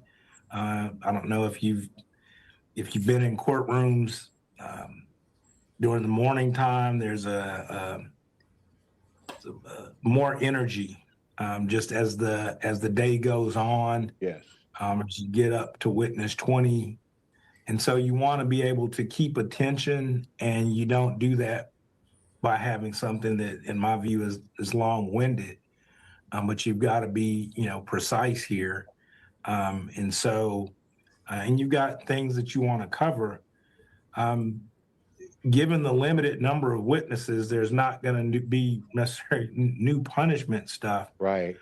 And so, again, I think it's hard to, you're really just rehashing from the existing evidence, mitigating things, with age, youth, and lack of criminal history being the main ones. And for the prosecution, they're going to be age, youth, and, a future of promise. Let me bring something up that's way outside of the courtroom right now, Russell Wilson. Earlier, I mentioned that State Rep Patterson, Jared Patterson, and Jeff Leach had put out these statements on social media. Now, Abraham George, the chairman of the state Republican Party, is doing the same thing. I've never, in my many years, seen elected officials weigh in a local murder trial. These political voices sending these kinds of messages. I don't know if that's more divisive to the entire community or what. Do you have any thoughts on that? It may not be something you want to talk about, but. over children. No. I think, I mean, the reality, I think, is it's fair to say our today's politics are more divisive than they were, let's say, 10 or 15 years ago. And there's a lot of things that have changed. There's social media. But one of the things that politicians certainly are aware of is that they're judged oftentimes perhaps on one or two acts, very few acts. And it could be what you did or said after the Austin Metcalf verdict or the position certainly could impact it. So it changes trajectories, if you will. And I don't know that I think it's a good or bad thing. I think societal involvement in our criminal justice system is good. But, you know, I don't know, for example, when politicians come out and praise one verdict and then condemn another, if that promotes respect for our jury system or not. That's my point. Yeah. So I'm not so sure, that.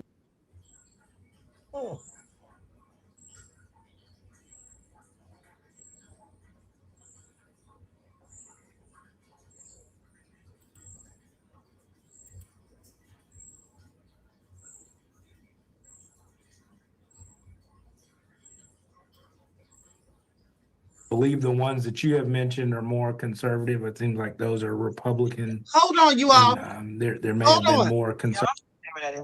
Listen to this. Prosecutor Dewey Mitchell explained that sudden passion is a situation when someone is in such a state of emotion based on something that has just happened that they didn't or they don't have time to cool off. If the jury agrees with the sudden passion argument, the charge is reduced to second-degree felony, which lowers the punishment range from 2 to 20 years in prison. They're not going to go for it. No, they're not. Manslaughter.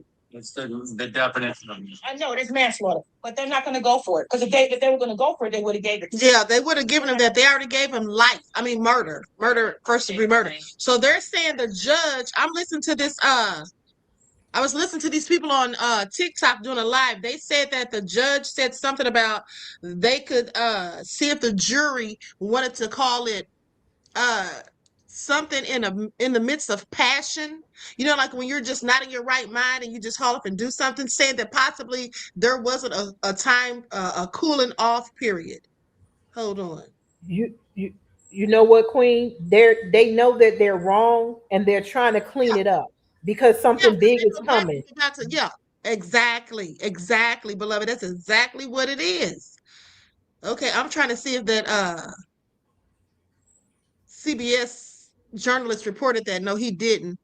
Okay, yeah, that's exactly what it is. Do that. Let me see if somebody I can find has that to somewhere feel else.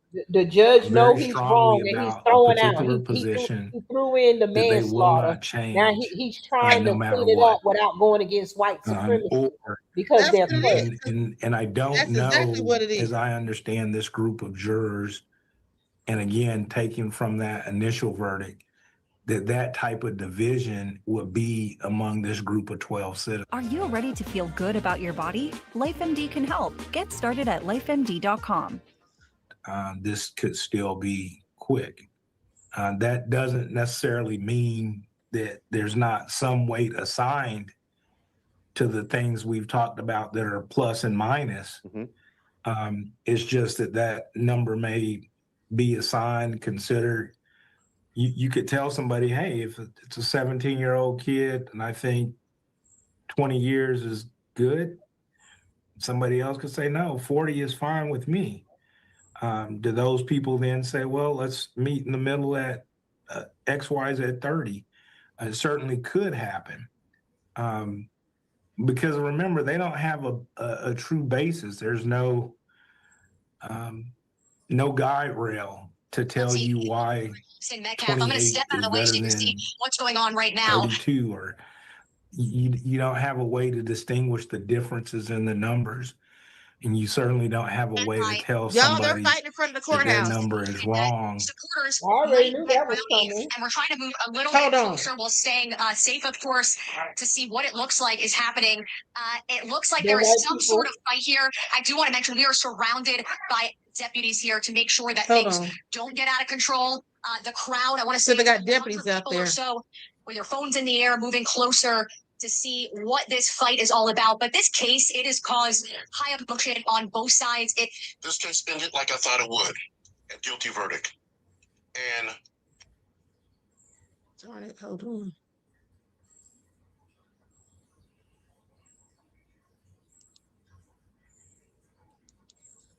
Let me see something here.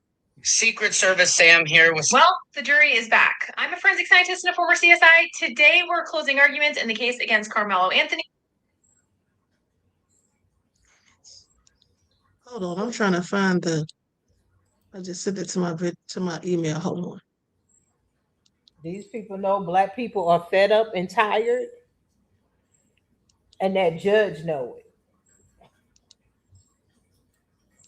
Mm-hmm. Okay, so let's go to what she's talking about here.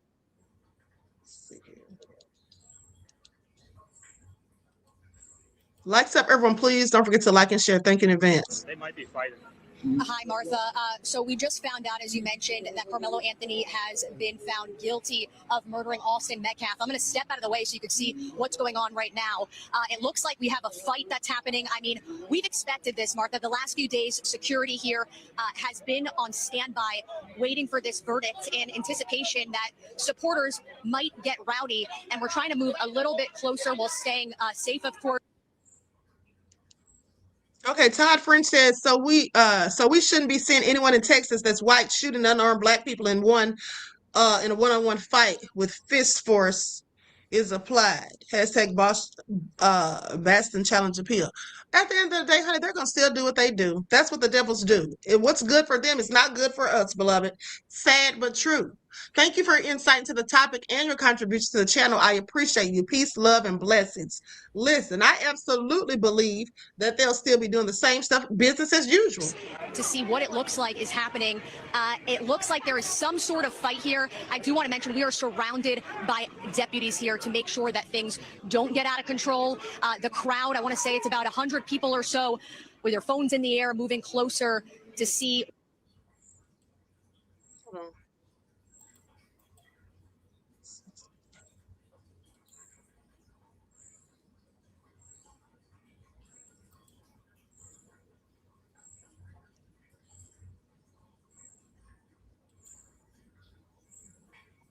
That's going to be hard to do with wanton supremacists out there. I'm They not love sure to on fight. this, but in deciding They're punishment, violent by nature. jury Yep, required we need to to be get unanimous, or violence, can it take the be not violence, unanimous for take punishment? it with No, violence. it has to be unanimous as well. Exactly. Okay. So you've got to have an agreement of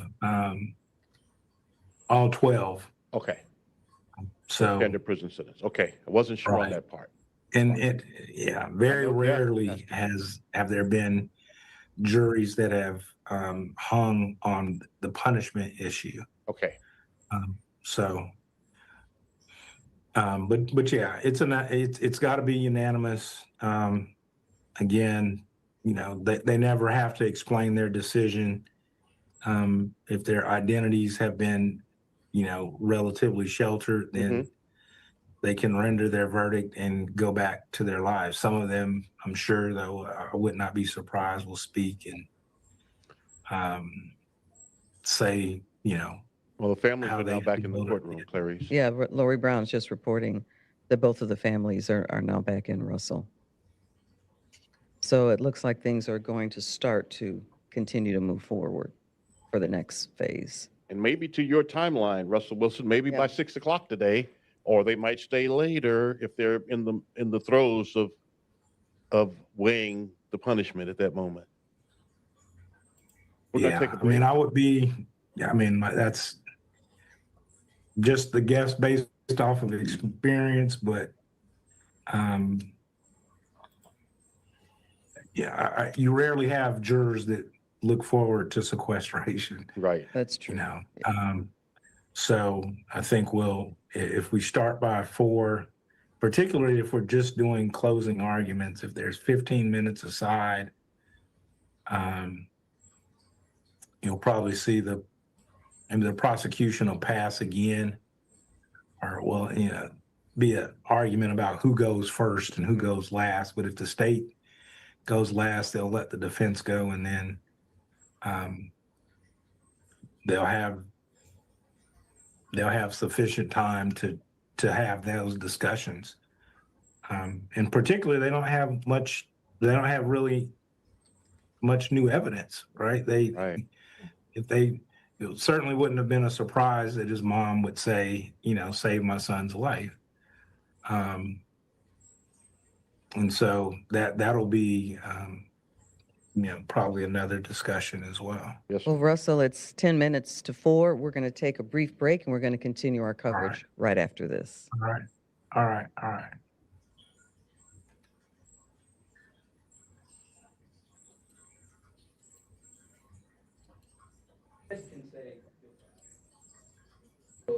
Okay. Another little break. To this jury, what is your initial reaction? Okay, because at 4 o'clock, Clarice, we're gonna have to switch to IFB on our phone. Oh.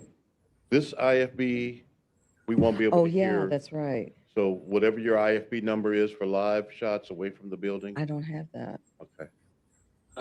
Clarice, I'll put you in mind.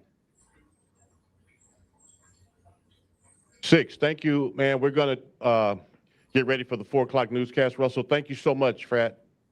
All right, talk to you soon. Bye-bye, Russell. Talk with y'all as always. All right, see y'all later. See you then, man. Thank you. All right. Bye. So we need to get Clarice's White- IFB. White supremacy threw away 2 black boy lives this year. Cyrus Oh, okay. and Karmelo. All right, okay. Well, I have my phone for my IFB when it's time. So for us here, we'll have 3 minutes. Okay. That's what all you've seen. Okay. We'll toss to more coverage. Okay. On the air. Okay. Clarice? With Eden and Sean. You're in the 4. Callie. Oh, yeah. It looks like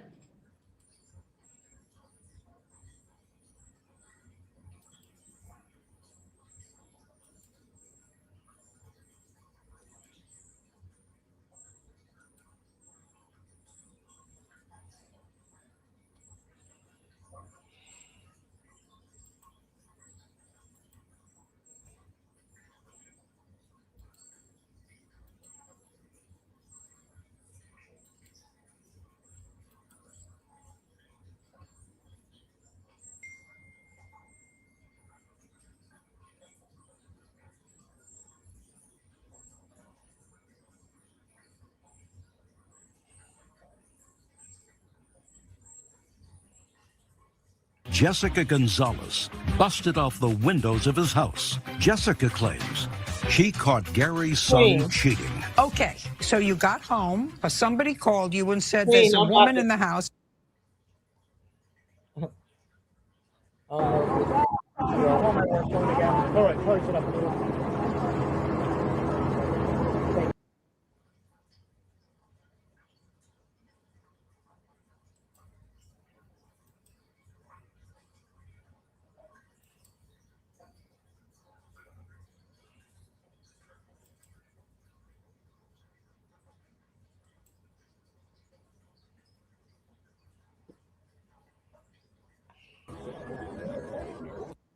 At the Collin County Courthouse, Sean, and we want to thank Russell Wilson for being our legal advisor giving us legal advice on both sides, talking about the reaction to the verdict today.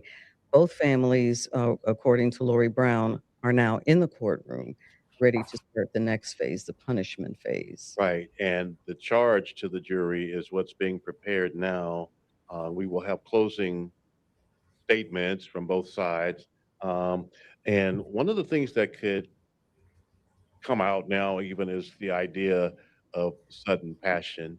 meaning this was not some premeditated planned thing. This was in the moment.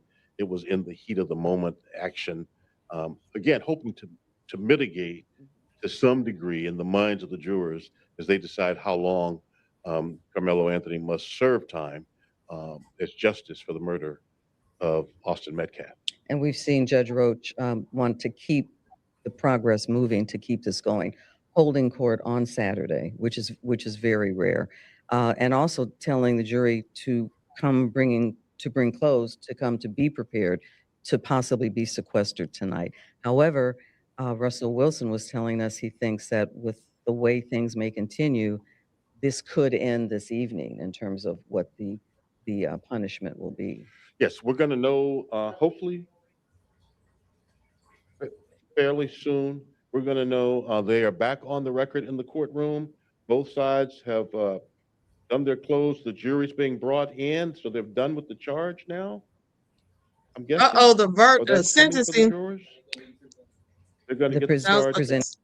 Sounds like the sentence is coming. Jessica says, Jessica AM says, fine, lock him up. I'll send iCare and cash for his phone. Okay, thank you, beloved. Thank you for insight into the topic and your contribution to the channel. I appreciate you. Peace, love, and blessings. Hopefully he'll be able to file an appeal. Hopefully he'll be able to file an appeal, because this was a whole railroading. Okay, they convinced me with it. This was all sketchy. People were not shown the real video. People were discouraged from using going to see the video, because that woman, Sarah, okay, allegedly was lying.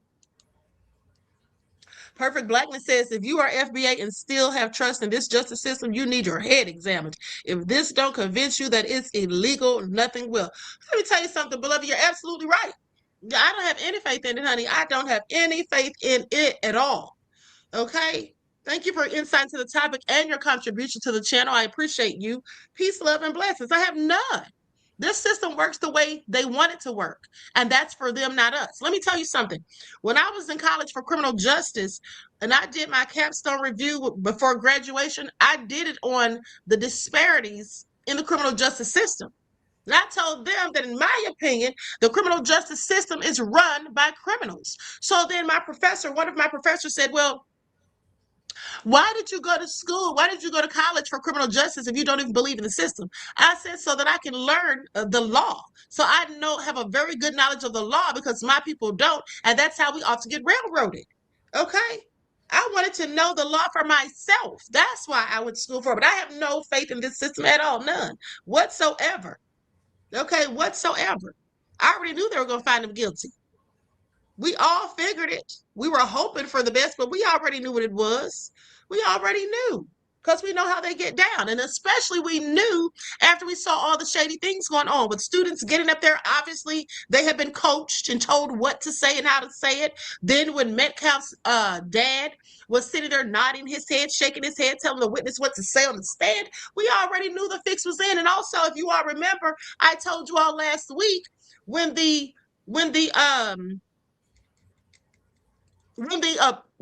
defense didn't pose any objections. Yep. And there were several times when they clearly should have objected on the grounds of speculation. Even in one case, leading the witness, they never did it at all. But the prosecution was always objecting. Okay, the defense was never. Why would you not object to some of the things that was going on? I'm not even a lawyer, and I know that didn't make any sense. Okay,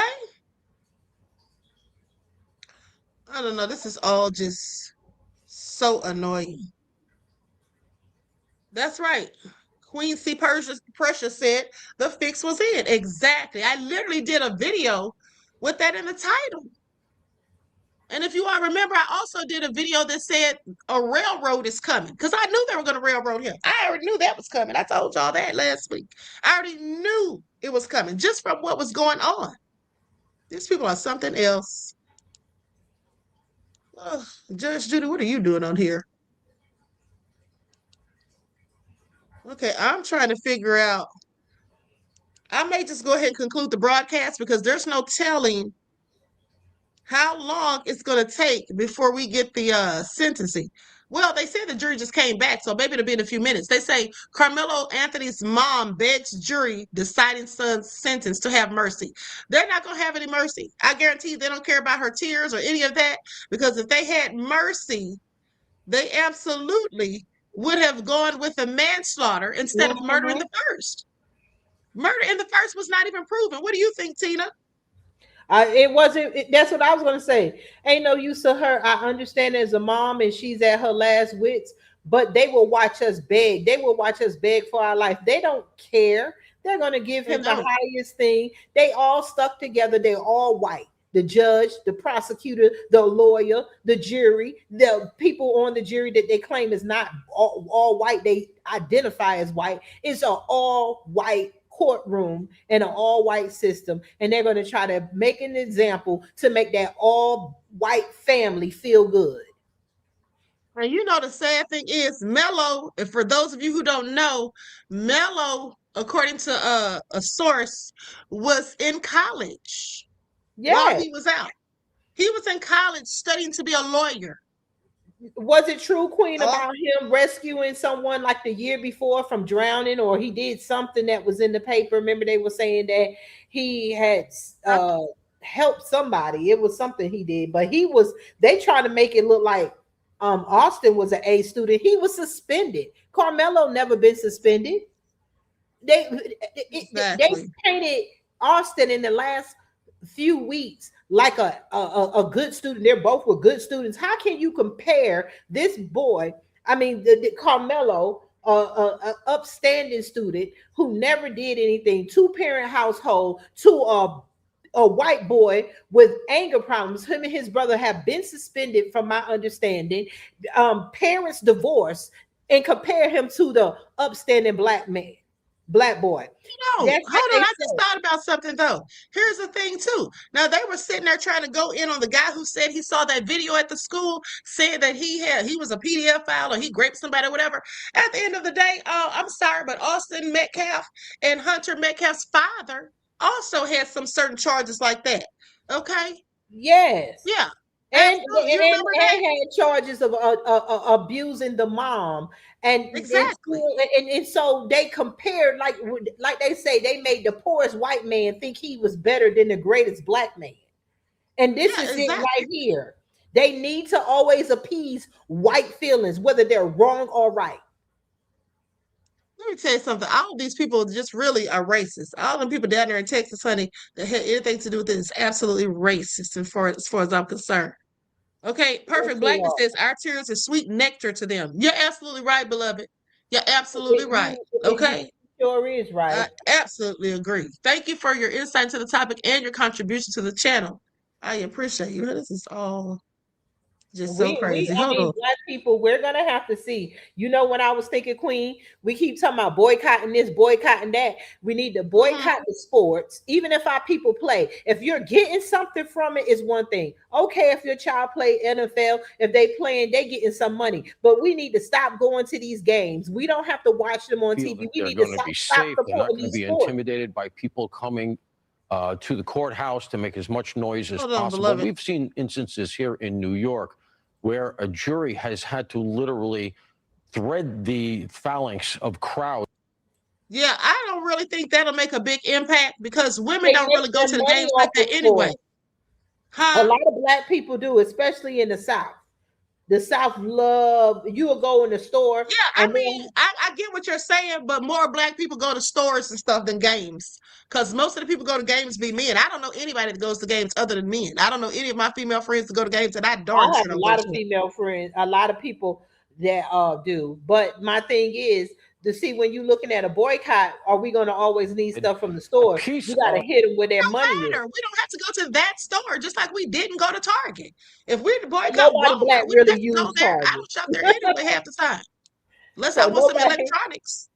Huh? Of this I that don't will shop be at Walmart unless questioned I want some relative to the electronics. judge's At the end of the decisions day, we is did the going to same go thing with back Target, to and they the felt the impact. decision And I to think that's what we need to exclude do. the 3 black Hold on. female juror educators who were excluded by the prosecution. We already heard this. I'm trying to see what the darn. In real estate, timing is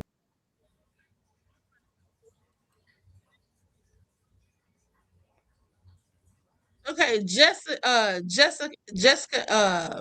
Jessica M says, do you think they will withhold his mail in packages? I don't know. I don't have any idea. Yes, they do That's a all good that. question. It depends You on said they what prison withhold they're sending him to. And they waited right till he got grown so they could send him to these grown people prisons. And then our people black people that are in prison, they act like animals behind closed doors. I know because I had a son in prison. So everybody in prison act like animals, honey, at the end of the day. Yes, Jessica, I'm not sure, beloved. Like Straight No Chase for the Queen said, it will probably depend on which prison he goes to. Thank you for your question, though, beloved, and your insight into the topic and your contribution. I appreciate you. Peace, love, and blessings. Truth Brown said, boycott all Shell gas stations for Rick Child. Oh, yeah, we're definitely going to do that because, first of all, the family is suing them. So, yeah, I just saw that on TikTok, Truth Brown. Thank you, beloved. Yeah, we're definitely going to boycott the Shell gas stations and all the Asian restaurants. I mean, Asian businesses, since they want to talk so much trash. Give me 1 second, Queen. Mm-hmm. Since they want to talk so much trash, maybe if they hadn't said anything, we'd have just boycotted Shell. But since they want to talk slick, they can get it too. And they're expecting black people to be out there acting a fool. Let me tell you something. I never anticipated that black people would act a fool. But what I did anticipate is that if he didn't get found guilty, that they would act a fool. And y'all know they would. I mean, look how they went up there and acted like animals when they caused a whole insurrection at the Capitol over an election that clearly Trump lost. Okay? Please pay attention. No, look at how they act when they lose a darn game. Look, if they lose a darn football game or a hockey game or whatever they do, they tear up the city. When they we win, knew there they was like tear a whole up. fool if this hadn't gone their way. We already knew. That's why they kept talking about a darn race war. These people are something else.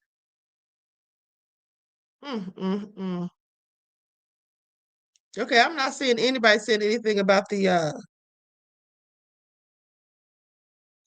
let me see what they're showing on here.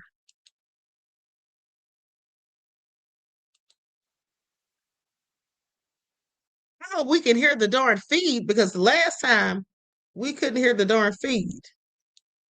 And I want to hear what these people are saying. That's outside of the courthouse. I know they're ticked off. Or FanDuel, you make. You don't know how anybody's feeling. You know what I'm saying? And it's not. This is a no-win situation on either side. You know, you have a child that is not going to be here anymore. God bless his family, and to the family who's going through this situation with their son, it's unfortunate. Now we are hearing some, like Alex was talking, upset comments. We know that this trial, no cameras were allowed. It was not live streamed. It was not televised.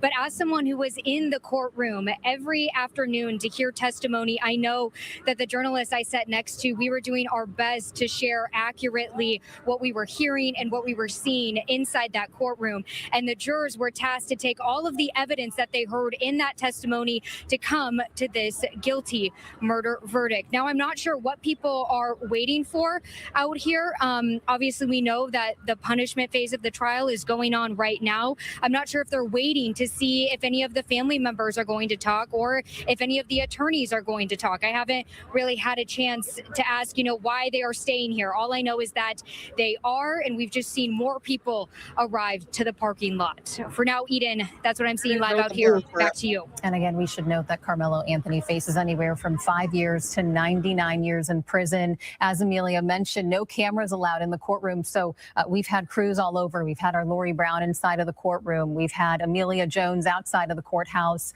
and Alex Boyer. So really, they have tried their best to share what both sides are arguing, what the defense is claiming, what the prosecution is claiming, and trying to paint the picture of what all is going on there. So as this case prepares for the punishment phase, Fox 4 is, of course, committed to keeping you up to date. We're going to be live on the Fox Local app when there is an update. So make sure that you turn on your notifications to receive the update right to your home screen. We will be right back. Well, I guess nobody's surprised at the verdict because we all saw exactly where it was headed.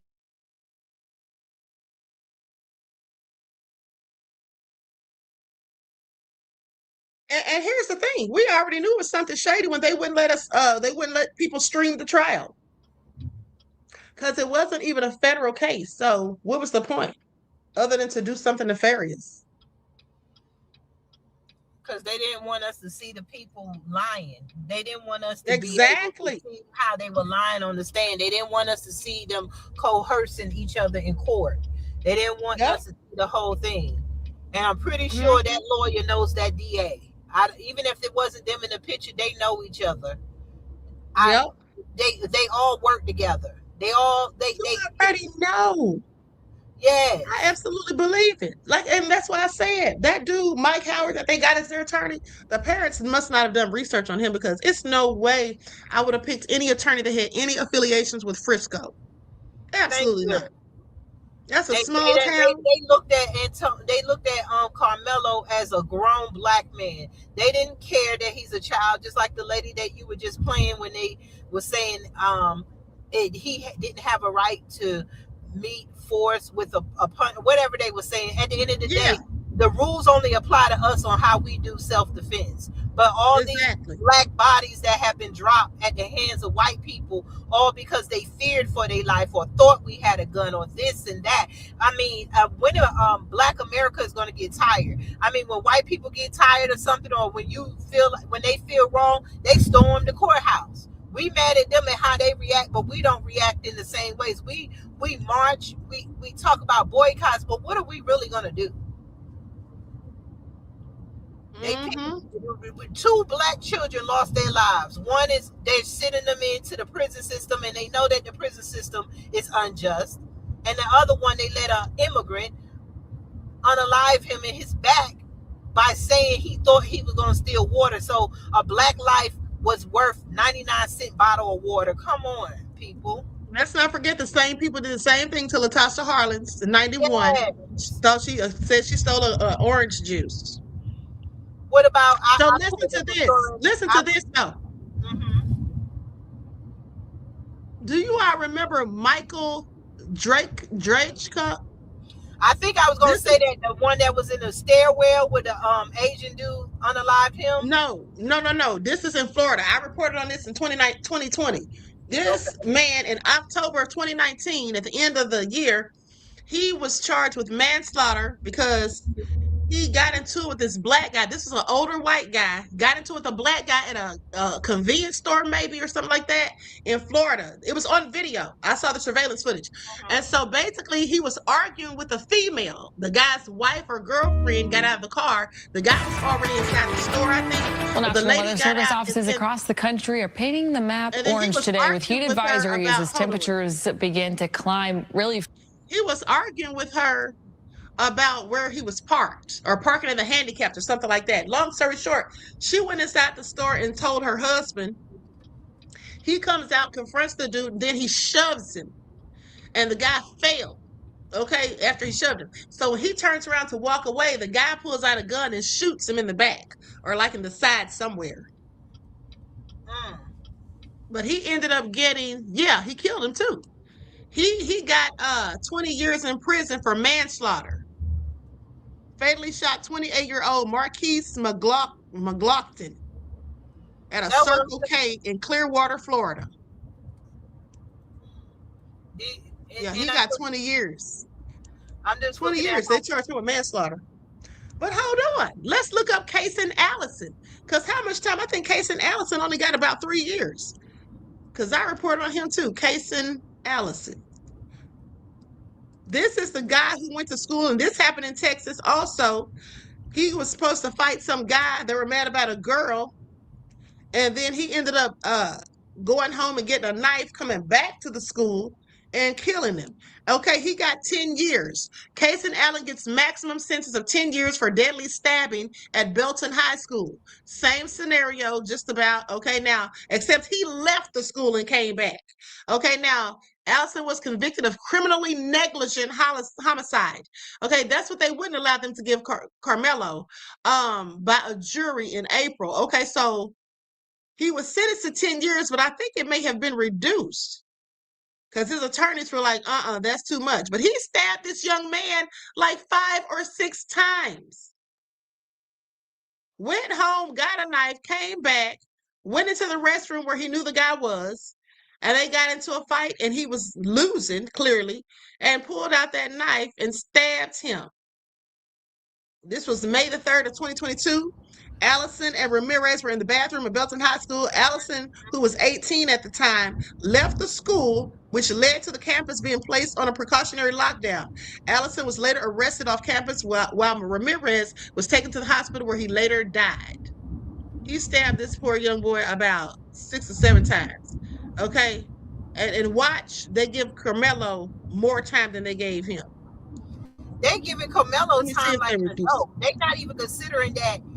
This is why that's why a lot of black people feel hopeless, because Karmelo did his grades. He went to school. He graduated in college. He was an A student. He played sports. He had the 2-parent household. They were the American dream. But yet a white person could come along and destroy all that. And then we have an American system with the media, the judge, and the jury to make him look like a criminal. So where do we go as black people in America? What do we do? Because I know we talk about boycotting, but we really need to get together. Where are our black lawyers? This is what I'm talking about with the Democrats or whoever. What are we going to do in sanction the American government, the federal government? It ain't going to be nothing we can do. This stuff been going on for decades. It is not going to stop. Ain't nothing we can do about their system. It's going to work the way they want it to work. Hold on. It says Kason Allen, I think his sentence got dropped down to like 2 years. It says he's currently facing up to 2 years in a Texas jail. Okay, that's what it said a year ago. If a deadly weapon enhancement is applied, he faces 2 to 10 years in prison. But they said he was facing, Look up AL.com. In Alabama, a guy from Florida who says he's an Alabama resident, he's running for governor, and now Kyle Rittenhouse just endorsed him. Yeah, I don't need to look him up. I'm not voting for him. And if Kyle Rittenhouse endorsed him, Kyle Rittenhouse unalived somebody, and he's walking around endorsing, and they're cheering. Yeah, but that's the thing. That's what I'm trying to tell you. Nothing's gonna change. Okay, hold on. Queen, the case and sentence was reduced to approximately 2 years and 6 months. That's what I just saw. Exactly, 2 years. Now watch and see what they give Karmelo. It won't be no damn 2 years. I bet you that. And this dude went home, got a knife, came back and stabbed up somebody several times. He absolutely meant to do it. Okay, he had a sharp knife, like a hunting knife. Okay, it wasn't a little 3 blades, honey. At the end of the day, this system, it's nothing we can do about this system, period. I'm convinced it's nothing we can do about it. It's been acting like this, it's been working this way forever, and it's about to get worse. It's not going to fix this. It's about to get way worse because now we got Satan Yahoo running stuff, okay, and they're about to implement all kinds of stuff going on over here. Y'all going to see at the end of the day. You know what the problem is? Yeah, they're racist. That's the problem. That black people are violent towards each other, but not violent towards their enemy. At the end of the day, being violent towards them ain't gonna get you nowhere but dead or in prison. Well, so what's that gonna solve? They killing us anyway. Or unalived. I'm just saying, what's that gonna solve? We'll have another case, a whole bunch of Karmelos. That's not the way right there. At the end of the day, like I said, this system is corrupt. It's always been corrupt. At least for us, it works the way they want it to. It works in their favor. I look at why we don't act like our enemies. We act like my damn enemies because I'm a human. I'm humane. I'm not a damn animal, and I'm not going to act like a savage and an animal because that's what they choose to do. That's what I'm not going to do. And then if you act like them, you think you're going to get away with it like they do? Absolutely not. Absolutely not. I'm saying like how they take over the court system, like they get their people in to act like they for everybody, but they pretend that they for everybody, just like this jury. Oh, they pretended enough to get on the jury so that they can do what they wanted to do. That's what I mean by acting like our enemy. We don't think strategic. Yeah, well, we have to be empowered to do all that, and that ain't gonna happen no time soon. I can promise you that. You got to be empowered. They're in positions of power. We're not. They're 76% of the population. We're not. They say we're 14. I believe we're more than that, but we darn sure aren't more than them 9 times out of 10. At the end of the day, they're running things. That's just what it is. That's just what it is. They are, and that's what I was talking about with infiltrating their camps. We got to think of something. We can't just lay down and take it.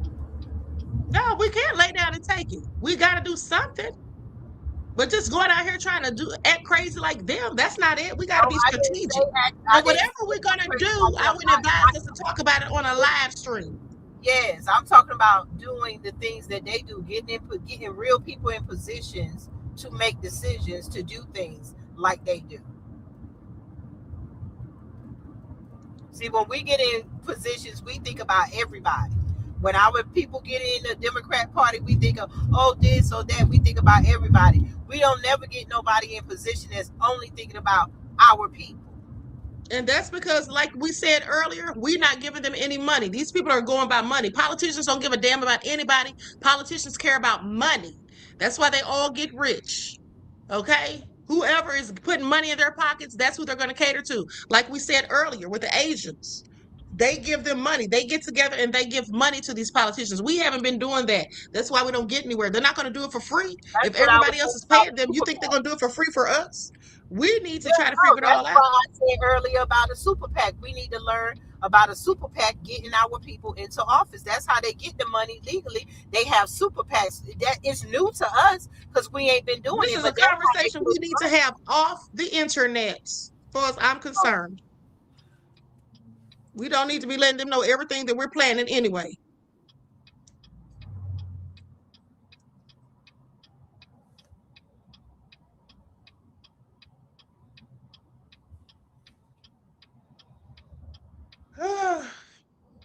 Trusno said many aren't prepared for war. John Boy says we need to step up our spiritual game. Whatever you believe in, bring it to the forefront. Exactly. Okay, I absolutely agree with that, John Boy. Not John Boy like on the Waltons. Okay, I'm about to get out of here because it doesn't look like they're about to have who was Austin? Who said Austin is a guardian angel? I don't know, honey. I don't know. That's right. Tyler said everything has to be done offline. I absolutely agree.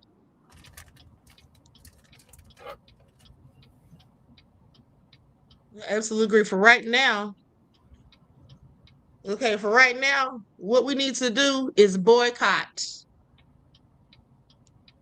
That's it.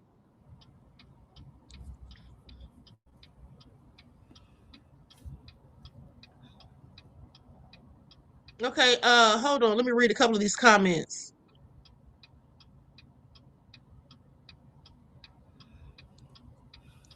Okay. Angel, the messenger, said, why wasn't the parents on his defense attorney's ass? Because he didn't interview half the witnesses. Exactly. This is all by design. I'm telling y'all. I really think the defense was in on it. I really do. I said that days ago. I said that last week. Okay, I really think the defense was in on it. They need to get rid of him before they even think about filing an appeal. Yep. Okay. They need to get rid of him. Absolutely. Okay. I absolutely think he was in it. This whole thing was rigged. I don't care what anybody says. And then, you know, the racist devils are going to be saying, oh, y'all are so stupid. Y'all were trying to defend a murderer. I don't give a damn what they say because they defend murderers every day at the end of the day. And this was self-defense, as far as I'm concerned. Can't say the same about Kyle Rittenhouse, who went there looking for trouble with a whole AR-15 that he wasn't supposed to have, that he was in illegal possession of. Okay. They didn't say anything about him, Derek Chauvin, the rest of these devils, George Zimmerman. They donate money to these people. Then they want want to turn around and say, oh, Black people, y'all are protected and defending murderers. Like, sit down somewhere. Then had the nerve to try to go dig up dirt on that man who saw the video. Meanwhile, the president that they all voted for, these racist demons, the president that they voted for is in the Epstein files, okay? With credibly alleged accusations, all right? But they want to try to talk about somebody else. These people are so full of cap, okay? At the end of the day, selective outrage. Like I keep telling you all, that's all it is. Selective outrage. They said Netanyahu visited the Epstein Island a few times himself. I seen that post. I don't know how true it is. Did you see Who that? you said was there? Who? The Prime Minister of Israel, Netanyahu, whatever how you pronounce his name. I bet he was. I know the old one was there. The former one before him, Barack, whatever his name is, he was there. Barrack, not Barack. It's like Barrack. Yeah, he was definitely in there. I read the Epstein files, and he was definitely in there. Sure was. I'm gonna tell you his name in a second.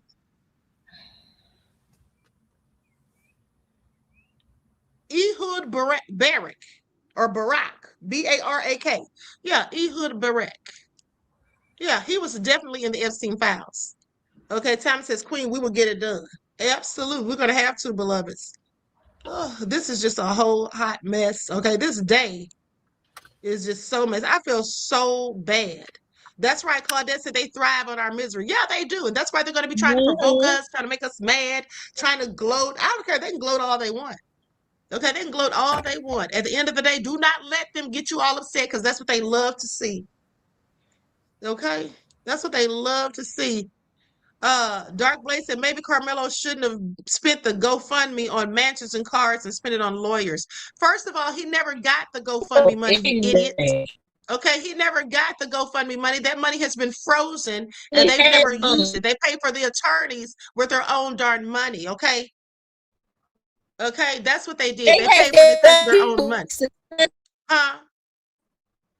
Yes, they Black people to. I'm sorry, you breaking up, beloved. Say that one more time. They hate that Black people are successful. Oh, yes, of course they do. Of course they do. They keep wanting to say the success came from GoFundMe. His parents were wealthy or pretty good off. Yeah, they were doing pretty good. Mm-hmm.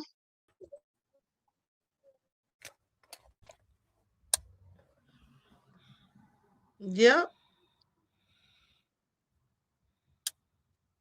So anyway, honey, at the end of the day, these little trolls don't have anything else to do.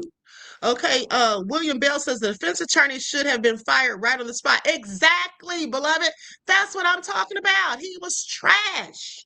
Okay, then he wrapped up so quick, like the prosecution interviewed over, or they questioned over 20 witnesses, like 21 witnesses.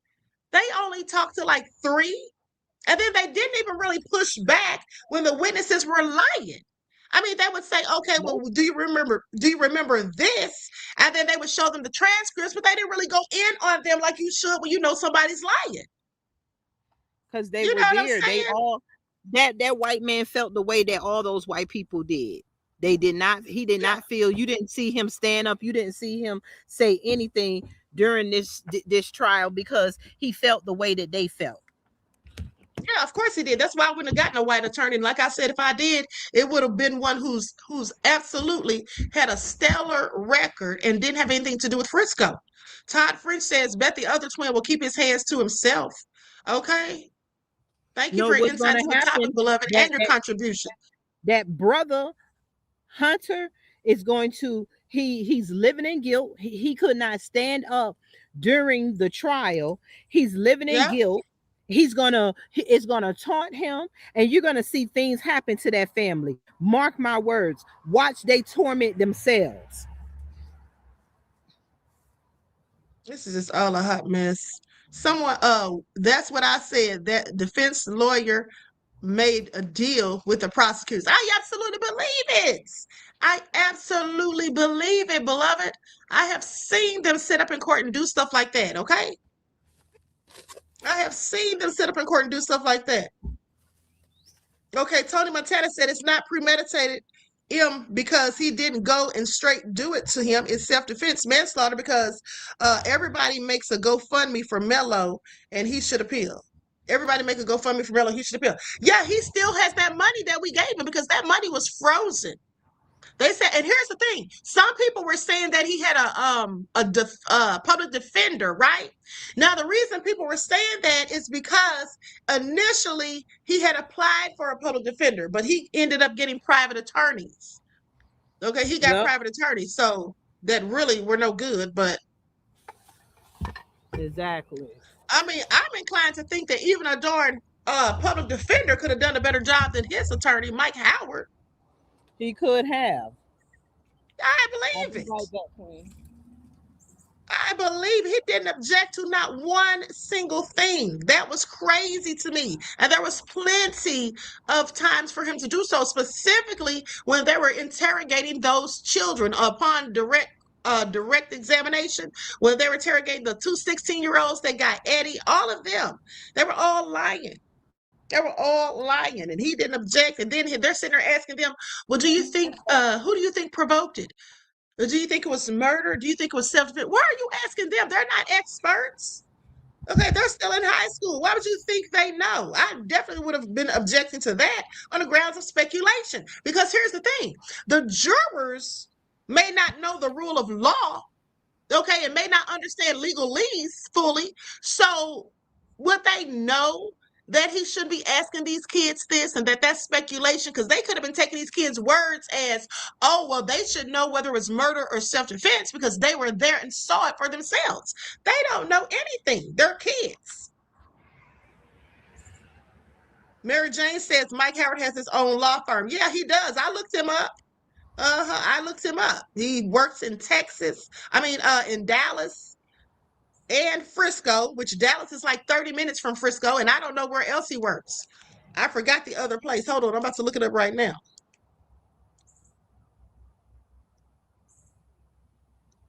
The Law Office of Mike Howard, PLLC. Okay, so give me a second, Queen. Take your time. Okay, it says, yeah, Dallas. That's where his office is located, in Dallas, Texas. Lyndon B. Johnson Freeway.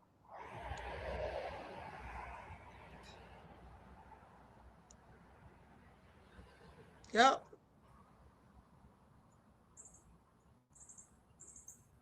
Hold on, let me see this. Now listen to this. This is what really lets me know this lawyer is full of BS. He even looks like a racist to me. I'm sorry. Okay, I know a racist when I see one 9 times out of 10. Okay, it says, Law Office of Mike Howard, PLLC. We're honored that our founding attorney, Mike Howard, was recognized by the good folks of D Magazine as one of the best lawyers in Dallas in criminal defense. Mike first received the award in 2016 and has received it every year since. This man threw the case. How much y'all want to bet? This man has been deemed the best lawyer in Dallas since 2016 and won every year since then. He's won 10 years in a row.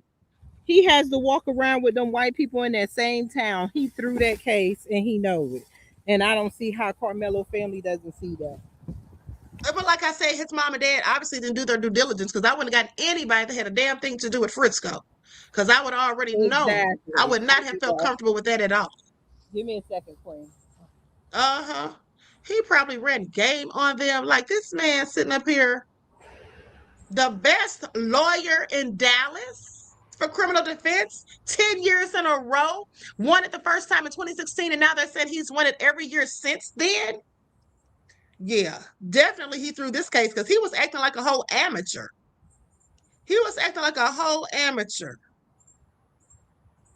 Okay, this is all some BS. And then Queen C. Precious said, and he couldn't get a lesser charge than red rum. Exactly. That's how you knew it was some shady stuff going on, beloved. That's exactly how you knew. Because I was thinking the same thing. I'm like, why are they charging him with murder? Because they know darn well this does not fit the criteria. But the jury got it. The jury went for it. I think the jury was just all racist people and they already had their minds made up, period. That's how they came back so quick. That's exactly how they came back so quick. This is all a travesty of justice. Trujillo said they threatened the lawyer. I don't think they had to threaten him. I think he was down with it voluntarily. I don't think they had to threaten him. I think he's friends with the prosecution, just like somebody said, and possibly knows the judge too. Because if he's been a criminal defense attorney for all these years, and then he's been working in Dallas and Frisco, he literally has been to that courthouse before. You know what I'm saying? He's familiar with that judge, I'm pretty sure. Call me. Okay. This is awesome BS. It's all BS. Okay, songwriter Sonny said they always do the bare minimum when it comes to us. Exactly. Because they want our money. Do you know that it's a win for them to get our money and not give us real justice? They get off on pretending that they're there for us. Right. Hold on. The fierce one says blacks continue to fit in with white people and not understanding that they will never view blacks as their equal. It should be limited engagement with them. White girlfriend, lawyer, etc. Not a shocker. Exactly. Okay. Yes, you're right. I have to agree with you. The biggest boycott they could do is if black men stop dating white women, then we'll see a big change. No, we won't. You think so? I doubt that very seriously. I don't even see how any white men even date white women after all the stuff that goes on in this country. So I don't think that's anything to change that. I don't understand it, Queen. I do not understand it.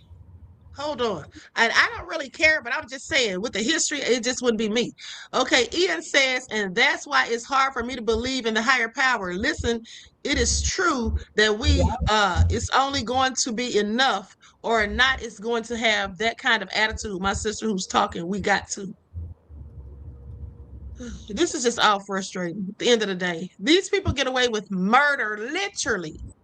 Now, Rick Chow got off scot-free chasing someone the length of a football field and shooting them in the back over a bottle of water that he didn't even steal. Not just him, his wife and his son. They chased them down like a dog, and none of them got a charge with accessory. Exactly. Mitch says, do reduced charges bring Austin back? A bit reduced. Okay, you trolling. Let me just put you on out of your misery. Because you got to be miserable to be in here trolling. Austin is where he's at because of the mentality of these trolls. Austin was a young white man. If Austin hadn't been a bully, he'd still be here. That's what I'm saying. Okay, if Austin wasn't a damn bully, he'd still be here. Please. Okay. Let me tell you something, Queen. Here's the thing, though. This is how you know that racist people are so miserable. Okay, y'all got the win. Now what do y'all want to do? Taunt us? You think that's going to make us mad? We're already mad about the verdict, but you taunting us is going to make us even any more mad. At least not me, because I laugh at them because they're pathetic. Like they are so caught up and obsessed with black folk. Here they come hopping into the chat, still trying to ask dumb questions. At the end of the day, go ahead and take your win and beat it. Okay, take your win and beat it. The thing about it is they did not win. Austin is gone because of that mentality. Exactly. And Karmelo still has a chance. Just because this is here, I don't care if they gave him 5 years. We don't know what is going to change within these years. We don't even know what he's going to be sentenced to. We don't know what is going to happen with the appeal. But at the end of the day, Karmelo still has a chance. With us being fed up, talking about boycotting, we don't know what's going to change.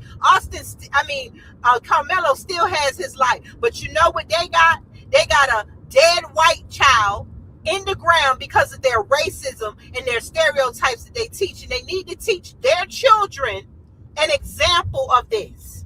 Because at the end of the day, they took the biggest loss. We still got y'all something. Yeah, and let me tell y'all something though. Here's the thing. I want y'all to think about this. Do you all remember some years ago, probably like 8 years ago, maybe like in 2018 or 2019, do y'all remember the little biracial boy I forget his name, but he was 8 years old. And these white teenagers who were like 14 and 15, they hung him from one of those tires that kids make into a swing. They literally put it around his throat and hung him, right? He was able to free himself, but he had rope burns. And the people didn't get any consequences because the sheriff in this racist little town said, oh, they were just boys being boys and it was a prank. How the hell is it a prank when you hung this child and left him there by himself hanging? He was able to get his speech on a picnic table or something to free himself. See? They said it was a prank and none of them went to jail. Not a one. So I'm sorry. When y'all talk about fixing the system, this system is never going to be fixed because to them it ain't broken. This is how they want it to work. And if you don't believe that, believe this. Since 1978, between 1978 and 2009, there were over 200 exonerations from death row in this country due to DNA testing. And who do you think were the people on death row? Who do you think? Okay, and let's not forget Troy Anthony Davis. Now, you can't convince me that the white police officer that he was accused of murdering and went to death row for, when all the new evidence came out and proved basically that he didn't do it, that the person who pointed him out is the person who actually did it, more likely than not. They still went ahead and executed that man. Okay? They still went ahead and executed that man. I'll never forget. He was on death row for like 20 years. And the family of the officer didn't even care that they went ahead and executed him. Now, me personally, I would have wanted the real killer. But they don't care. Like you said earlier. They don't care. Long as it's a black person. That's what happened in Alabama. These black people, they fought back with the police and unalived the police, right? But the black boy that was with them, he didn't know it was going to happen. The police came with a so-called police, not sheriff, with a no-knock warrant. Everybody says that the police were robbing these black drug dealers and they were tired of it. They came, busted it in. Nobody know why the police was there. It was a shootout between them and the police. The guy that was hiding behind the car, they gave him death row. They put him on death row. He had been fighting. Kay Ivey, the Alabama governor, executed him last year, even though evidence showed and everybody testified he had nothing to do with it. They don't care. Their whole goal is one black person is good for each black person. That's exactly what I was talking about when I said Hunter, they protected him the whole time because Hunter should have been arrested as well by the fact that his brother died and he was the one who initiated it. Okay, he was involved in it too. He should have been arrested just like Melo, and they both should have gotten the same charge. But they didn't do that. They do it to black people. They charge black people if the police, you've seen it, the police unalive a black person because they was with them. They gave the black person the murder charge because the police had to kill him. You've seen those cases? Yeah, I remember that. He got 65 years. And then if you're accessory to the murder and somebody gets murdered in a robbery, even though it was by someone else, the person that you came with, if you came with somebody, you are charged with murder. Like they keep changing the rules to make sure that. But here's the thing. It's not that they're changing the rules. The rules don't apply to you. That's it. They're not changing the rules. The rules don't apply to us. Those rules are for them. Stand your ground, castle doctrine. That's all for them. Like I pay attention to how the law works, honey. The system is working the way they want it to. They're not changing the rules. They're just not letting it apply to us. Okay, the black lady who shot up in the air in Florida, gave him fired a warning shot, got 20 years. They later came back some years later and reduced it to 5. But the bottom line is, why the hell is she in jail anyway when you had this white man kill a teenager because his music was too damn loud? So I'm sorry, make that make sense. And she got like the same amount of time as him, just about. So that was crazy. But this is what they do. It's nothing new. And then they yell victim. White people are attacked more by black people. Like, where are the stories at then? Show me where the stories. Here it is, right here, this story. Yeah, we already know because we don't commit hate crimes. They do. Here's the story I was talking about. Okay, the 8-year-old that was supposedly hung. They said it was a bullying incident or whatever. But yeah, they hung that little boy and he had to fight to get himself free and had rope burns all around his neck and all of that. Okay, and nobody went to jail. Nobody went to jail. And then let's not forget, if you all remember back in 2020, that black guy who went out to the woods to watch the full moon or something with his friends on private property, his white friends, and he was the only black person. And then when he got out there, there were some more white people that they didn't know who were racist, and they tried to lynch him. Like we have the pictures. They grabbed him and literally tried to tie him to a tree. They were pulling his hair and all that stuff. And then basically, when he ended up getting away and he went to the police station and filed a report, the police got mad at him because after they arrested these people, it was about 4 or 5 of them. And after they arrested them, they asked the black guy if he would be okay with them not serving any jail time and just going through a diversion program. And he said no, he wants them to go to jail. So because he wouldn't go along with it, then the police started harassing him. And next thing you know, he got arrested on some BS. So What that's the kind of about stuff they do, honey. So nobody's convinced me. Nobody can convince me that this system's ever going to work any way other than what it is. I don't care who's in office. I don't care who's on the Supreme Court, the Congress, any of that. These people have the system fixed to work in their interest, and that's just what it is. It's nothing we can do about it, as far as I'm concerned. Exactly. It's Congress. It's two birds. It's one evil party with two different names, and that's called America. This is all some BS. Yes. I'm trying to see what the time is. Hold on, let me look and see. Somebody said block Michael. Hold on, where is Michael? I don't know why the trolls still coming. Y'all don't have anything else to do with yourselves? I mean, I wouldn't even let anybody know I was this miserable. Because you have to be miserable to be trolling. You got to be miserable to be trolling. I'm sorry, because who has the time? Did somebody already block him? Because I don't see him. I wanted to see what he was saying, though.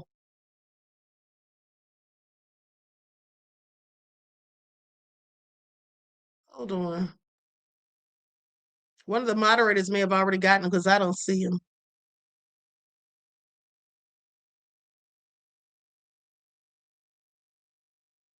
Oh, okay, here it is. He says, do you love the United States of America? Yes or no? Why the hell do you care? Okay, why the hell do you care? If I do love America, I don't love people like you that's in it. Okay, how about that? Okay, I don't love racist devils who are in it. That's what I don't love. Okay, America isn't the problem. It's the nefarious, wanton supremacists that live here, that dwell here. That's the problem. It's not America. It's the people in it. Okay?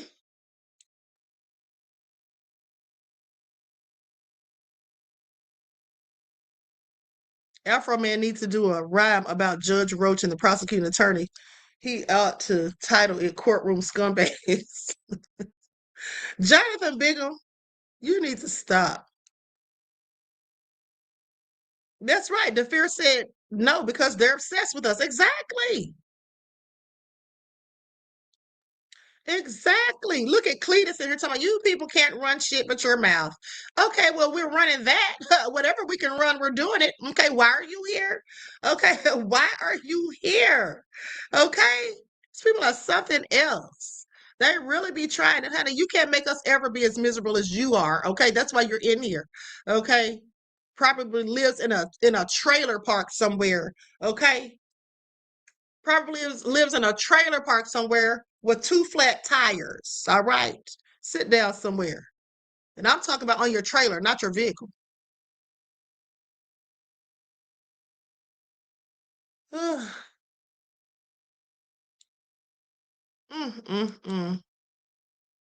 This one right here says they leave the criminals out shooting up black neighborhoods.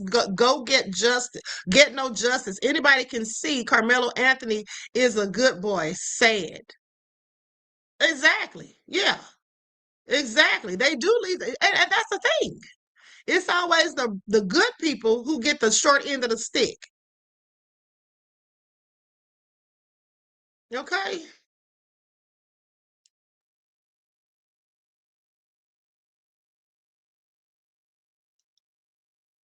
Malcolm says, thank you for the positivity. I'm athletic and black and I'm a male. I know what it's like being surrounded by white people who want to jump you. Free Karmelo. Fox versus Hound. Yeah. I mean, I'm used to racism because I grew up in Kentucky. It's nothing that they do surprises me. That's right. The fear said they start stuff and play the victim. Exactly, but they'll swear that's what we do. But the thing of it is we don't go out looking for them. We don't go out following them, coming up to them. Okay, if we saw them in a tent and they didn't go to our school, will we really come up and be like, oh, you got to go? And just talking crazy? Who does that? Clearly not us. Okay, clearly not us. J Love the Queen said they did it to my family before. I'm sorry to hear that, beloved, but I'm not surprised. I am not surprised at all.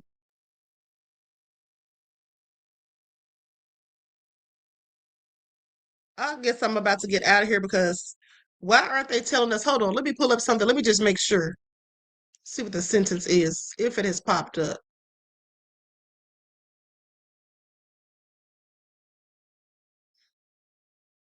I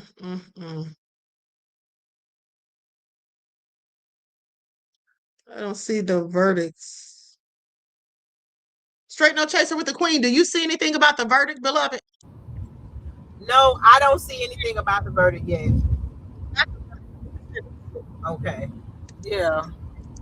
Remember, he said it could be until about 6 o'clock and stuff and everything, but because he said the jury was just coming back. And this is what he's talking about. That's what that man was talking about, because they stick together, but sometimes they have a little conscience and they're fussing over what to give them. Because see, they're gonna stick together, but now what do we give them? Because some of them just throw the book at them. That's probably what's going on. Those people are going to give him life. They already gave him a damn murder, convicted him of murder. Yeah, I understand that, but they would have been back by now. So yeah, they probably want to give him life. They want to stick together. Yeah, he was guilty, but what they give him, that's probably what's taking so long with the yeah, but it ain't gonna be nothing light. It ain't gonna be nothing light. I bet you that. No, okay, so I don't think it's gonna be anything light. If it do, then honey, hell got a rating drop. I'm gonna tell you like this: it's gonna be more than 20 years. That's this period. It's gonna be more than 20 years because if they wanted him to have 20 years or less, they would have definitely gone with manslaughter. Let me see here. I'm looking at these updates. Okay, this is from 8 minutes ago. The jury left the courtroom at 4:40 to begin deliberations in the sentencing phase of the Karmelo Anthony trial. Karmelo has been found guilty, Okay, so they left at 4:40. That's an hour and 10 minutes ago. Okay, so let's stay on till 6. It's already 5:52. We might as well ride it on out now. We all might as well ride it on out. Let me just give y'all something. We rolled out the presidential race. Yeah. Let me just put y'all something up here. This has been over 5 hours, honey. Okay. Let me just play y'all a couple of videos. Let me see here. Wait, which oppression was worse, the oppression of women or the oppression of African Americans or blacks? They used to eat us. Wait, what? Eat? African Americans were eaten. Do they not teach this? They were eaten. Do you think there was widespread cannibalism in the United States? And this was with a specific lady in New Orleans, and she I know who you're talking about. Wait, hold on. One example of cannibalism is not evidence of widespread. They used to skin us and make leather out of it. Like, why is that even a question? I think he's saying because you're only pointing to like one example. It's not one example. 1837 on the Portuguese slave ship, the Arrogante, the captain killed an enslaved man, cooked him, and made the other enslaved people eat him. And the crew ate the organs. In 1831, after Nat Turner's rebellion, they desecrated his body after his execution, and then some sources state that they boiled down his body to a medicinal substance for white people to consume as an act of final triumph. Vincent Woodward has a whole book about the incidents of this happening, the consumption of black bodies, not just literally, but physically, intimately. It's well documented. And within that book, there's another slave owner, a Kentucky man, who butchers and cooks an enslaved person in front of other enslaved people as a form of psychological terror. And then in 1888, the Mercury in Philadelphia releases an expose exposing white doctors who are tanning the skin of black people to make shoes and cigar boxes. One of the physicians was quoted as saying that black skin makes a specifically enduring leather. There was also cases in Mississippi of them making belts and purses and things from black skin. They also used black babies as alligator bait. That's documented in multiple sources. They thought it was so hysterical they made postcards about it. Would use them as bait to hunt alligators, or would just feed them to alligators. If you really want to go for a wild ride and you can stomach the truth, Thomas Thistlewood's diaries, called the Thomas Thistlewood Papers or the Thistlewood Papers, the slave owner himself kept a documented, detailed diary of all of the torture he inflicted on his slaves, including 3,800 cases plus of SA against black women, probably one of the most common crimes across the slave trade against black women. And he also invented what was called the Derby's dose, where he would flog a slave and then rub pickle juice or lime juice into their skin and then make another enslaved person defecate in their mouth. Typically, those kind of infractions would be eating a piece of sugar cane because they were hungry. And no, Miss Green, you don't know who you're talking about. Madame Lalaurie did not eat her slaves. What she did do is chain them up with iron collars, where she tortured, mutilated them, peeled their skin into strange shapes, and then murdered them. Just because you people are not educated enough to know what actually happened and you don't want to believe it because it makes you uncomfortable, doesn't mean it didn't happen. They get to do that because they white. That's See, we right. think that apply to us. We don't understand that. Look, bro. Not we just still that. fight for the same shit that we were fighting for in the 50s and 60s. As a matter of fact, we had Now, with more that in all the being 50s and said, 60s because we were together. hold on. There was no welfare. You had men in the house, and you know we were just together, Gavin is man. up But here. I Gavin. feel bad for the brother though, but I ain't gonna hold you too much, man. I like your show. I like what y'all doing, man. I mean, Oh, that's I somebody like the talking way to you Gavin. talking about it. You ain't just all emotional like everybody else and all. Okay. But Queen, they That's boiled Gavin. us I'm gonna. they boiled us in sugar. That every time they lynched most people, they would cut off body parts and keep them. You remember the book? Souvenirs. Remember the book, The Delectable Negro, when they had. That's what she was showing on the video. She was literally holding that book up. Oh, okay. I didn't.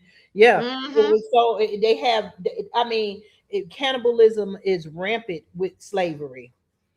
It's still rampant. At the end of the day, nothing changes. All over the Epstein files. Yep, and using all our over the Epstein files. Using Hold our on for 1 hair as second. cushion.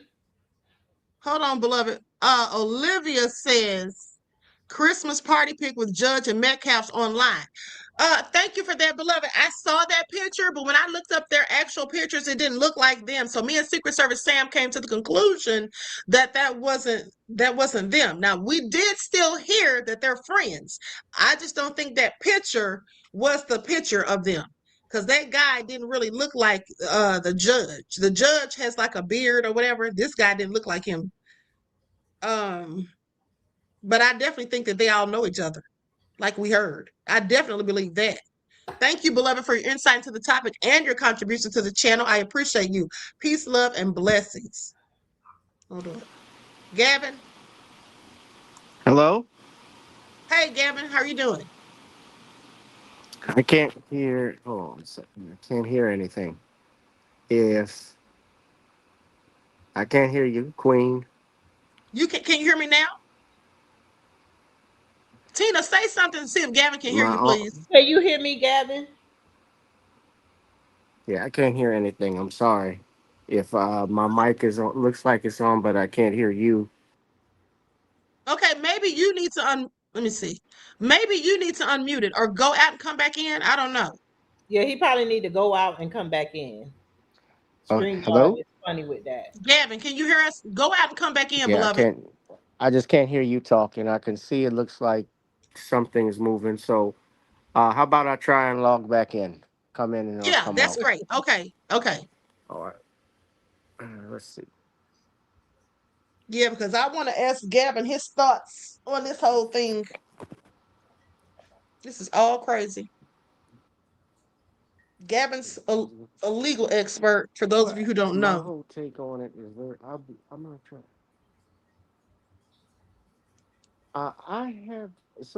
I've followed it, but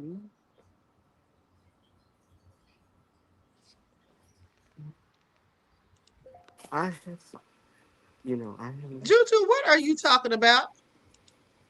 Delete that comment. I think one of the things I'm looking at What's important? Well, a couple of things. Certainly.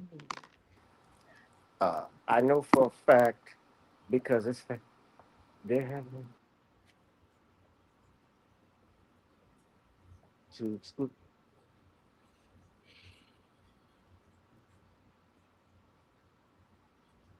Now, it's not though. Yeah, yes and no. Huh? Yes and no. You can have one. Just anticipate said, Gavin, I hope you In don't fact, catch it was catch in. a It was in. stray I think. because you're in here with a bunch of mad ninjas. Just anticipate now you're just being messy. Oh, the rent.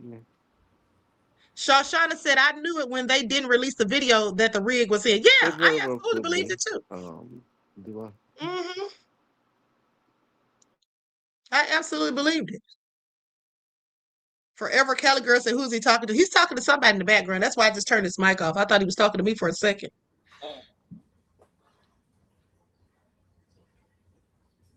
Marie said, Gavin's multitasking. I know, right? Gavin, hurry up and get up here and give us the scoop. I need to figure this all out. I want to hear what Gavin has to say about it. They still have not said what the darn verdict is. I mean, the sentence is. Let's see something here. Poor Queen Sheba got on the live and she didn't even have her mic on the whole time. I'm telling her your mic is off, and other people were telling her too. I guess she didn't see it. Y'all remember I did the same thing at the Diddy trial. Sat there and did a whole damn interview with that reporter. What's her name? Megan Kunin. And the darn mic was off. I had to do the whole thing over. I'm so annoyed with myself.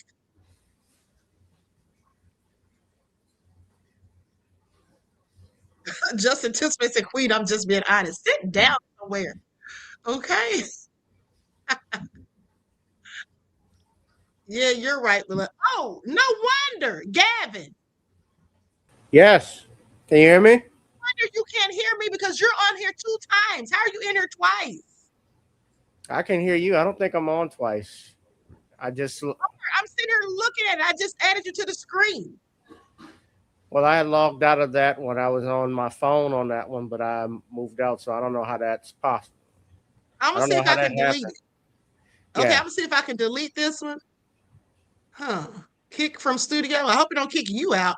Oh, let me see. You see yourself up there twice, right? Yeah. But that's why. Okay, let's see. But if you notice the one above me, there you go. So you have to delete that. There you go. All right. Okay, now that we got that all out of the way, Gavin, what the hell's going on here? Tell us your thoughts. And don't make us any more angry than we already are. I'm just teasing. Okay, don't worry. It's not going to be a Diddy, like the Diddy coverage. Yeah, that was something else. Well, first off, good evening to you and to the chat and to your other guest. It's been like over a year since I last talked to you.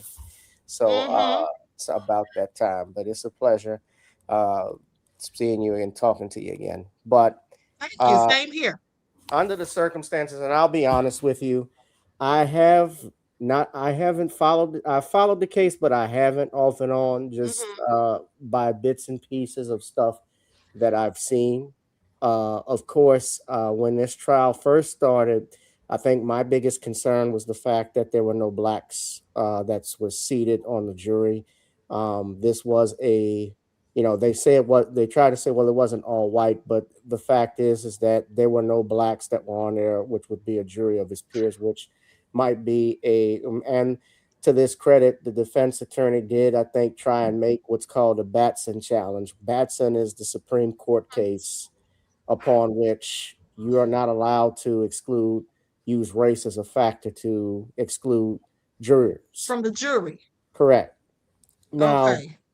I think his Batson challenge was denied. Now, can he use that on an appeal? Yes, he could.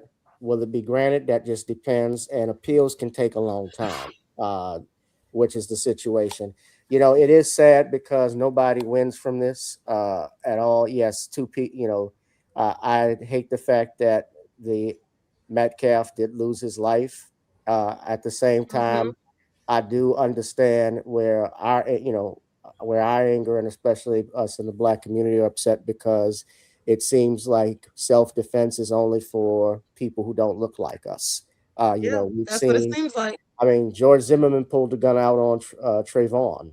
Yep. And Trayvon was just minding his business walking home. He wasn't doing anything to anybody. Now, of course, I don't like to a lot of people don't like to conflate different cases and so forth. But something about and I don't know, and I don't even like to, now with the defense attorney, I don't know much about him, and I don't like to Well, armchair quarterback, because I wasn't there and I don't know all the facts. But well, let me I ask you this. Go well, ahead, Gavin, and then well, I let want me to just ask you a make this question point. about that. I was just, but if I do think that more witnesses probably could have been called, Mm-hmm. for the defense at least, especially if I know I think that Karmelo, it's a self-defense claim.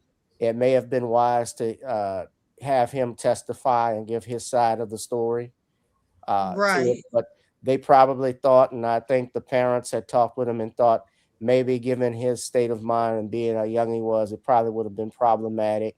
And the defense attorney might have thought that the state's case was weak, which I had heard reports there were issues, of course, with Metcalf, because Metcalf actually, from what I heard in one state from one witness, I thought they said that Metcalf actually lifted Karmelo off the ground, if I'm not He did. mistaken. They call it cleating. They call it Like cleating the in defense, football. It's like where the person hits you so hard right, that you're up in the air and your feet are off the ground. right. There was also, you could have called a self-defense expert, which could have been something that might have been helpful. But honestly, if it took the jury just 3 hours to deliberate, they had already made their mind up. That's my opinion. Yeah. Now, what you were going to ask me? You said they had already made their minds up. That's my opinion. I felt that the That's what I jury, said too. For them to come back in less than 3 hours. They were only going a little over 2 hours. right. I absolutely believe that they had already made up their minds. That's exactly what I said, Gavin. This is all so sad. Now, let me ask you this, beloved. Okay, so now I was talking last week and saying that I felt like the defense was purposely doing a poor job. And then when I looked up this man's track record, Mike Howard was voted the best Dallas criminal defense attorney in 2016, and they said he's won every year since then. Now, if you heard what he was doing in the court as we were reading the transcripts and everything, basically it seemed like he was an amateur. How is this man the best criminal defense attorney in Dallas, and this is what you did? Now, my question is this. I want to ask you this. So there were witness after witness for the prosecution. And so when the prosecution was questioning the witnesses, these are children, mind you, like 2 of them I know were at least 16 years old, right? Right. And Right. so then it was like a 17-year-old or whatever. But the prosecution was asking them things like, this is literally what he was asking. He said, so in your opinion, who do you think provoked it? And they all said, Karmelo. Okay, then he says, That would be speculation, because they can't get into that's what I Austin said. Metcalf's I said, mind. why did he object on the grounds of speculation? But hold on, it gets worse. Then he said, do you think this was murder or self-defense? Now, why would you ask 16-year-olds that? And they all said murder, but he kept asking each one of them, and the defense never said a word. That's when I felt like, okay, they got to be in on this, because I know darn well you're not that stupid. I'm not even a lawyer. Okay, I just went to school for criminal justice, but I know that. Yeah. Well, Like, that's crazy. I mean, again, I don't like armchair quarterbacking other defense attorneys, especially if I don't know like all the stuff in the case. But things like that, if that comment, I can just tell you this: if that comment was, or that question rather, was asked by the prosecution, and I had caught wind of it, I would have just objected on speculation. And let me just explain everybody why you object as attorneys. An objection basically is to preserve the record. When you're objecting to, if you're objecting to statements that are questions that are made, then you're telling the court basically to say that this is elite, for our purposes, it's illegal to enter the courtroom for the jury to hear. So I'll give you a perfect example. Remember when we came on here and we talked about the Bill Cosby case, and we talked about how one witness got on the witness stand and actually directly talked to Bill Cosby? Did you remember me, Mr. Cosby? And Tom Mesereau objected because it's a Fifth Amendment issue there that's in front of the jury. It's prejudicial.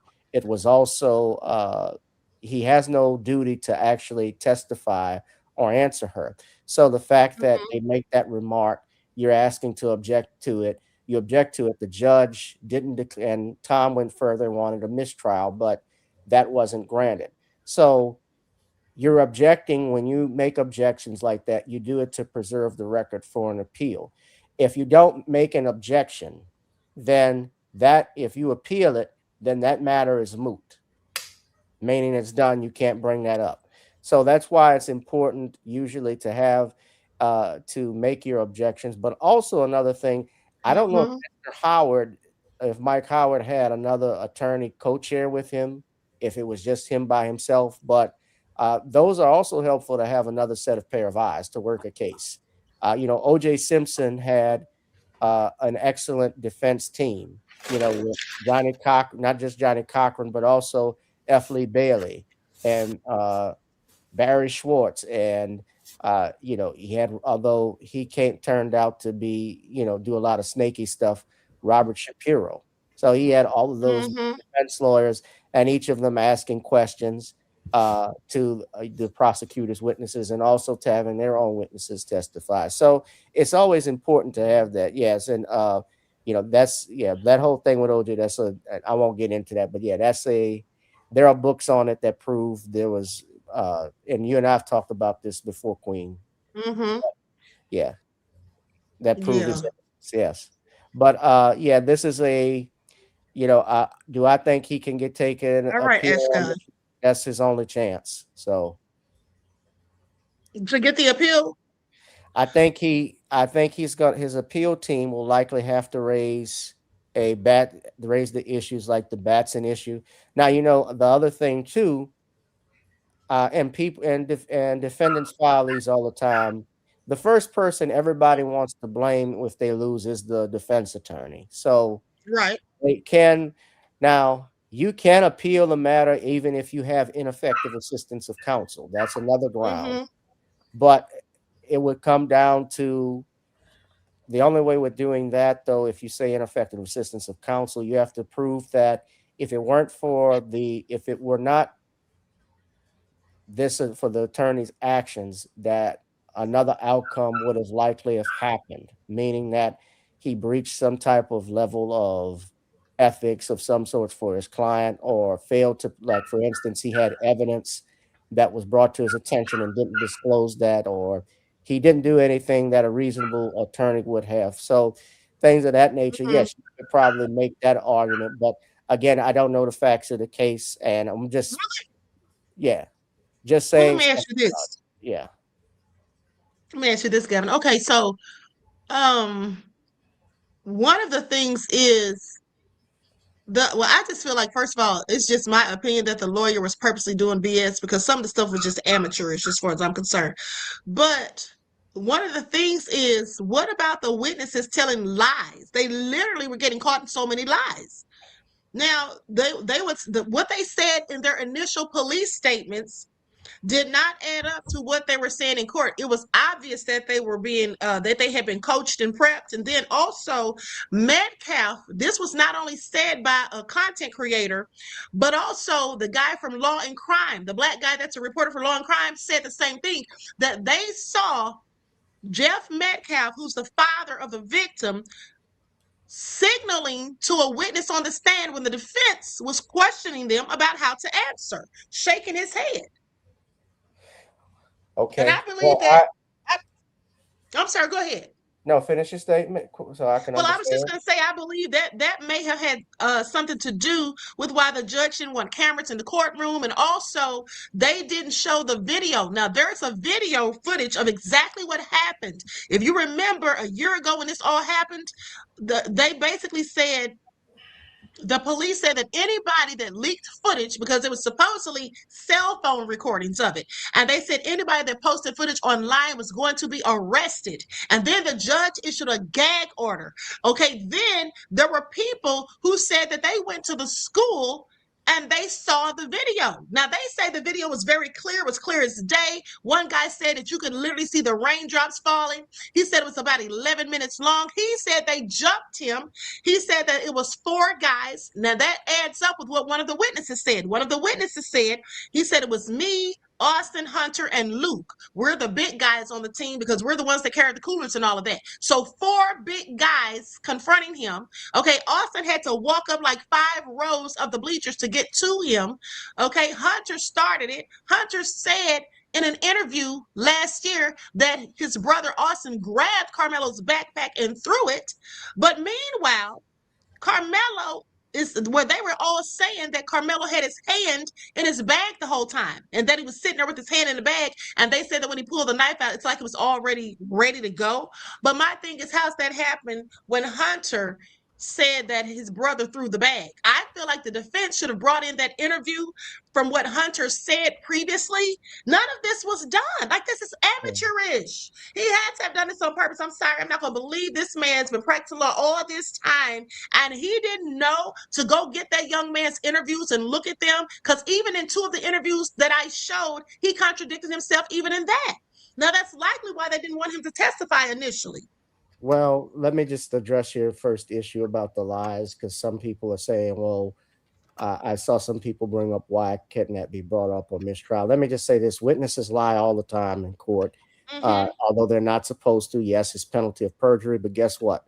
It's the prosecutors who make the call whether they want to prosecute somebody for perjury or not, which is the issue.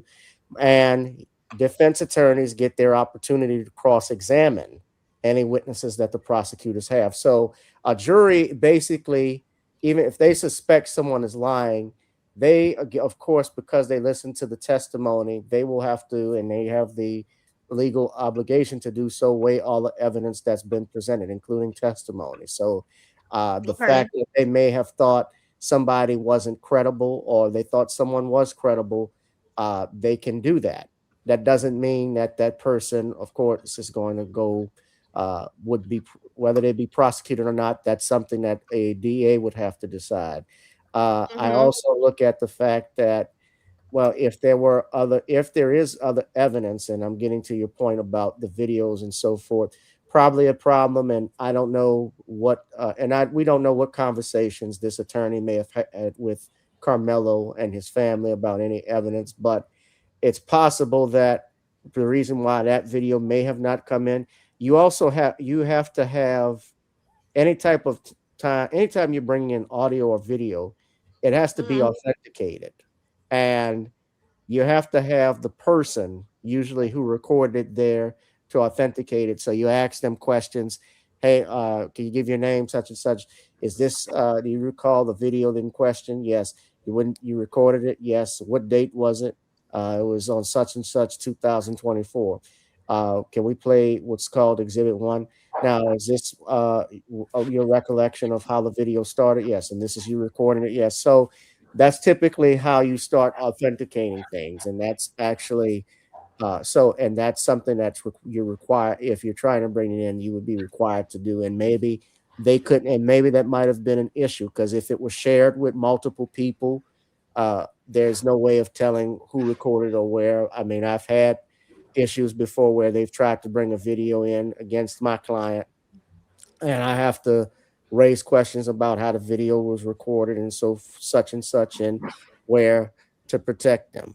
But so yeah, so all of that, and I don't know if the defense attorney, he may have been thinking that, and he may have had that conversation with him, but yeah, those are stuff that they had to consider.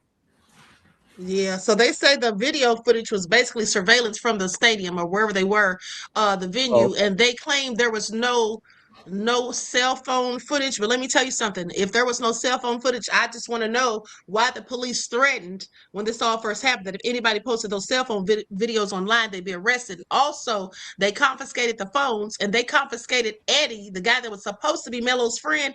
They confiscated his phone twice. And people said that he was recording, but then he said that he was only pretending to record, that he was holding his phone up high above his head, pretending to be recording. I think he absolutely recorded it. And I think that footage got deleted. And that other footage, they were talking about how grainy it was, that you couldn't even see anything. It looked like blobs. But the people that saw it at the school a year ago in 2025, they said that it was very clear and you could see exactly what happened.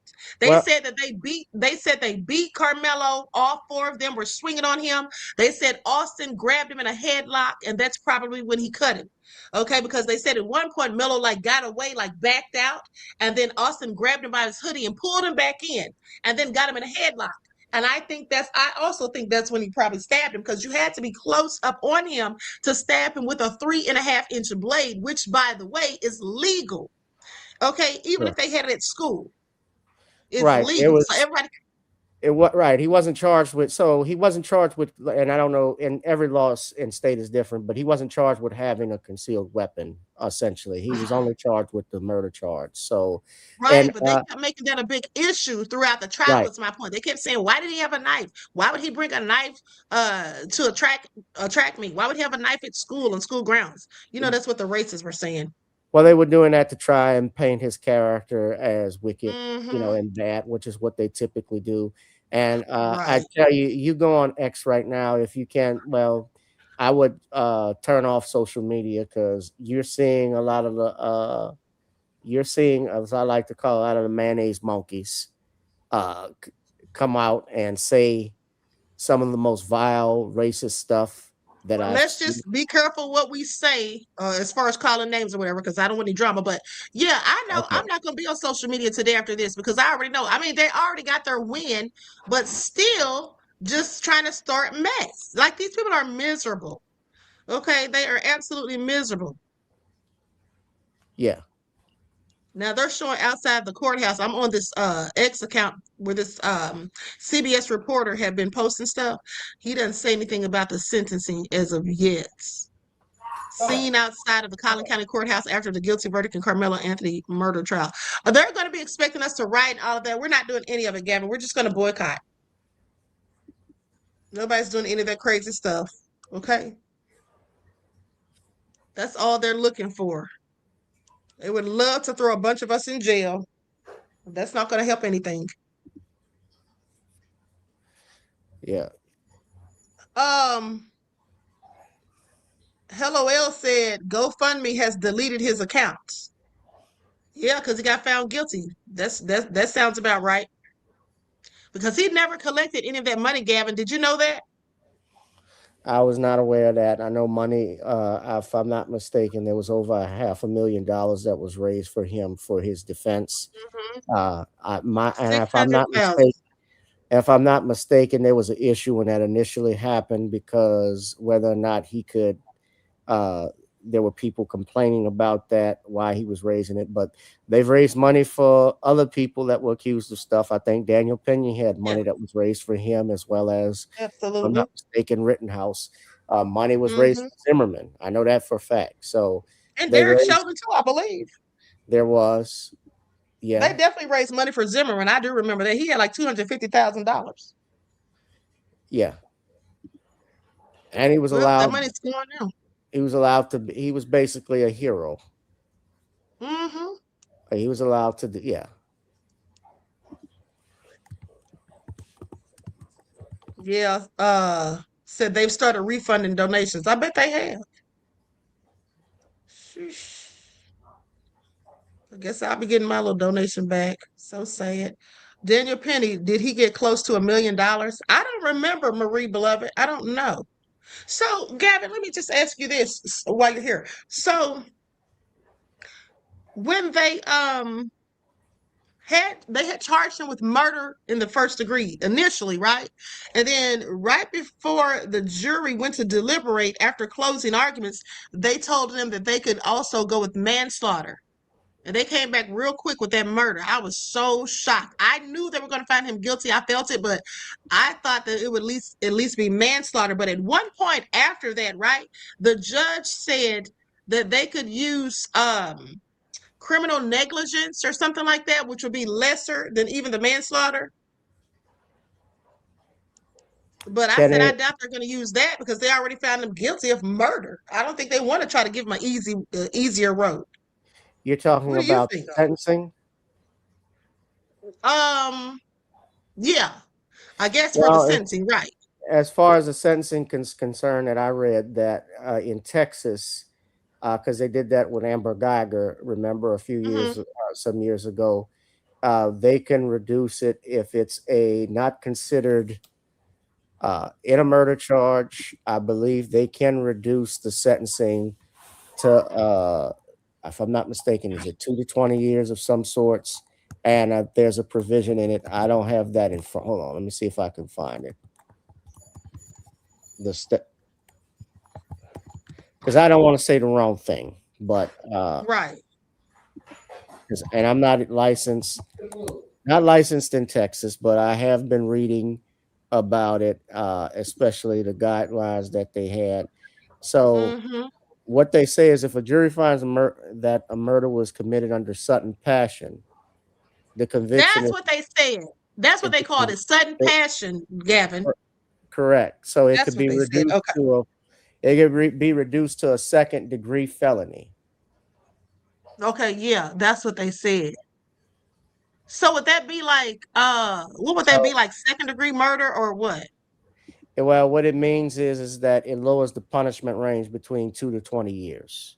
So it reduces, it would still be, so even though he's charged and convicted of first-degree felony, if they find in the sentencing phase it was done in a sudden passion, they can just reduce it. So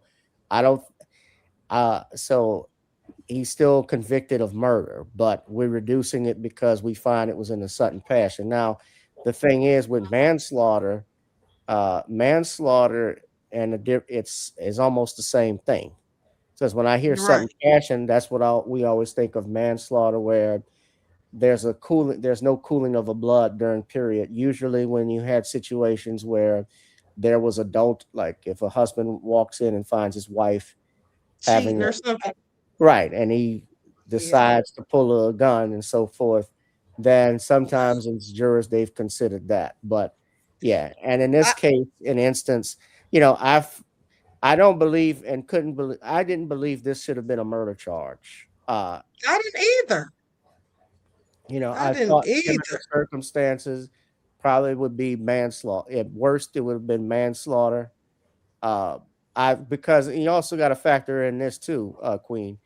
He was 17 years old. Right. These are teenagers. These were not adults. This is not a 45-year-old that walked into a bar and tried to got in a fighting because he was drinking or anything like that. These were teenagers at a track meet, and he got, based off what we've heard and what's been confirmed, he got confronted only because he's supposedly sitting in the wrong tent, but someone testified, well, he had the right to, he was told to come over there because he knew someone from the team. That's what I read. Hold on. Yeah. I'm sorry. Go ahead. I'm listening. Right. No, I just said he was called to testify. Someone was called to testify and said that he got called over there. And it was raining. So, they didn't have a right. They're not teachers. They're not police officers. Nobody can tell you where you can and can't sit. Exactly. And that's the problem with white people. They always think they can tell black people what to do. Now, Asheville Fly said, we have all seen the knife he used in the murder. He was an adult. No, he was 17. Okay. That's what he was. He was 17. Okay. He was the same age Cal Rittenhouse was when he drove across state lines with that AR-15 to go kill 2 people at a protest. Okay. That's how old he was. Second of all, yeah, we did see the knife. It was 3.5 inches, which is perfectly legal. Okay, it was perfectly legal to even carry at school. And they say that kids in Texas have those knives just as much as they have cell phones. So you can miss us with it. And let me just put you out of your misery. Okay, bye. But let's continue. No, I don't have anything further. That's all I was just saying. And those are things that they got to factor in now. I don't know if they stopped doing the sentencing phase or if they're still going on. But the defense, of course, I heard they called the mom up. I'm hearing they didn't call anybody else, but No, yeah, they didn't. I think that's I think that's a mistake. I do too. I think he should have called his father. I think they could have called some students that knew, teachers that knew him.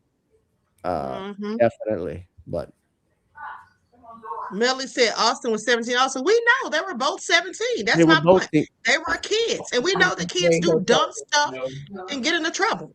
I just gave her some food. Huh? Like literally eating now. That's why she was loose. She finished her You're food? talking to somebody else. At the end of the day, look, my whole thing is, so what is the likelihood, in your opinion, Gavin? I think it's probably slim to none, but what do you think is the likelihood of an appeal?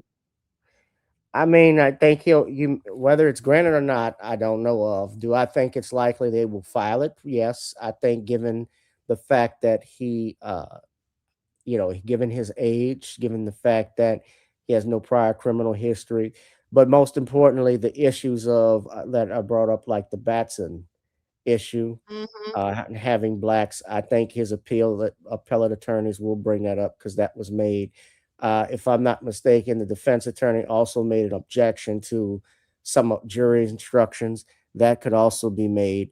The problem, of course, with filing an appeal, with having those, is that appeals do take time and effort. They don't happen overnight. You have to actually go through and file. Before you file an appeal, you would have to file a motion for a new trial, which likely would get denied instantly. And that's when the clock starts of when you can lodge an appeal, which of course you also got to get copies of the transcript. So there's a lot that goes in on it. A lot of people don't know when you file appeals, when you file for this, it's a bunch of stuff. It's a process that you have to go through, and it's basically a long paper shuffle, and then filing it in state courts because it goes to the Court of Appeals. And then here's the other flip side of it too.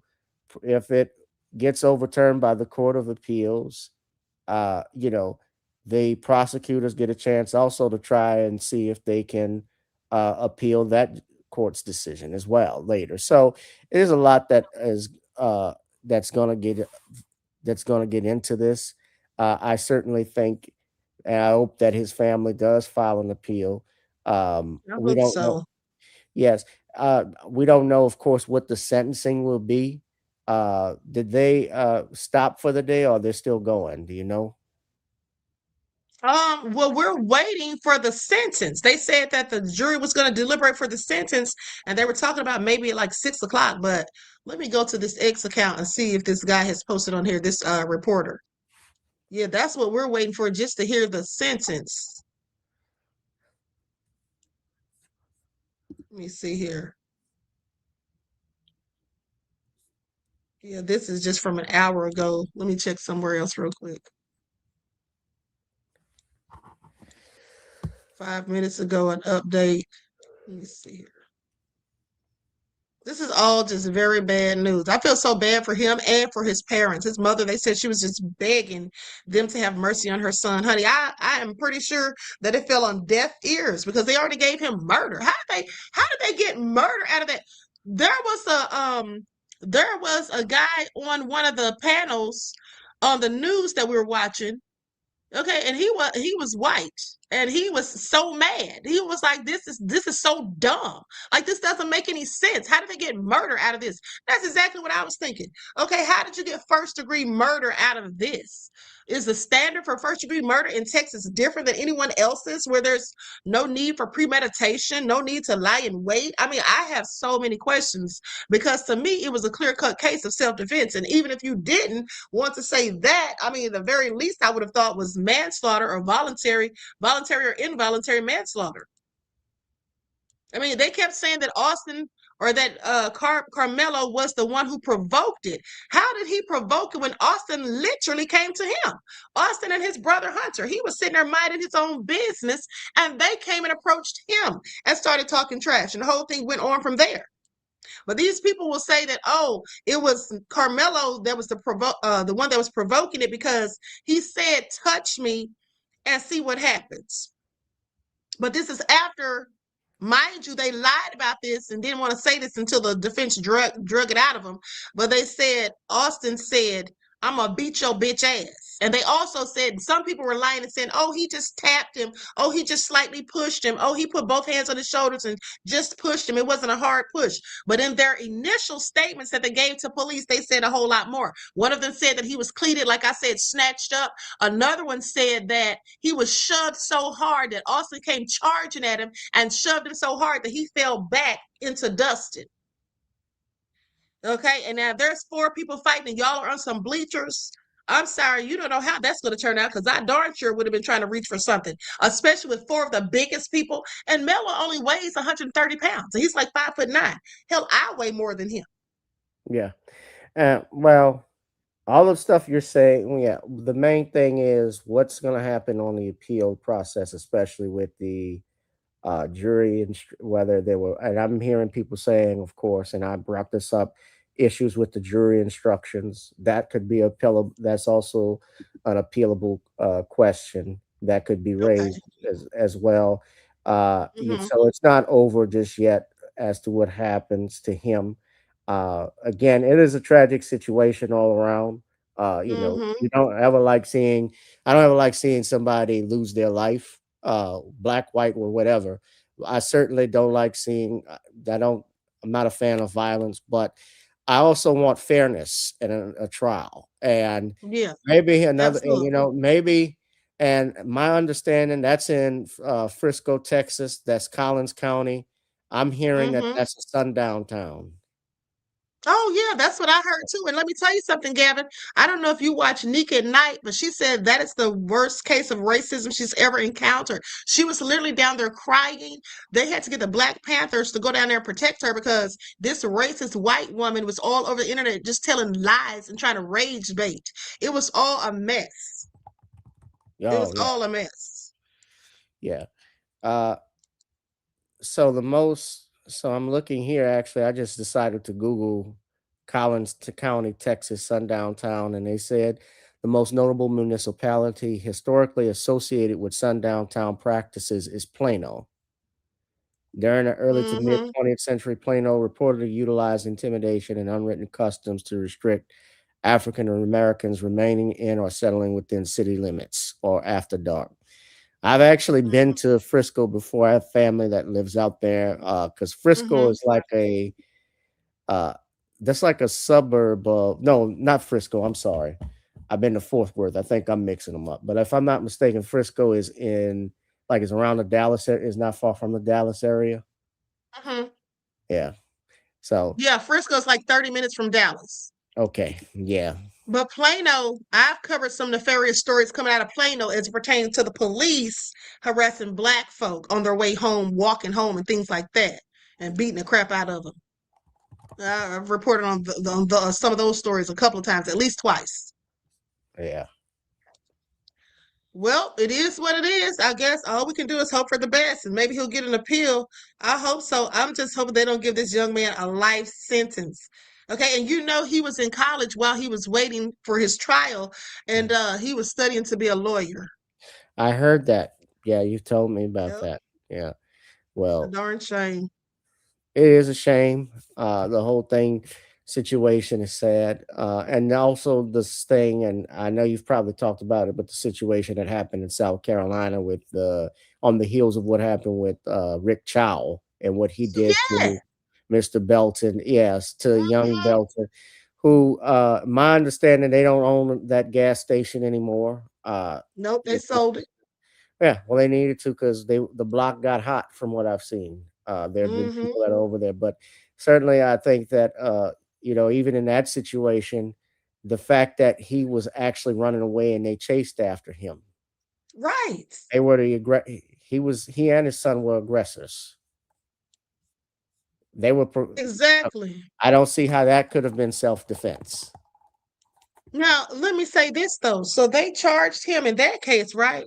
They charged Rick Child with murder in the first, but they didn't give him any lesser charges. So it's either you get him for murder or nothing. I think that's how he got off, because it definitely didn't seem like murder in the first. Like he premeditated or planned it. Done a manslaughter charge too. They could have added that, like, again, and here's the key: it's the jury instructions. That wasn't something, jury charges, that wasn't something that was considered. So the prosecutor, that's what I'm saying, watched that. But, and here's the thing, and I want to point this out to our listeners too: if you get an opportunity to serve on a jury, do it. Don't back out of it. They try to keep They try to keep blacks out of juries. I know that they actually had a former Shreveport ADA who admitted this, and he actually asked to be disbarred because he was upset about what he had done, especially with this black man that served a long prison sentence. But yeah, it's important when we get jury notifications that we actually go and sit in the process. Yes, it's long, it's tedious. Nobody likes to be there for hours, but you can act. But we see this, and we also know that you can make a difference, and you can learn. Yeah, you can learn about the justice system while you're there and learn how stuff is. So yeah, don't tear up your jury notice if you get it in the mail. No, I don't. At the end of the day, I don't. They just didn't pick me last time. Now, Lieutenant Muxman said, "Okay, so long, Queen. Nice knowing you. Where are you going? Talk about nice knowing me, honey. Sit down somewhere. I'll see you back on the next live. Okay." But yeah, so with that all being said, hold on, let me think about my questions I need to ask you, Gavin, before you go while I got you up here. I think I have a couple more questions at least.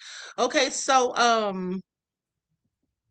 now, so with the appeals process, which you said it could take a lengthy time, and there's no way they're going to take him into custody today. They're not going to let him be out while he's on appeal. I know they're not going to let that happen. Well, not for a murder charge. That's highly unlikely. Yeah, I didn't think so. I didn't think so at all. Okay, well, I mean, I'm not from that area, but I just hearing it and knowing from where it is, I don't see that happening. Yeah, I wouldn't even trust those devils anyway, even if he was. Like, those people, they were something else. They even had one guy bring a Confederate flag to the courthouse on a big stick. These people are something else. Trying to intimidate black folk is what I heard. Okay, that's what some of the black people said. I wanted to go down there, but at the end of the day, like my friend said, it's probably best that I didn't. It's knowing me. Yeah. This is all a hot mess. Cool Running says separation is the only thing. I absolutely agree. But I'm so over it. These people are just so wicked and nefarious, okay? At the end of the day, I mean, they just want everything their way. They don't care about rules, law. They don't care about any of that. These are the same demons who went up there and caused a whole insurrection at the Capitol. They have the nerve to be talking about, oh, black people are so stupid, defending a murderer. They defend murderers every damn day, okay? At the end of the day. They do it all the time. Exactly. I hope they get their little thrill out of it, because they are so ecstatic, I'm sure. Okay. I don't think I'm gonna be on social media for the rest of the day, because I don't even want to be into it, nobody. Right, and all of this is an attempt to get you. I know, yeah, it's an attempt to rouse emotions out of you, make you feel upset and ugly about stuff. Yeah, don't do it. Don't fall. Like I said, I've seen a lot of the stuff, and I'm trying to stay away from it. Hold on. I absolutely agree, Gavin. Dan said we can't be trying to bail Queen out of a Texas jail. Out of a Texas jail, okay? Because y'all know I almost went up there in New York when that man attacked me and Secret Service Sam. Okay, boy, when I tell you, I lost it. Okay, but I remembered real quick that I'm in front of a federal courthouse. Calm down. But I jumped up and threatened that man so quick. Don't you even try it, honey. But yeah, it's probably best that I didn't go down there. Okay. Anyways, it's all so crazy. Well, you know what, Gavin? Yes. I'm sorry, Tina. Do you have anything else to say, beloved? No. I'm just still listening, Gavin. With the situation we in, and we've been discussing boycotting, and like we don't believe that the system is going to change. What would you suggest for us to start doing as a whole, as foundational, Black Americans? Good question. Well, the main thing I would suggest, first of all, the main thing I would suggest is number one, we can't economic independence. We have to have economic support, supporting Black-owned businesses and having a hub to do that. The problem is that we have a lot of infighting, a lot of personalities that want to do something their way and different, don't want to do that. That's the main thing. Like I said, also, it's important for us to also get serve on these juries. If you get a juror notification, don't ignore it. You see how important I think that is, especially when they had, I believe there were 3 Black Americans that were on that jury that they had dismissed, and they claimed that they didn't want, I believe, if I'm not mistaken, I could be wrong, they didn't want educated people on there. I think that was a remark that was made. But oh, really?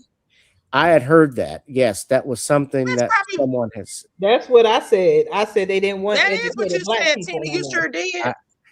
I had read that comment from somebody. I didn't hear it on the national media, of course. I know that national media, especially with a lot of these cases, they can be very biased with their reporting. Fox News in particular, and even the Associated Press has gotten bad. But and we need to have our, especially we have to have Black, Queen was out there when the whole Diddy thing was there, and she was reporting live. And it's important that we have Black independent media that's present and support them. That's another thing that we need when to hear the side of the story, because national media, when you look at television, it's called television programming. They are trying to program you into believing in certain things. They leave a lot of important stuff out about stuff. For instance, and I'll just bring this up, why after 21 years is Netflix doing a Michael Jackson documentary on the trial? Thank you. After Michael, right after the movie Michael comes out. And remember, Queen, we remember when you were on my channel and we had Michael's attorney, Tom Mesereau, on. And yeah, Tom couldn't have been no kinder, but he explained everything about that trial, what happened, what the jurors, what the judge was trying to do, how he tore up everybody, all of the prosecutor's witnesses on the witness stand. And this was an all-white jury, mind you, that acquitted. No Black, well, similar to Karmelo Anthony, no Blacks on this jury. So it wasn't a racial thing. They actually acquitted Michael Jackson. He actually got a fair trial. Yep. So, yeah, so those are things that are, there are things that are going on with this. And, like I stated, it can be done. There can be justice that can be done for us, but we have to be organized with our things. And we also, and my important thing, we got to get rid of a lot of these politicians who are with us, say they're with us, that have been there for 20, 30 years that aren't doing anything. Exactly. They should have a time limit. They literally should not be able to stay in there until they're just like 80 and something years old, like Nancy Pelosi and some of them. No, they got to go. No, and Nancy Pelosi, even I gotta even say Auntie Maxie. I was gonna say her. Like, that's what I've been saying. All these people, we blame a lot of stuff, but we blame a lot of the presidents. They're gonna be who they are, but it's our Congress people who's been in there since I've been a child. Sure. Congress is actually, if you read the articles of the Constitution, they have more power. Well, there's checks and balances, but they're the ones that make the laws. They're also the ones that declare war. When we went to war with Iraq in 2002 with George W. Bush after 9/11, they could have stopped the war by saying, we're not giving any more money. They could have done all of that. They didn't want to do that. After we went into Afghanistan, the president wanted to go in Iraq. Well, wait a minute. Iraq had nothing to do with 9/11. Why are we going in there? They could have stopped it. They didn't. No, And they that's didn't. what I say. When they have us worried about the presidential election. The president, yes, he's a pawn. He only gets to see what they tell him. He's here for 4 years he's only over the executive branch and he can write executive orders. But the people who are passing all the stuff, the people who are doing all the things, who's informing him is Congress. Right. Well, that's what I said. I said we need to be focusing on the local elections and all that. I think the presidents are selected, in my opinion. But at the end of the day, listen, we got to make sure we're getting the people, we're voting for the people who are not receiving APAC money. That's my opinion, because those people are not working for us. They're not working for us. No. Anybody receiving APAC money? No. Absolutely not. I don't care if they're Republican or a Democrat. Either way, you're not working for us when you're receiving APAC money, period. Not in my opinion. No, they're not. So, and so the thing is too, I mean, both parties really don't do what we need them to do, but one party, and I would say the Democrats, we get more out of them than we do from the Republicans, because Republicans trying to take away SNAP for people that have hungry children, single moms with hungry children. They try to take away Medicaid and Medicare for people who have health issues. That's the main thing that I think about. Some people are literally going to die if they don't get any type of treatment, if they can't afford their medications. Some people are literally going to die. Okay, that makes no sense to me. Why do they not want people to have Medicaid and Medicare? And doesn't that money come out of your checks anyway? Okay, Medicare does. They're acting like they're giving people a handout. That's their money that was coming out of their checks.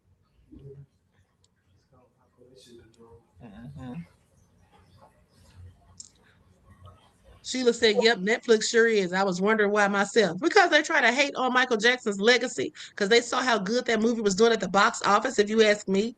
And then here they come with that BS. And it's all based around the accusations that he was completely acquitted of. Yeah. So I find that all interesting. And it's important to remember that those boys were actually those boys that were in that documentary. They actually were, well, at least one of them were Michael's main defense witnesses, their main supporters at the time.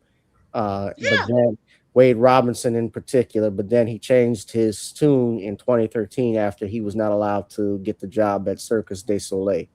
And right, him and Safe Chuck.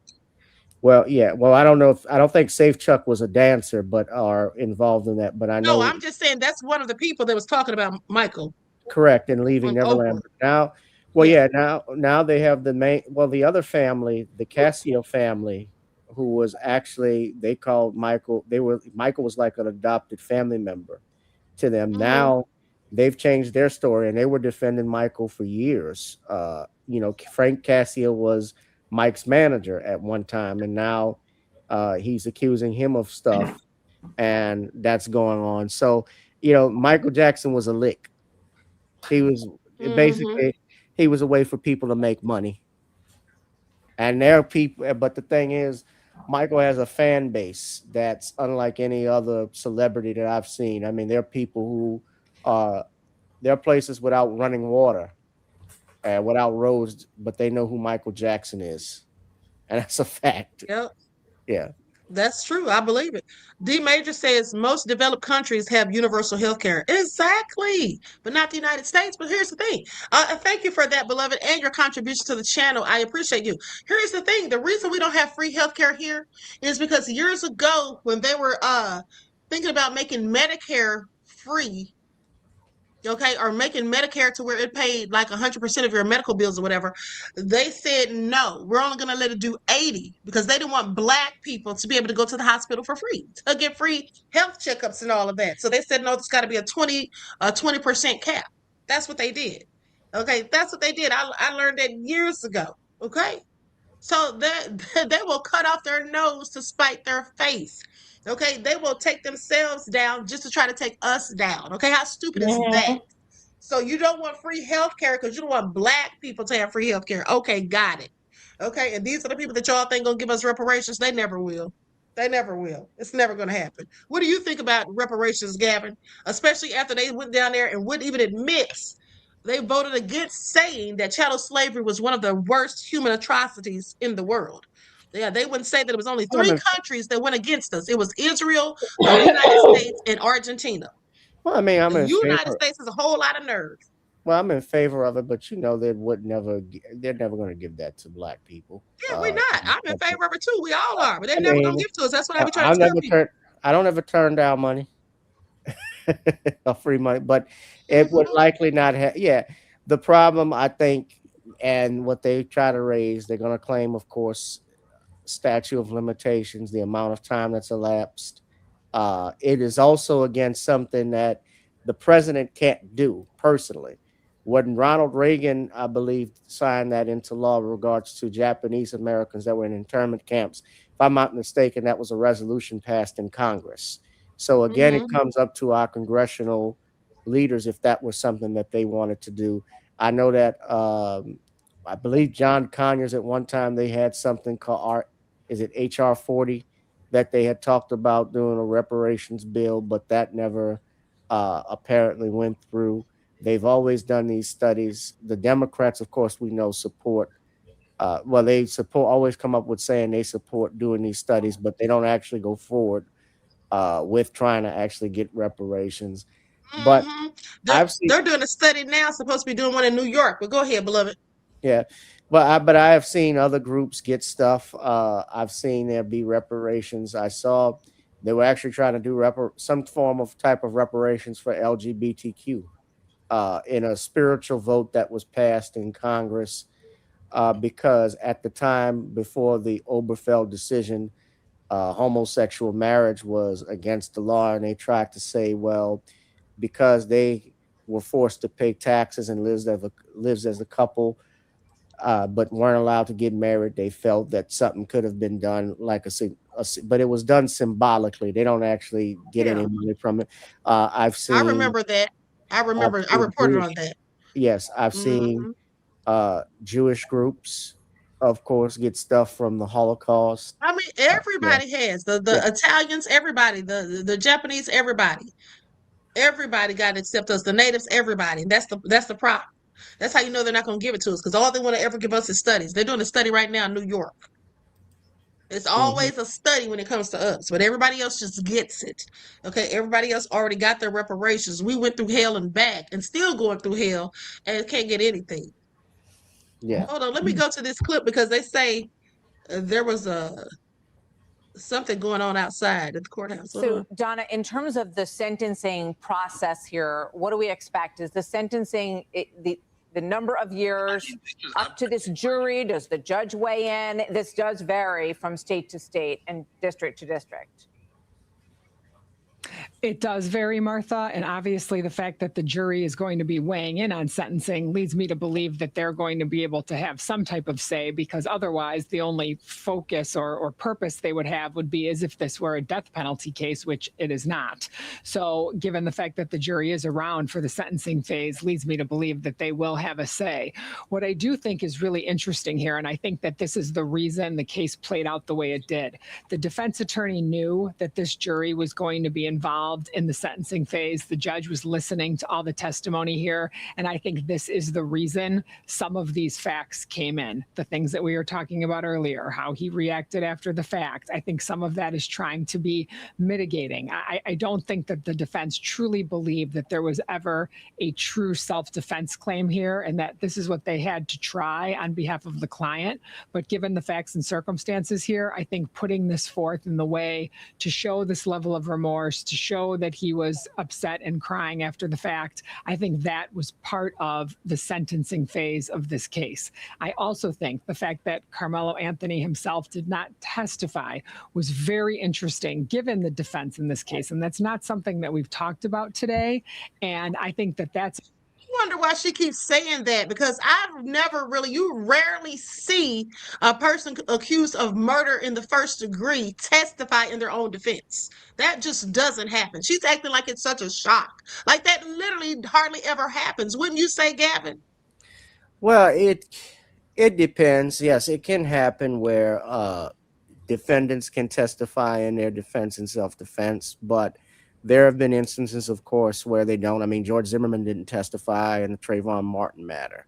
That's what I'm saying. They Claiming usually self-defense. don't. And the thing with it too is you can't use that. Jurors cannot hold that against them. They have a right against self-incrimination. You're right.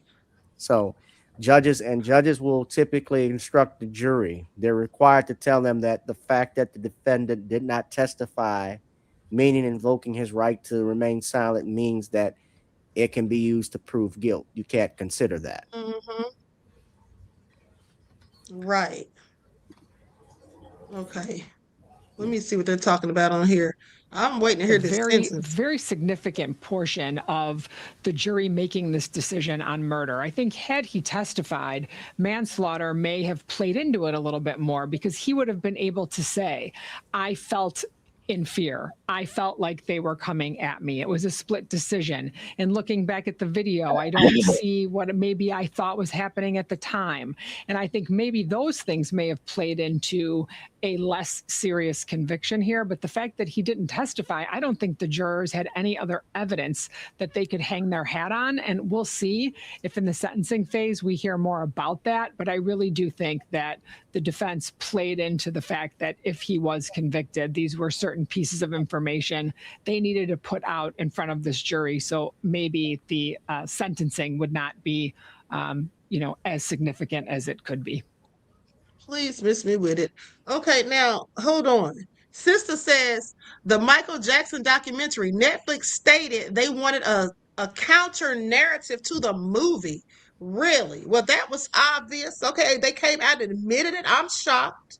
But I figured that's exactly what it was, because the movie was doing so good. The movie is actually the highest grossing biopic, I think, of all time now. It surpassed Bohemian Rhapsody, which was the Queen biopic. Really? Yes, it's close to $1 billion. Wow. Worldwide. Okay, that's awesome. So that's why they're like these people, they just cannot let a black man rest. Michael Jackson was found innocent. The FBI investigated him for a decade. I remember when it all came out, there was a 300+ page document on the internet. I read the whole document. Like, they still keep grasping at straws and still trying to bring up stuff. And I'm gonna tell you something else, Gavin. Since this whole Epstein thing came out, there were some people that said, like Macaulay Culkin, I do believe. I don't want to lie on anybody, but they said something about some of these actors who were kids at the time, and I do believe they said Macaulay Culkin specifically, said that Michael Jackson built Neverland to keep those kids from going to Epstein Island. Now, they said Macaulay Culkin was supposed to be going there one time, and Michael Jackson had him at Neverland. And so it looks to me like they painted Michael Jackson as what they all were. That's just my opinion. I have heard that too. Eddie Griffin, who is a good friend of Michael, he has said that Eddie was actually the only celebrity that actually went with Michael to his trial. He went there for his arraignment. But Macaulay Culkin testified on Mike's behalf. He denied anything that happened. Like I said, Wade Robinson testified. So did Aaron Carter. May he rest in peace. Yes. Chris Tucker testified for him, for the defense. So, and people ignore that. I haven't watched the documentary, and I don't really intend to watch it because I know it's and especially when they have I'm not watching it. Well, when they have Martin Bashir come back on and even give testimony, I think that, and they interviewed him. I think that tells me enough that he's a mess. Yeah. This is a guy that, his career has basically been finished by the BBC because it turned out he lied to get the Princess Diana interview and did stuff. Really? Yes, you can go actually Google it. I believe you. This is all crazy. Yeah, he was the reason why that trial started. Mm-hmm. Well, you already know the whole thing about Michael Jackson because, like you said, his attorney, Thomas Mesereau. Yes. And he was also Bill Cosby's attorney, right? He was in his trial in 2018. Yeah. Yep. Yeah. Well, I do have to run, and it's all right, beloved. Thank you. Yeah, and thank it is you a for pleasure. Go ahead. yes, thank you for giving us your expertise. I appreciate you, Gavin. I'll be giving you a call later on this week, beloved. Okay, it's a pleasure talking with y'all. I thank you for having me come on. Everybody, Absolutely. just stay strong. Absolutely. Thank you, Gavin. All right. Talk And to you nice, soon. yes, and nice talking to you too. As a okay. Thank you. Tina, straight no Tina. chasing with the queen. Yes, thank you, Gavin. All right, team. All right, peace. Peace. All right, you guys. So we're gonna sit here for a couple of more minutes and see if we can find out what's going on with this sentencing. They said the jury has been deliberating on the sentencing for over an hour at this point. I'm gonna start this video back up. I don't know if we can hear this person who's speaking, or if we know if this is one of the attorneys. If anybody, okay, this is not one of the attorneys. It's someone speaking outside the courthouse.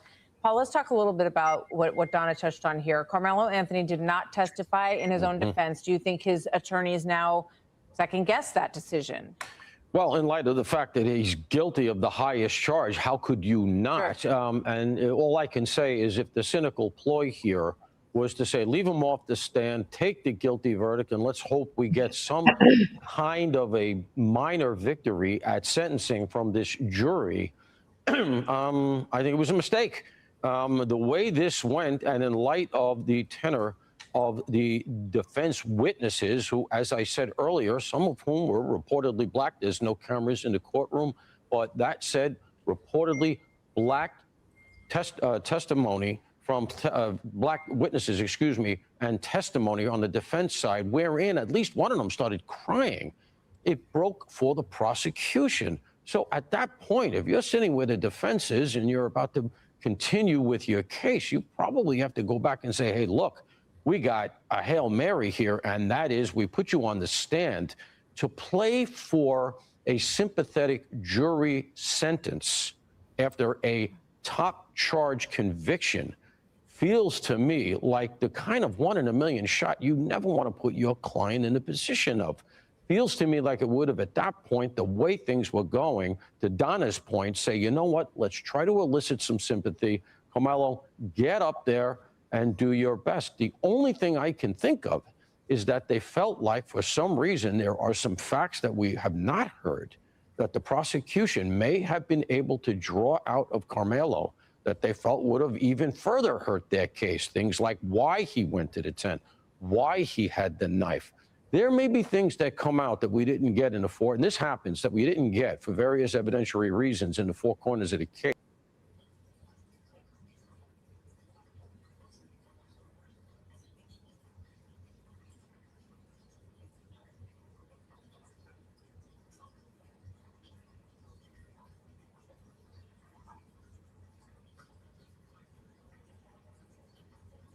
Okay and good with sudden power. Would that be something, because, you know, we were talking about that you weren't quite sure if they had reached that legal threshold for them to consider sudden passion? So, I mean, you can always go back to guilt, innocence. And so if there's been some sort of evidence, let's say that evidence of sudden passion came out in testimony, Mr. Anthony didn't have time for cool reflection in what he did, then you could also present it in punishment, even though defense didn't call a witness to try to put sudden passion in. Sounds like the state's going to be in agreement to having that included. And so if that's the case, I mean, it definitely can go in the charge for punishment. So they're okay with a lower punishment. Well, what does that tell you that they would even agree to? What does it tell you that they would agree to that? I think that it tells me that they want to give this jury the total range to do whatever they think is appropriate. So if the jury thought less than 5 years was appropriate, he's going to go to prison no matter what because he's been convicted of murder. Yeah, but it gives the jury just the ability to consider everything, the full range, and to do whatever it is that they want. Could be, you know, for the prosecution standpoint, you also don't want this coming back. And so if that evidence got presented and you objected to that charge coming in, then it could give Mr. Anthony another avenue for appeal. And they could just say, hey, we're fine with that. And they, you know, whether they think that a jury would give them 2 or they feel more than confident that a jury is going to reach the right decision. That seems to me the strategy behind that. So it could be eliminating some appellate issues. It could be totally. Chris, back to you. Yeah, and Rebecca, I just want to get some clarification, especially for those of us and some of our viewers included who aren't as well versed in the law and how these legal proceedings can play out. These sentencing documents, when they're saying they want sudden passion, we're fine with that. So the prosecutors are saying, I assume they're talking about the defense attorneys want to include that in the charging documents, this idea of sudden passion, but that would still be something the jury would have the wherewithal to accept or disregard. Am I right there? Yeah, that's correct. So he's wanting to know that he says that it's probably the defense that wants the sudden passion added to the documents and the charges, and then the prosecution not objecting. But ultimately, it's up to the jury to determine whether or not the sudden passion applies here, or they're going to, impose the between 5 to 99 or 2 to 20. Right, and they have to just find made a that sudden very passion good point. existed Hold on, I'm going to if send they some. sentence 2, 3, or 4 years, because I'm that's going to send below some TikTok the videos to punishment my range on thing murder without sudden while we're passion. waiting. Hold on. So they could say, hey, we don't find sudden passion and we sentence him to 10 years or something like that, and that's in that range of punishment for murder. Or they could say we find that sudden passion existed and we sentence him to 3 years or 4 years or 2 years. It just gives them a bigger range to assess punishment. Can you explain to the viewers what sudden passion is? Because I've always heard it more applied to, in let's say, a domestic violence sort of situation. How does it apply, or would it apply in this situation? So sudden passion, it's just basically a person acts in a way without cool reflection, that they act so suddenly, so quick, that they don't have time to reflect. And the hypothetical that we always give, kind of like what you said, either domestic violence, the person that walks in on their spouse in an affair and the two people there and they just react and they do something, kill one of the parties or whatever. So the passion was so quick, so sudden, that they didn't have time to just take a step and reflect and have cool reflection, and that's why they acted. And so in a situation like this, young 17-year-old, adrenaline going, a lot of people around, I'm just grabbing something and I do it. And that's kind of where they would maybe try to make an argument that he just didn't have time for cool reflection. He's 17, a lot of testosterone, a lot of hormones going, and he just acted suddenly without really thinking about what he was doing. Never sue the other driver after a car accident. There's a better way to get paid a way bigger check without having to go to court or pay expensive upfront legal fees. Listen, if you've been in a car accident in the past year, even as a passenger, you could be owed a significant cash payout. While most victims are struggling with insurance companies and lawyers, others are receiving 6- and 7-figure payouts without ever stepping foot in a courtroom. Here's how to never have to worry about money after a car accident. It's called the 2025 Compensation Program, and we recently launched it across a couple more states to help victims get the maximum amount they're owed without the usual hassles of dealing with insurance. Hold on, I'm going to what people are saying because people seem to be going in pretty much. Hold on. Let me see if this guy posted anything. Let's see here. Nope, he hasn't posted in about an hour or so. Let me refresh and see. Nope, still same thing. Okay, so I'm going to go to these. Are we going to sit here all night? I got to go at some point. I mean, if they don't hurry up, it's almost 7:15. Y'all aren't tired yet. We've literally been on here 6.5 hours. We've been on all day with this trial. FBA Insight Channel said that's not going to work because they didn't prove that he was jumped. Well, it's supposedly on the video. I'm sorry. What did you say, Tina? Oh, sorry. Sorry. Somebody was talking to me. Oh, okay. Let me see here. Okay, so let's go to some of these videos, what they're talking about here.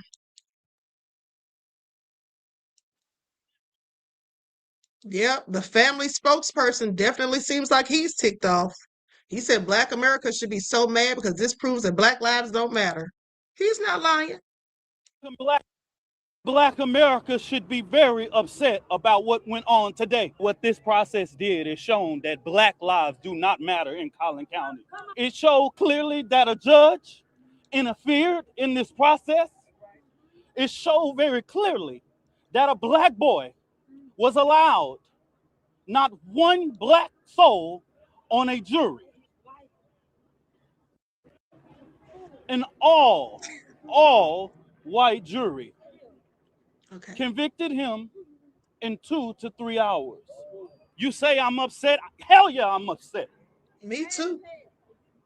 I respected this process, but we gonna fight like hell to make sure that Collin County know that Karmelo Anthony is not going to go away. Black America should.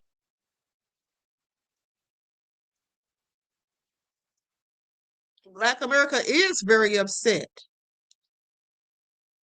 This is all just, I mean, I guess we knew it was coming. Collin County, Dallas, Texas, Arlington, Grand Prairie, Irvin, Dalworth, Plano, Denton, Keller. It ain't safe for none of you white folks to come out this weekend. I'm giving y'all a fair warning right now. And guess what? Hold on, honey. What is he talking about? I'm cracking up. That is the last thing we need. And he's sitting up here making threats online. You sound crazy, sir. Okay, you sound crazy. Now you're making threats online. They're going to lock you behind up before the day ends. He sounds real crazy. It's going to be a bunch of niggas outside that look like me. And we ain't out there with no pocket knives. We out there with these. I guarantee y'all going to pay for what that judge. Oh, Lord, please sit down somewhere, sir. This is the last thing we need. It's always some fools amongst us. See, this is feeding into what they want. This is feeding into exactly what they want. Now you want to act a fool like they do? Please sit down somewhere. I hope he goes somewhere and calms his silly self down. Okay? He sounds like a whole idiot. And then never mind, he's telling them what he's going to do. Sounds so stupid. Got some notes from our local reporter who is inside the courtroom. So when that guilty verdict was read, I'm told that Karmelo Anthony was crying. He was shaking. His defense attorney kept his arm around his shoulders the entire time. And also I'm told that Austin Metcalf's twin brother, Hunter, this was the first time he was inside the courtroom when that guilty verdict was read. I'm told it was really emotional. Hold on, why is this man jumping up in this white man's face? Do y'all see him? The white guy sitting up there with the flag shirt on, he's jumping up in the man's face. Black people, please sit down somewhere. Okay, now it's not the time for BS and foolishness. Okay? But then white people be running up in their face. If you looked at the videos, white people were on one side, black people on another, and it looked like he walked up to the black man. Yeah, I know, but my thing is, I would not even entertain them. For what? I would not even entertain them. Then you mess around and catch the same kind of case the Karmelo got. We haven't learned our lesson. Like at the end of the day, I wouldn't even entertain them because all they want to do is provoke you to anger so you can put your hands on them and end up in jail. Like, please, what's that going to solve? Nothing. I would not even be entertaining them. I'm not going to entertain them. I'm not about to be online arguing with these ignorant folks. That's what I'm not about to do. It ain't because I'm scared. It's because I just don't want to engage them with a low vibrational energy. And ain't nothing that we do is going to change what happened anyway. It is what it is. Hit them in their pockets. Hit them in their pockets. True Brown said the white man started. Oh, I know he did because we don't start stuff with them, beloved. I know he did, but I wouldn't entertain him. That's my whole point. They are going to be trying to start stuff with as many of us as they can. They're going to be trying to provoke us. That's why they're saying stupid stuff. Okay, they're going to be calling him all kinds of names like monkeys and he's going to be somebody's bee and all this in prison. They already posted pictures yesterday of him with a dress on, okay, like he's somebody's bee in prison. So we already know what they're going to do. I'm just saying I wouldn't feed into it. Why? Why would you sit there and give them what they want? I paid them dust. Okay, I'm not going to sit there and argue with them, period. And I wouldn't advise any of us to do so. Like, that's not getting you anywhere. All you're doing is making them feel good about themselves. I agree, but you ain't gonna run up in my face. And that's how some people You can run up in my face if you want to, but I'm not gonna stand there jumping up in yours. That's what I'm not gonna do. And then at the end of the day, like I said, you can always walk away, because running up in my face doing what? As long as you don't put your hands on me, like Karmelo said, as long as you don't touch me, it's all good. At the end of the day, that's all I'm saying. But they want us to put our hands on them. All they're waiting for is an excuse. That's my point. I think smart and logically. I don't think off of impulse. And I don't let my emotions control me. I control my emotions. Now, the determined Attrney said, "Thank you, Queen, for your coverage and insight. This is painful to watch on so many levels, but we must maintain and hit them when it hurts in their pockets. Blessings." Exactly, beloved. And that's how you do. Thank you for your insight into the topic, beloved, and your contribution to the channel. I appreciate you. Peace, love, and blessings. That's what you have to do. You have to think smart. Okay, why would you go out there and get into a fight because somebody ran up in your face? They didn't touch you, so you can just walk away. I'm not going to sit there and entertain idiots. That's what I'm not going to do. My grandmother always said, you argue with a fool and somebody passing by may not know the difference. So I'm not going to entertain racists and they're arguing with them. They got the verdict they wanted. They should be glad. Go on about your way. But what they want to do is, because they're still miserable, because they still hating on Black folk, so they want to engage us with the negativity. For those of you that follow the spiritual channel, you already know what I told you about that. Okay, energy is contagious. You don't engage with people with low vibrational energy. That's what you don't do. You can walk away. Now, if they put their hands on you, like I said, that's totally different. But walking up, trying to taunt me, looking at me crazy, saying stupid stuff, no, I'm not going to sit there and engage you. That's what I'm not going to do. Okay, I'm not going to sit there and help you get your euphoric pleasure and your cheap thrills, because that's what they get when they piss us off, and they know it. That's why they're always bothering us at barbecues, or they see us at the swimming pool. They see us anywhere that they haven't seen us before. Do you live here? Can I see your identification? They do this to piss us off because they hate to see us having any little semblance of joy and happiness. Okay, and they're miserable, so they want us to be miserable too. Okay, I'm not going to feed into the bullshit, period. You don't put your hands on me, that's all you need to not do. Anything else is just a waste of time and energy. From both sides after that murder verdict. And as for what's next, Will, now it's the sentencing phase.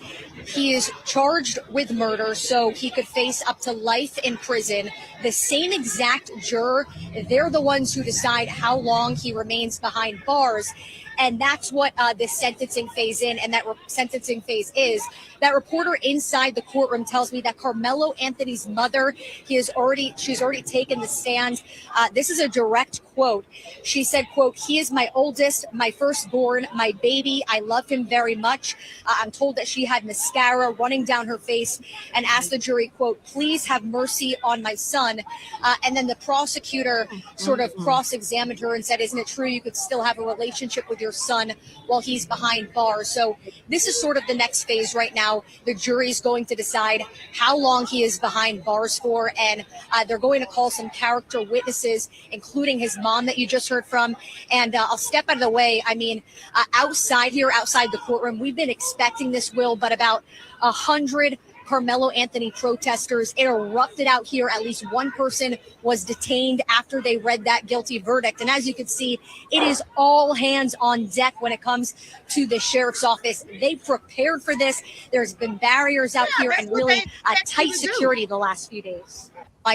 And Black people need to stop being so darn predictable. Okay, just like you said, Queen, you said that they already was expecting people to riot and all of that. They said, yeah, they're going to go out there and riot, or, you know, like they just said it's so blasé. Yeah, because they know that's what we always do. We need to stop being predictable and stop doing the same thing that we always do. At the end of the day, what does it prove? What does it do?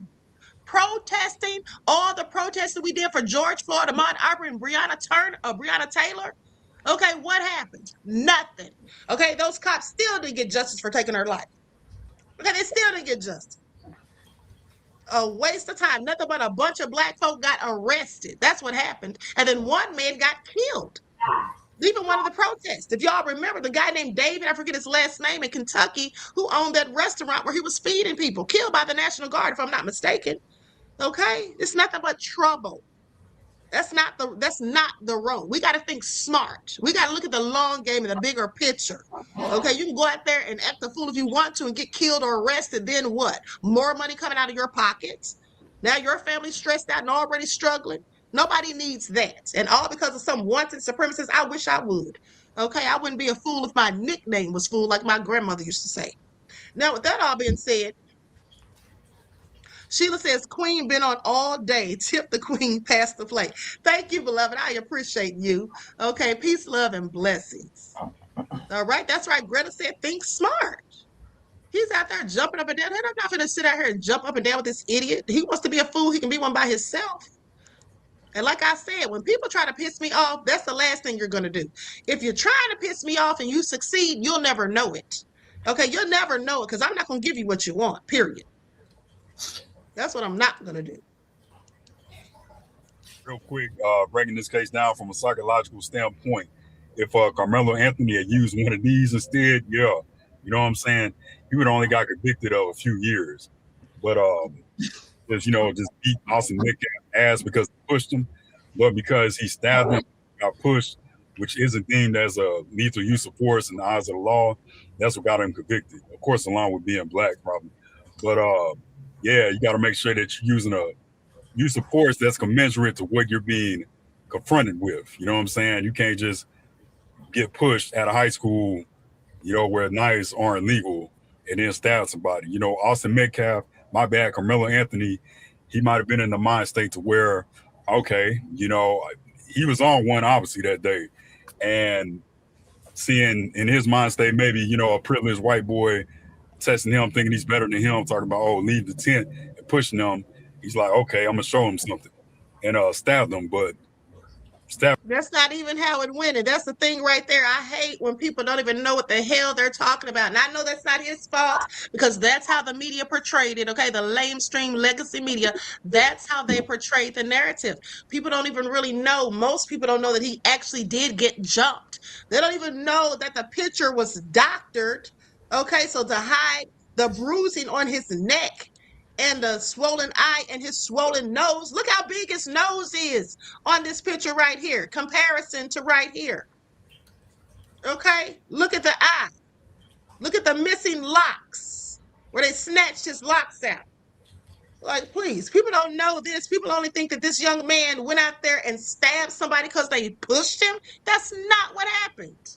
That is not. And he said he must have been on one. No, he wasn't on one. He was sitting there minding his own business.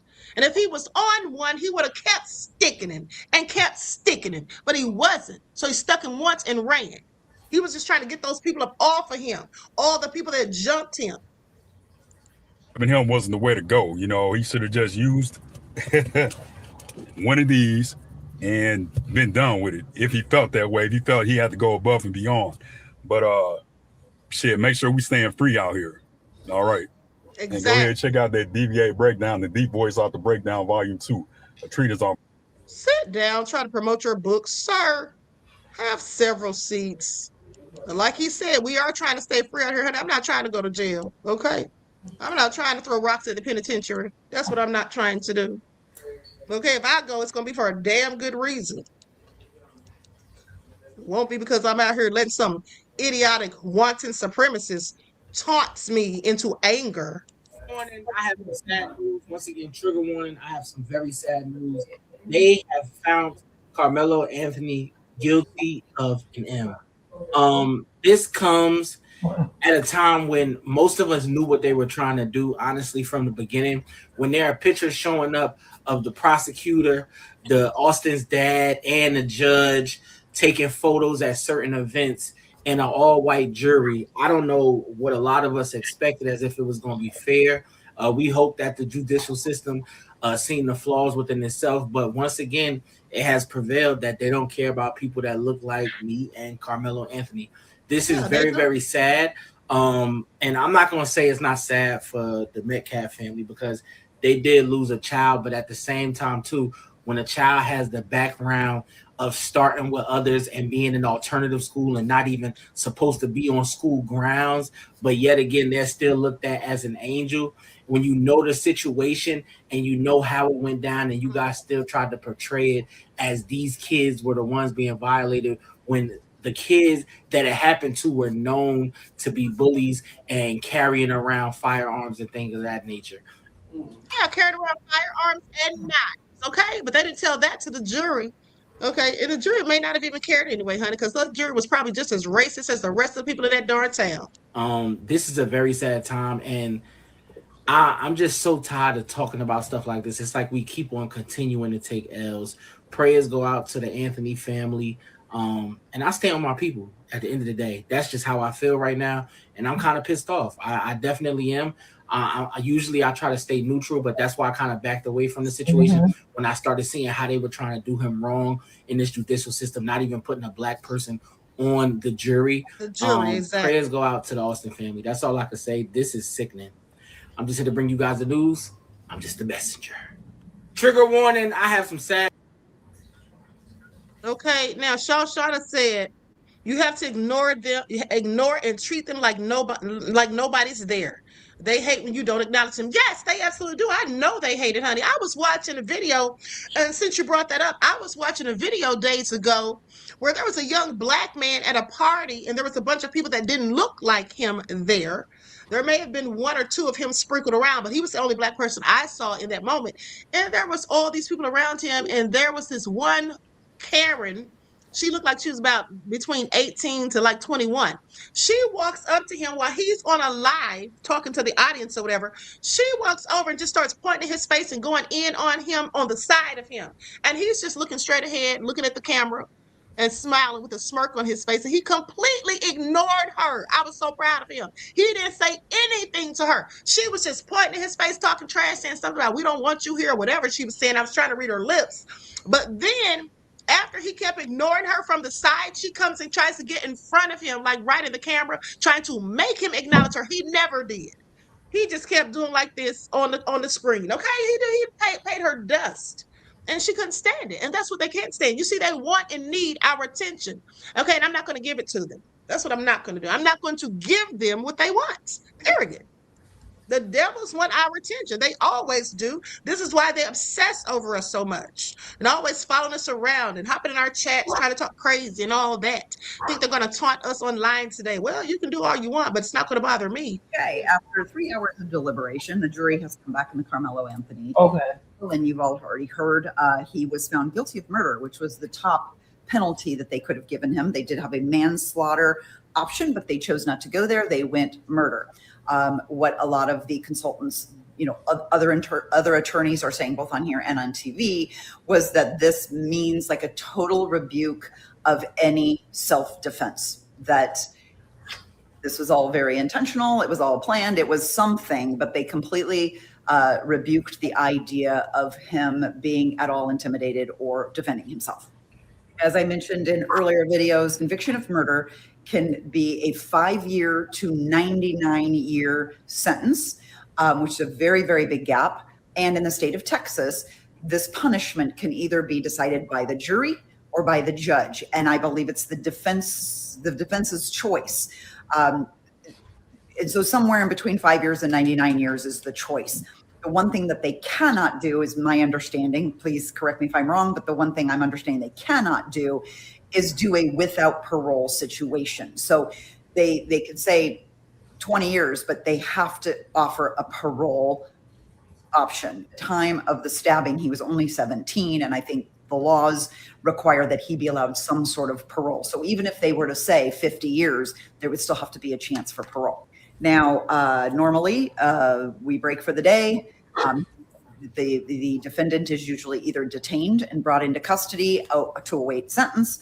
But in this case, it sounds like they wanted to move right to the penalty phase because heaven forbid Judge Speedy Gonzalez give us 13 seconds to fucking catch up on anything. But that's the way he runs his courtroom. Just like any other penalty phase, what they do is they have kind of mitigation or character witnesses that would then come in and they would speak highly of the person. Here's why you've got to, give this young man a chance. Only give him 20 years versus 75 years because of these reasons. And you bring in every single person that will say something good about him. You bring in his coaches, you bring in his church leader, you bring in the Cub Scout leader, you bring in the best friend since second grade, you bring in any classmate he's ever tutored. He worked 2 jobs, so apparently.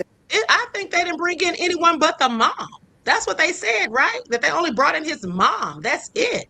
I don't know what's going on with this coach. I mean, not the coach, with this attorney. There's an employer someplace that could probably say something good about him. Usually as the defense, and one of the spokespeople, one of the women, I was watching Court TV, and one of the women on that station, she said, this is the nature of the beast in Texas. If you practice in Texas, you fucking know, you should all be prepared ahead of time. And if you're going to put his mom up on the stand, which is what they did, you should prepare her. It shouldn't just be what it was mom was crying and saying, please have mercy on my son. She didn't mention that he's a straight A student, or that he is on the honor roll, or that he's a captain of 2 sports, or that he was going to go to college. She doesn't mention any of that. She just cries and says, please have mercy. I believe Karmelo could have also spoken on his own behalf. He would still have to face the defense, but it wouldn't be nearly as bad as him taking the stand during the trial. But he didn't. And I think this is what really surprises people the most. Now, here's the thing. As far as his mother not bringing up the things about his character and everything, she was clearly upset and wasn't thinking, I'm sure. But that's why the attorneys should have prepped her. That if it goes to the left for whatever reason and he gets convicted, you need to be willing to go up there and plead with them to go easy on him and tell them this, and this. Like this lady wasn't prepped. She went up there begging for his life, but didn't talk about that he was a good student, that he was in college, studying to be an attorney, that he plays sports. This is why he needed a black attorney that can understand how black people feel and what a coach. Even a white attorney who was really doing their job would have known that. That really didn't have anything to do with race. Anybody would have common sense as an attorney to tell the mother of the defendant, once they get convicted, especially such a young defendant facing such a possible lengthy sentence, maybe their whole life gone, they would have known to prep the mom and the dad or whoever else was going up there on what to say. I'm sorry. They wouldn't even have to worry about race for that. This man is the best Dallas criminal defense attorney for 10 years straight. And you mean to tell me he didn't think of that? Just like he didn't think to. These people wanted to see black people suffer because that white kid died. Like I said, the bottom line is that man is friends with that judge and that DA. He works in Frisco. He knows them. That's why I said the parents clearly didn't do their due diligence, not in my opinion, because there's no way I would have hired an attorney who had ties to that county. No way, period. Out there who's a defense attorney, just everyone is a little bit shocked that there wasn't more pushback at this point. He has been found guilty of murder. The verdict is. You hear that? Everybody's shocked there wasn't more pushback. Now, who are they talking about besides his attorney? And that's my whole point. Anybody could look at this case and see that was bullcrap. Anybody with sense, this is all crazy. Like, I immediately knew that this man has to be in on the fix. Okay, he's got to be. He did not do his due diligence. And I'm going to tell you all something else too. One of the things that I meant to ask Gavin while he was up here, and I think Gavin may have even addressed it, is the fact that when he didn't, the attorney that is, when he didn't make any objections to certain things, specifically those kids being asked questions about whether it's murder or self-defense or whatnot, listen, all of that needs to be addressed so that it goes on the record. Now, Gavin did say that. And why do you want it to go on the record? Because when you filed the appeal, these are all things that were messed up in this trial. But he didn't even object to anything. That's going to make it harder for them to get an appeal. Because now, at this point, all he really has is the fact that there was no black jurors. That may not even fly, because when they say, well, why were the black jurors stricken? And then they say, oh, because there were educators and they didn't feel that an educator should have been on the trial or been on the jury. It wasn't because they were black, because you see, if he said race, that would have automatically made him eligible for an appeal. But he didn't say that. He specifically said, oh, it's not anything to do with race, because the judge had said something to him. And he was like, oh, it's not to do with race. It's because of their educators. But then there's a white woman on the jury who was an educator. So I don't know how that was supposed to make sense. I don't know how that was supposed to make sense. Like, this whole thing was a sham as far as I'm concerned. I don't trust. There's nothing you can do to change the verdict.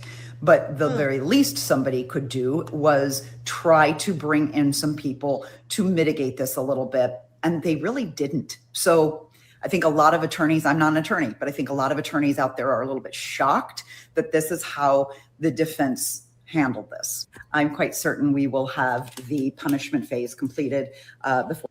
Now, y'all hear that? Attorneys are shocked at how the defense handled this, because they know damn well that man didn't do his job. And that's why that other man who was on there, I think he was an attorney himself that was on that panel, he said, this is stupid. Like, this is so dumb. Like, how did this even happen?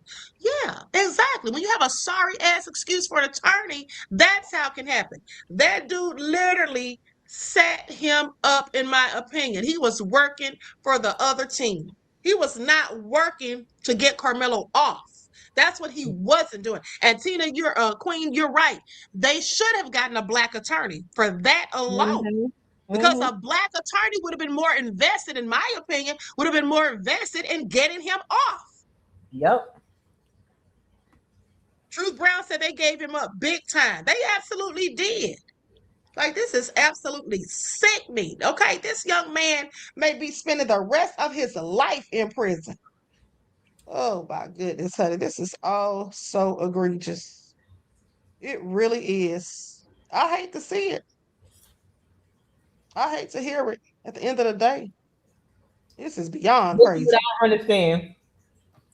The school that Karmelo went to, when he played, was it predominantly white? Because, like you said, yeah, of course it was, because it's in Frisco. So he had none of his friends, nobody that was white that was his friend. Even the one that was on stand that he ate dinner with. That guy was not his friend. That guy was his friend. That guy was instigating the whole damn thing, and he was friends with Austin. And even after him and Austin got into it and he stabbed him, that guy was chasing him, saying, "I'm gonna kill you." And at the end of the day, he lied on the stand and said he didn't do any of that. But the coach had testified to the fact that he did. That they were all chasing Melo to hurt him. But the problem, no, what I'm saying is black people. See how that boy, the Eddie, he ate at his house. He was so-called, at the time, Karmelo thought that was his friend. Yeah, of course he did. He turned on him, and this is what we got to show our children. They all turned on Karmelo. He ain't had nobody. Where's the girlfriend? Where's anybody? My kids been knew that. My kids been knew that. I already told them you don't trust them people that don't look like you, period. My sons already knew that. But the thing is, I'm not sure. I think this young man might be biracial or something. I don't know. But the bottom line is, these people all went to school with Austin. Now, he knew Melo and was cool with him and all of that, but he was better friends with Austin. He said Austin was like a brother to him. Not to mention, they were all on a team together. They all played football together. That's why they were all so close. They all went to the same school. And here's the thing, even if one of those kids did want to say something different than what they were told to say, how do you think that would fare for them when they got to live in that town? And everybody else can go to the same school or possibly go to college with these other kids. Honey, I factored in all of that. I knew it was not going to work out. I knew that. None of them was going to have this back. They set them children up because they knew them kids have to go to school together. They knew everything. The kids, like everybody said, the boys came at Karmelo. Karmelo was sitting there. They kept saying this and that, and then at the end, they were like, "Who started it? Who was the aggressor? Karmelo." They all said it was him. I know. It was him. They all was told what to say, and everybody said the same thing. I mean, I knew that was going to happen. Period. None of the cell phones. He didn't bring up none of the police report where they collected cell phones and demand. Where is the evidence at of, where's the cell phone footage? The fence just basically, I feel like this. I'm going to say they probably sitting around in the back of his head, majority of these white people, the majority, we have a couple that think it's wrong, but if we can see it online, we see the energy. The majority of white people are angry that a black boy killed another black boy. And And already know that. That's yes, how I and always so do. and you don't think that lawyer that's from there feel the same way? They sit around and they pick with us, and we don't realize it. They got the black money, they put the black boy in jail, and they made a fool out of the family. Listen, at the end of the day, I had common sense to know that. Apparently, his parents did. Like I said, they should have, even if they got a white lawyer, now they think the lawyer being white was necessarily the problem, because there's white lawyers that defend black people for killing a white person all the time. Bottom line is he had connections to Frisco, and I wouldn't have wanted him based on that, because I would have felt like he already has possibly a connection or some type of cordial relationship with the judge and possibly the DA, which were not just that. If you're gonna get a white lawyer, what's their background on getting and fighting for black people? And that's Because not do any research. If they did Yep. some research on that man, they probably would have And chosen. sometimes our black people, like, they could seem like they were kind of well off. He went to almost a white school, as we think. So when you look, make you smart. Yeah, and when you look at a make lot you of smart. black people, when they start getting wealthy and successful, they kind of some of them. I'm not saying everybody, but they kind of align themselves with the white people. I don't know about that, but what I do know is I don't think they necessarily did that because their spokesperson was black. But at the end of the day, I just think they were naive and trusted in the system. Okay, thank you. Desmond said court TV sentence, and thank you, beloved. I appreciate you. And thank you for your contribution to the channel. Peace, love, and blessings. Let me hear it and find court TV. Oh my Lord, what is they about to say?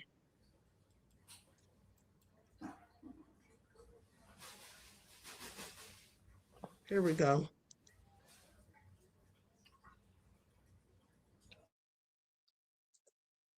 Sentencing. This is just all a hot mess. Let me see here. Let's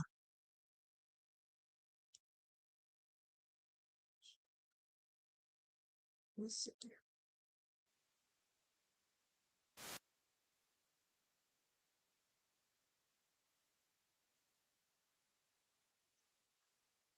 Can you send me the link? Hold on, let me make sure this is it. Let me see.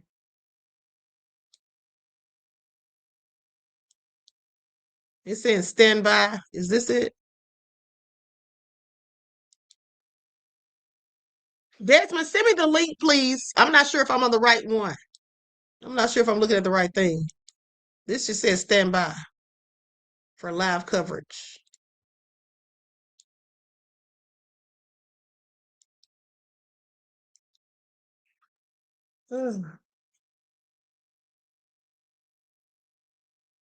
They still on this boat. They said they may wait till tomorrow. They said they may wait until tomorrow. Okay. D Major said we've been standing by. D Major said What are they waiting on, Queen? Are we waiting for the jury to come back, or are they going to be bringing witnesses with to the jury? sentencing? They deliberating for the sentencing, but they had said that so everybody don't spoke already to the jury. They did the closing.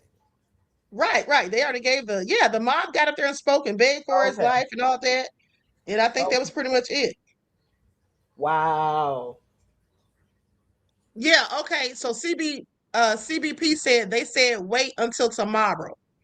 Okay, thank you, beloved, for letting me know that. Okay, I guess we out of here, honey. Ooh, honey, we gotta sleep on this for the rest of the night, Tina.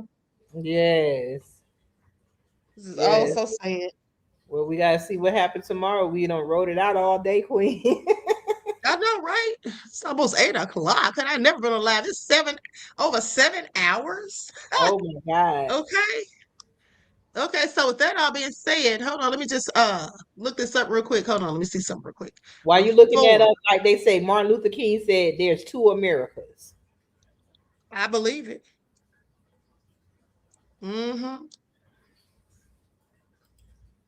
And you know the judge wanted to get done with this so quick because the judge even had them in court on a Saturday. I literally never heard of that. That's what I was saying. The judge was like, come on, let's do this lynching and get it over with so we can go back to eat our steaks and potatoes. And after about a year or two, the black folks are going to forget and we can go back to eating Christmas dinner together. Hee-haw. Okay, you know what's crazy though? It says the verdict reached in less than 3 hours. Okay, hold on. They said his mother was the only person that spoke.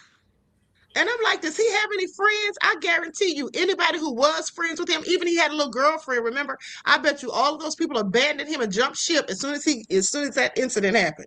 I believe they were white. That's what I'm saying. Sometimes when you go to, that's what I said, not just purposely aligning yourself. Most of us think that being successful means move to white neighborhoods, put our kids in predominantly white schools, and we don't understand. No, we got to stop doing that. And I want to just say this before we get out of here. We keep saying support black businesses. Yes, support black businesses, but if you're a black business and you're going to get that money and go back and buy Louis Vuitton and designer labels and stuff, and we need to support black businesses that are on code. So let's clear that up, because the whole black community is not on code. So I'm not going to pour my money into a black business and I see you eating at the Chinese restaurant and you over there trying to go to Paris and all that stuff.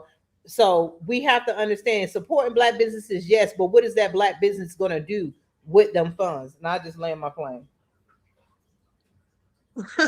Right. Hold on. Said they're discussing Truth Brown. You said they're discussing sudden passion. Oh yeah, so they got to figure that out. I guess hopefully they'll have it figured out by tomorrow. Okay, I'm out of here, you all. Okay, it's been I can't say it's been fun, but it's been very informative, and I want to shout out Gavin Richard Esquire for gracing us with his presence and giving us his legal expertise and all of that. I want to thank you, Straight No Chase with the Queen, beloved. Feel free to come back anytime for being on here. Okay. And shout out to everybody in the chat. We the people saying Straight No Chaser, get on code. Put up the black fist. I am on code. She's on code, honey. Pay attention. I think he was just repeating what you said, though. Oh, okay. So that all being said, yeah. So that all being said, listen, I love you all to life. I want to thank you all for tuning in once again. Please like, share, subscribe if you haven't done so already. Okay, Greg said, what time is the live tomorrow? It's going to be in the morning. As soon as I think that they're going to be talking about that sentencing. Okay, I would say probably about 9 or 10. What's today? Today's Tuesday, right? Mm-hmm. Okay, so tomorrow about 9. I'll be on by 9 o'clock tomorrow. Thank you. What's my cash out? It is, thank you, beloved. It is $ Queen A Shakur. $ Queen A Shakur. Thank you, beloved. So listen, thank you all for the super chat donations, for the cash app donations. I love you all to life. I appreciate you. Okay, everyone enjoy the rest of this evening. I will see you all in the morning with your morning wake up call. And until then, each one teach one. That's how we grow and thrive. Do something productive, constructive, but never destructive. And always remember, beloveds, to keep the Most High first in your lives. Tina, if you have any closing words, feel free, beloved. No, I just want to say thank you, Queen. Thank you for covering it. Thank you, chat. Thank you, all of us. And I just want us all to know that we can agree to disagree, but we are having conversations of how we can build the black community, the black, and get out of this white supremacy. And I land my plane. I absolutely agree, beloved. Thank you for that. And I like how you said we could agree to disagree, because you already know. I already know that I could be so disagreeable. I really need to sit down somewhere sometimes. No, and it's both of us, Queen. I think that we have grown people discussions, because this is how we should be doing, sitting at the table, not arguing with each other and getting mad, but throw our solutions. Right. We do this, we bump heads, but we get back on track. We stay on code. Love you, Queen. That's right. I love you too, beloved. All right. Love you all to life. Okay. And I will talk to you all again soon. Peace. Peace.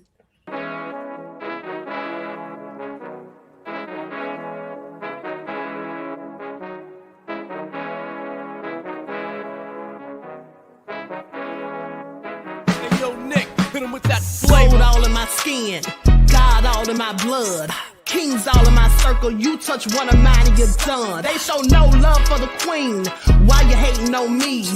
Is it cause I'm free and I got Malcolm X in my jeans? I got dreams like King Luther, shed blood like Kunsa. You ain't helping my people, I ain't got nothing to say to ya. I want all the smoke like hookah.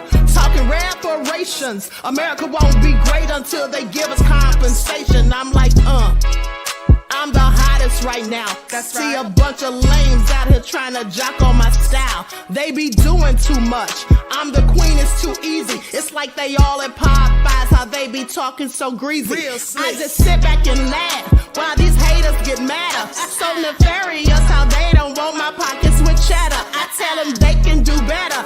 These snakes in the grass can leave a bite on your ass, cause y'all be trusting too fast. I got my foot on the gas, other one on they necks. Dropping receipts on haters, you better show some respect. I'm never facing regrets, we only facing the threats. Running through every challenge like a relay, break no sweat.